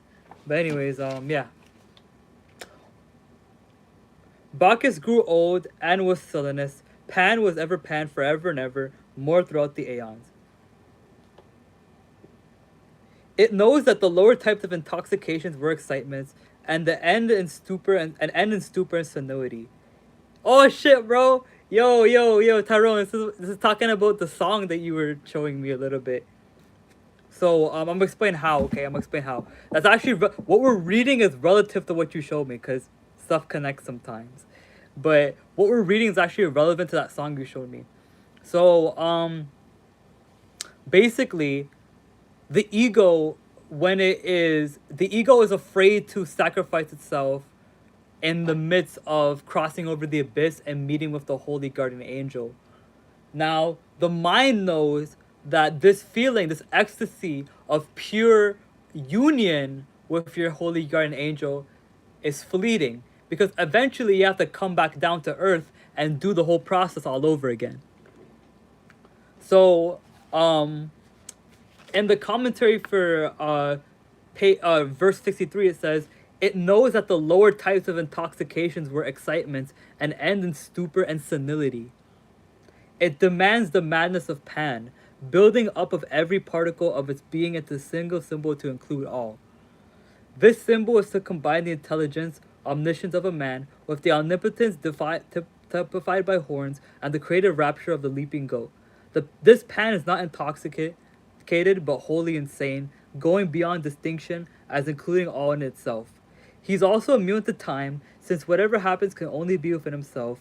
That is, all events are equally the exercise of his functions, and therefore accompanied by rapture, since he has included all possibilities in his unity, or that any change in part of his life, an act of love under will. Intoxicate the inmost, O my lover, not the outermost.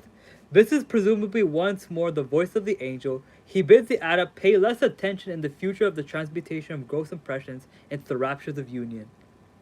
The greater work is to cause an unconscious interpretation with the angel, for this is the ultimate sacrament. The adept is only liable to be contented with the conscious joy of causing those whose thoughts which have always been the source of error to glow with purity and splendor to the touch of the angel. But it is far more important to renounce these rewards, ineffably holy and delightful though they be, in order to perfect the innermost self, to purge it of personality and to unite it with the universe, though such attainment lies too deep for direct conscious apprehension. So was it ever the same? I have aimed at the pure wine of my God, and I have heat, yea, I have hit. In a secret code, the adept affirms that he is of the same sex as his angel. It is not a union of opposites to produce a tertium quid, but a realization of identity, like the return to consciousness from delirium, whose ecstasy bears no fruit, involving new responsibilities, new possibilities of sorrow, but in all is sufficient to itself, with neither past nor future. The peeled wand is the creative energy of the angel, stripped of all veils, pointed to the zenith, ready to eager to act. The adept exclaimed of joy that he has aspired to unite himself with this idea and has attained. So, again, I've already read chapter 1 today, but I made a note on this already.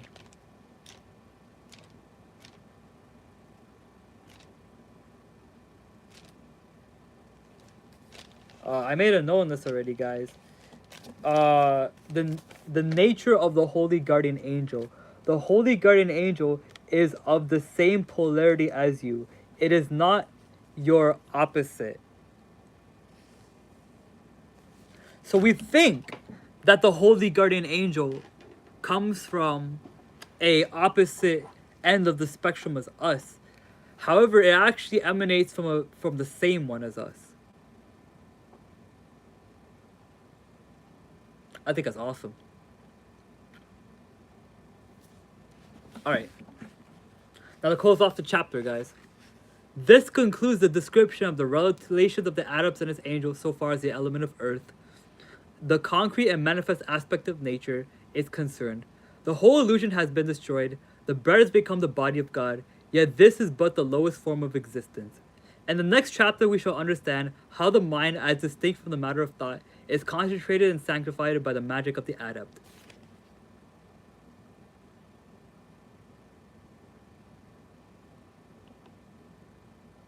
It is awesome, right?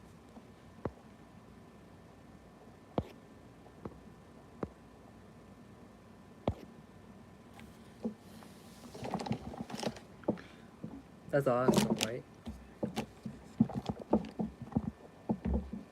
We're learning about contacting our HGAs, man. It's just lit. Let me see when he texted that. Hold on.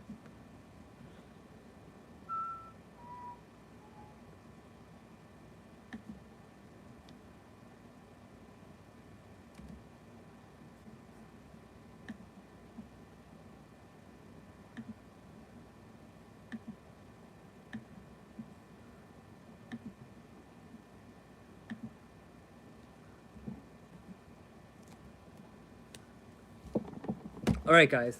So we just finished. We got 10 minutes left until we reach the 5-minute hour mark. So what we're going to do is, we're going to do our nightly rituals and we're going to call it a night. Okay, guys? Ready? Let's do this. I just had to strike the bowl because I just had to strike the bell because I finished the chapter. So yeah. We're gonna do the nightly rituals, guys. We're gonna get ready to do the nightly rituals. In 3, 2, 1. Alright, be back.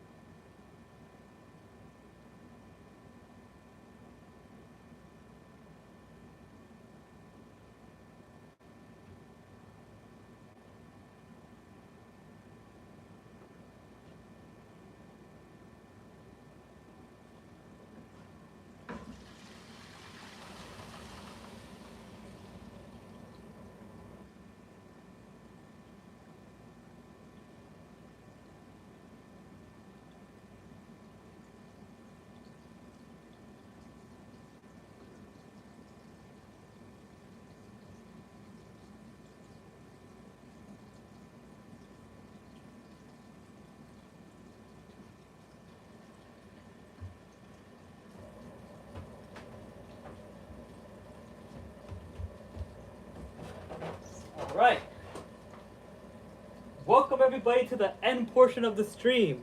We're gonna do our nightly rituals. I'm covering water because I just did ablution, but we're gonna do our nightly rituals and we're gonna get started to the end of the stream, the last 8 minutes of the stream, guys. We're gonna start it.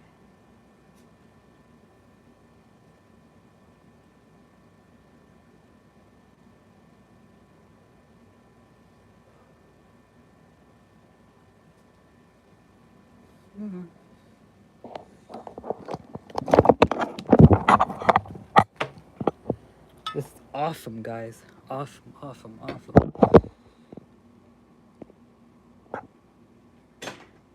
All right. Now, what would a ritual be without a ritual robe?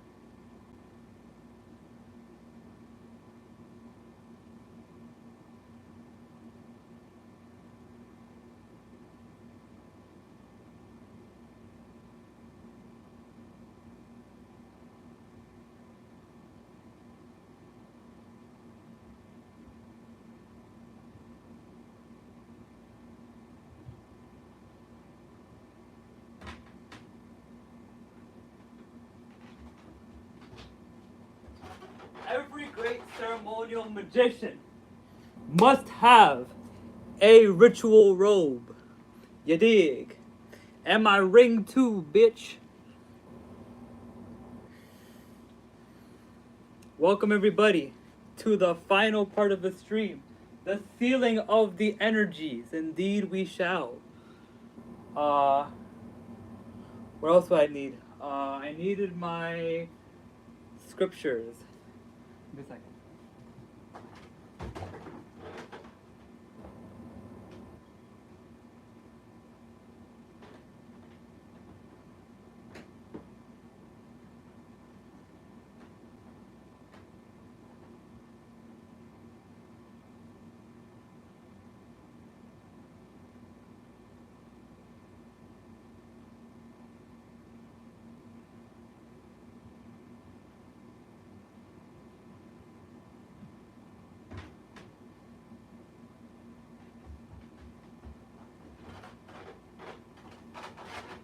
Seems like I put them here somewhere. But we made it to the stream. The end of the stream. Where's my scriptures?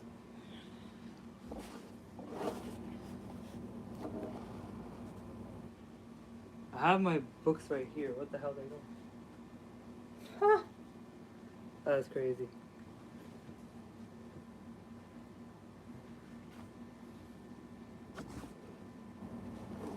Give me 1 second, guys.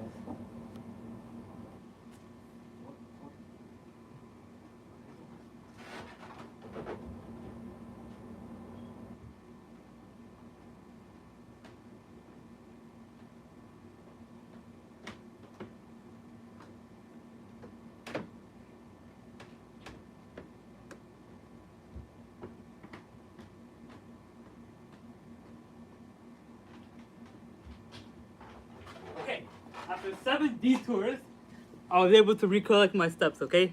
So, we're going to be reading this and this. And this. Oh, I'm reading upside down. We're reading Surah Sajda and Surah Mulk.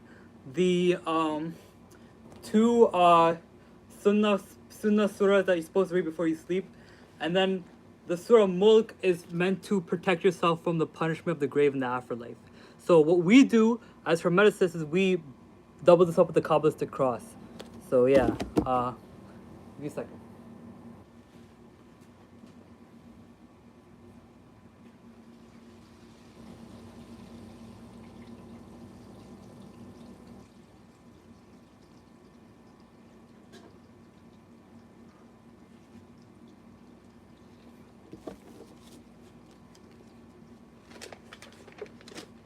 أعوذ بالله من الشيطان الرجيم بسم الله الرحمن الرحيم ألف لام ميم تنزيل الكتاب لا ريب فيه من رب العالمين أم يكونون افتراه بل هو الحق من ربك لدون قوم ما أنت هم من يدير من قبلك لأيهم يتقون الله الذي خلق السماوات والأرض وما بينهما في 6 أيام ثم استوى على العرش ملك مما دون من ولي ولا شفيع أفلا تذكرون يدبر الأمر أمرنا السماء إلى الأرض ثم يعرج إليه في يوم كان مقداره 1000 سنة مما لدن ذلك علم الغيب والشهادة عزيز رحيم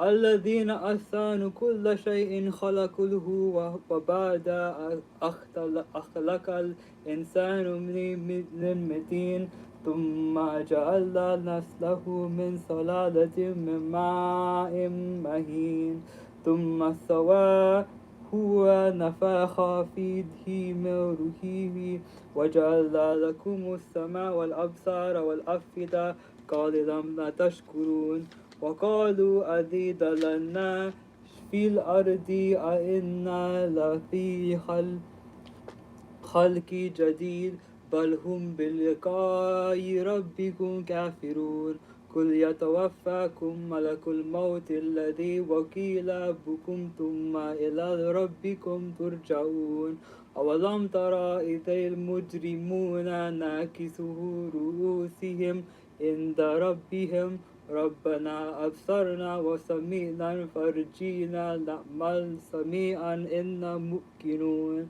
ولو شئنا لآتينا كل نفس هدى ولكن كل حق القول من لما أن جهنم من الجنة والناس أجمعين فذوقوا بما نسيكم لقاء يومكم هذا إنا نسيناكم وذوقوا العذاب الخلد بما كنتم تعملون إنا يؤمنوا بآيات الذين إذا ذكروا به خرجوا سجدا وسبحا بحمد ربهم وهم لا يستكبرون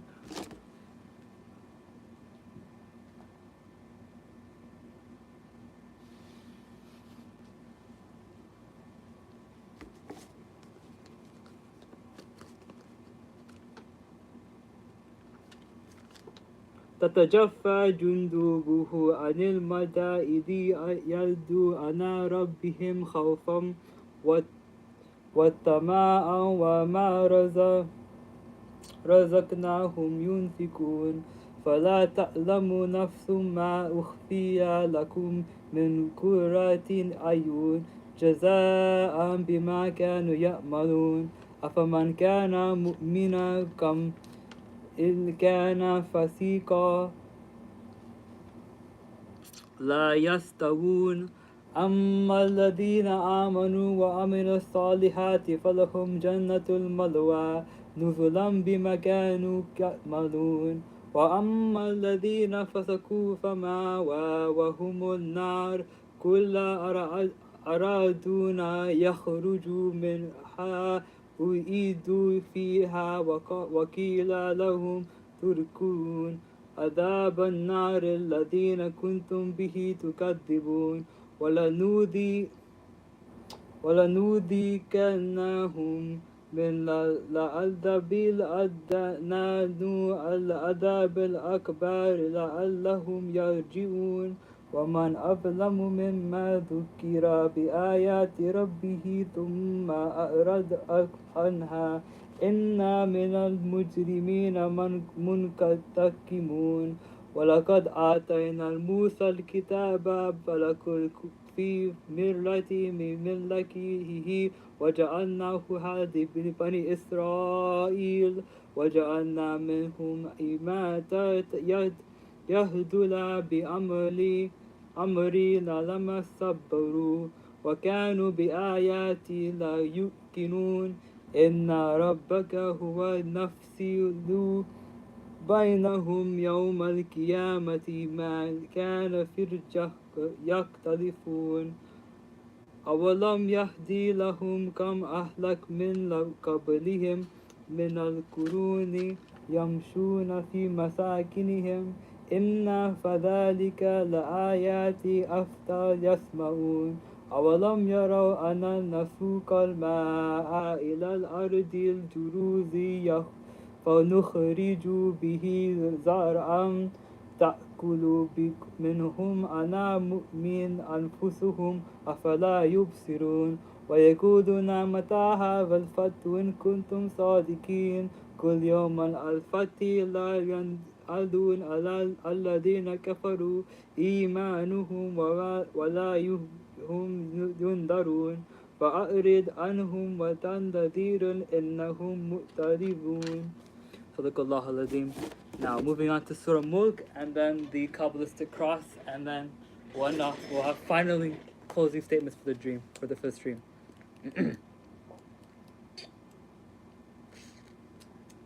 أعوذ بالله من الشيطان الرجيم بسم الله الرحمن الرحيم تبارك الذي بيده الملك وهو على كل شيء قدير الذين خلق الموت والحياة ليبلوكم أيكم أحسن عملا وهو العزيز الغفور الذي خلق السبع سماوات طباقا ما ترى في خلق الرحمن من تفاوت فارجع البصر هل ترى من فتور ثم يرجع البصر كرتين ينقلب إليك البصر خاسئا وهو حسير ولقد رأينا السماء والدنيا بمثابها وجعلناها رجوما للشياطين وأعتدنا لهم عذاب السعير وللذين كفروا بربهم عذاب جهنم وبئس المصير إذا ألقوا فيها فسمعوا لها شهيقا وهي تفور تكاد تميز من الغيب كلما ألقي فيها فوج سألهم خزانتها ألم يأتكم نذير قالوا بلى قد جاءنا نذير فكذبنا وقلنا ما نزل الله من شيء إن أنتم في ضلال كبير وقالوا لو كنا نسمع أو نعقل كنت في أصحاب السعير فاعترفوا بذنبهم فسحقا لأصحاب السعير إن الذين يخشون ربهم بالغيب رحمنا وأذكر الكبير وأسيروا قولكم الوجهار به إنه على بذات الصدور ألا يعلم ما خلق وهو اللطيف الخبير هو الذي جعل لكم أرضا ذلولا فامشوا في منابكها وكلوا من رزقه وإليه النشور آمنتم من في السماء يخسف بكم الأرض فإذا هي تمور أم أمنتم من في السماء أن يرسل إليكم حسبا فستعلم ما كيف النذير ولقد كذب الذين من قبلهم وكيف الفقار كان نكير أولم يروا إلى طير في قاسهم صافات ويكبد ما يسمكم إلا الرحمن إنه بذات البصير أمن هذا الذي يرزق هو جند لكم يبصركم من دون الرحمن إلا الكافرون إلا في غرور أمن هذا الذي يرزقكم من أمساك رزقه بل لجوا في عتو ونفور أفمن يمشي مكبا على وجهه يهدى أمن يمشي سويا على صراط مستقيم قل هو الذين أنشأكم وجعل لكم أمسا والأبصرنا والأفئدة قليلا ما تشكرون قل هو الذي ذرأكم في الأرض وإليه ترجعون ويقولون متى هذا الوقت إن كنتم صادقين قل إنما علم لله وإنما أنا نذير مبين فلما رأوها زلفة سيئت وجوه الذين كفروا وقال لا هذا الذين كنتم به تدعون قل أرأيتم إن أهلكني الله وما معي والرحمن فمن يؤجر الكافرين عذابا أليم قل هو الرحمن أمنا به والله توكلنا فستعلمون من هو في ضلال مبين قل أرأيتم إن أصبح ماؤكم غورا فما يأتيكم بماء معين. Now we will finish off with feeling the energy, folks. It's been a fun stream, guys. We reached the 5-hour mark 7 minutes ago when I was reciting, and I couldn't be happier. This is a W stream, folks. We got my. I'm sanctifying the space around me because I see every single stream as a space that must be cleansed, treated with respect, treated with care, and treated with great ritualistic honor. So it's with my privilege that I'm able to tell you guys, we're gonna end off the Kabbalistic cross with utilizing the protective energy of Surah Mulk. With the light of Surah Mulk, we shall be delivered, and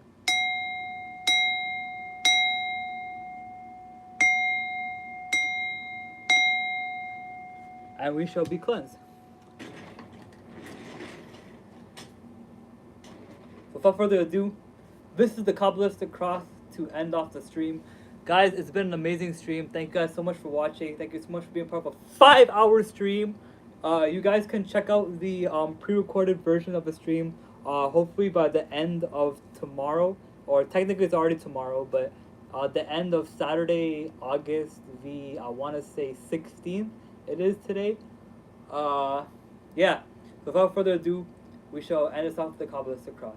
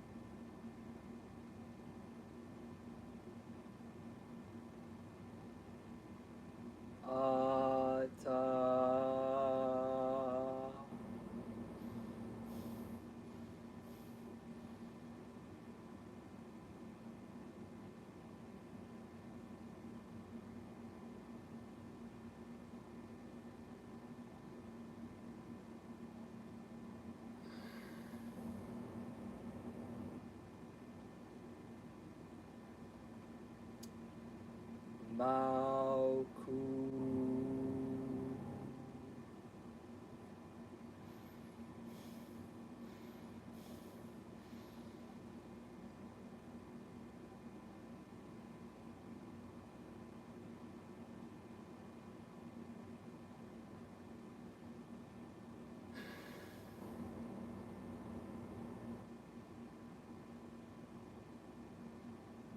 Vigebura.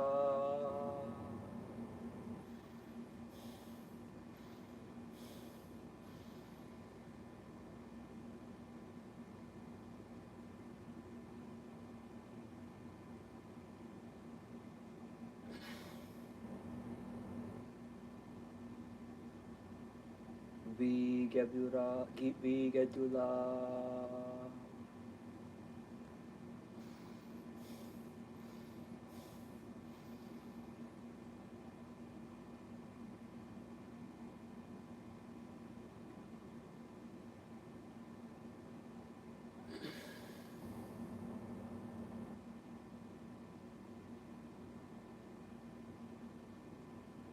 Leola.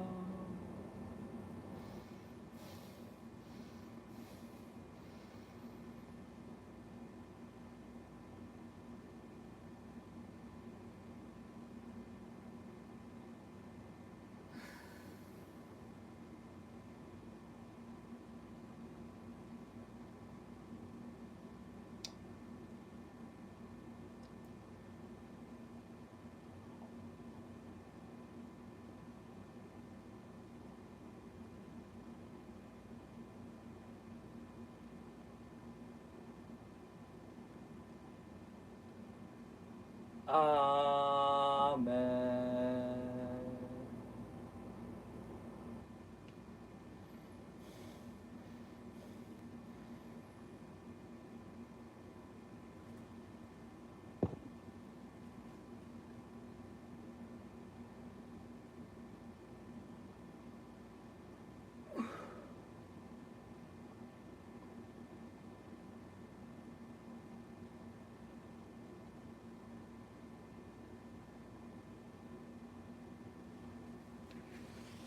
All right.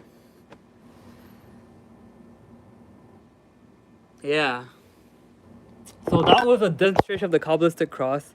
An explanation of what happened was we evenly distributed the energies from above our head all throughout our third eye to our sacral, to our right shoulder, left shoulder, around, sealed, and praised. So this is a part of a greater ritual called the LBRP, or the Lesser Banishing Ritual of the Pentagram. And that ritual is part of a greater ritual that I'm trying to do called the Opening by Watchtower. So this is one out of 3 different sequences of things that I could do basically in an operation. So this is the easiest thing to do. The Kabbalistic cross is the most basic type of ritual one can do in their practices. I asked one of my friends, like, how do I get rid of like imbalance and like astral parasites and and like unwanted entities. Oh, I sound Indian. Are there entities? No, entities, unwanted entities. And she prescribed to me the Kabbalistic cross, and I didn't really believe it at first. But then someone taught me how to do the Kabbalistic cross, and that is like, it changed my life forever. It was pretty cool. I learned how to do it first time someone ever told me. So if you guys want to know the motions, here it is. Now, I do a very unique rendition of it, but you want to put your hands like this, just like how the Orthodox Christians do the Orthodox cross. You want to put your hand up. You want to imagine you're getting bigger than the space around you, and then you want to imagine light at the tip of your fingers. Now you want to bring the light down to your forehead, say Ata. Bring the light down to your groin, say Malkuf. Bring the light to your right shoulder, say Vigapura. Your left shoulder, say Vigadula. Draw a circle, say Le Olam. Clasp your hands, say Amen. And then say the Lord's Prayer. And then that's how it works. But thank you guys so much for watching the stream. We've streamed for 5 hours and 20 minutes, just like my birthday, 5:20. No, we actually streamed for 5 hours and 60 minutes. Wow, 5 viewers and 5 hours on the stream. That's awesome. Yeah, 6. Wow, the stream viewers just keep fluctuating, bruh. What the hell? See, Tyrone, this is literally proof that the Kabbalistic cross like brings abundance. You know what I'm saying? Like, I was just doing the Kabbalistic cross and reciting the Quran, and now here we have an abundance of people. But thank you guys so much for watching the stream. My name is Ken. I hate to leave it off on 6 viewers, eh? I'm very greedy.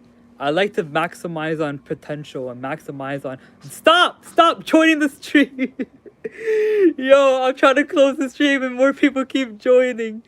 Yo, that's crazy.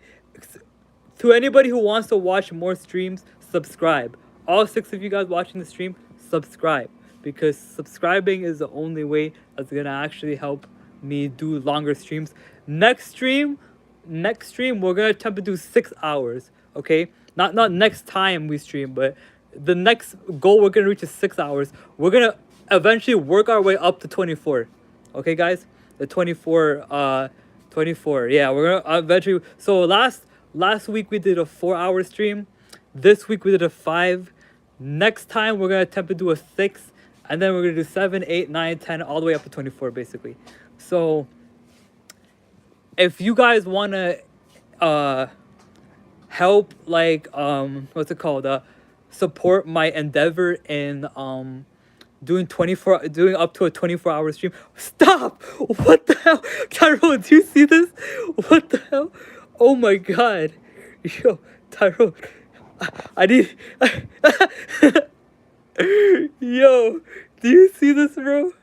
This is scaring me. But what the hell? Okay. Okay, number Duno down a little bit. Number Duno down a little bit. Shaved in half. Okay. Okay. Yeah.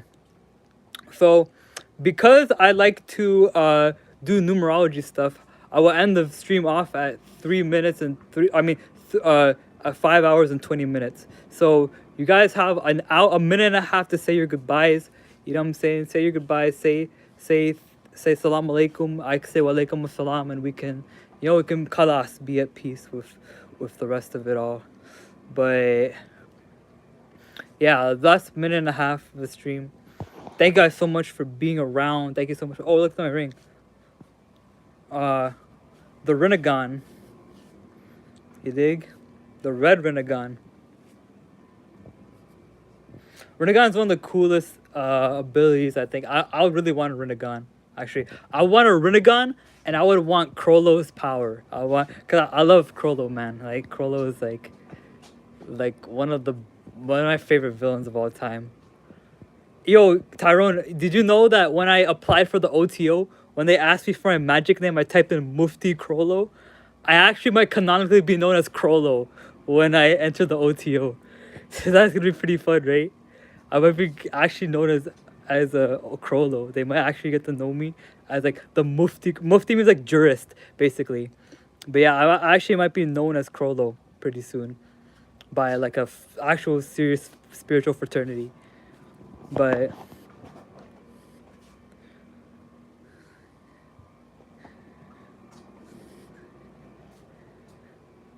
David Haller from Marvel, that's tough. Yeah, that's tough.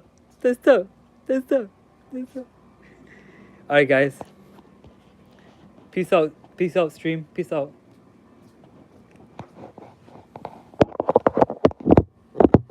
I'm gonna hold in the tree pose. And when I break the tree pose, that's when the stream's gonna end. Okay? How's that for a stream ender, okay? I'm gonna hold the tree pose.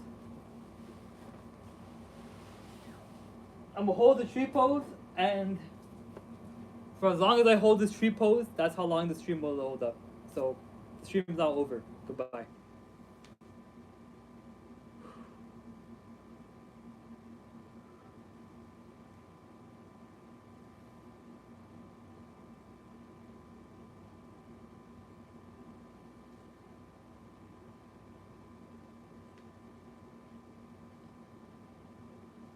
I can hold this for really long, eh? It's either all of you guys are gonna leave, or I'm gonna leave.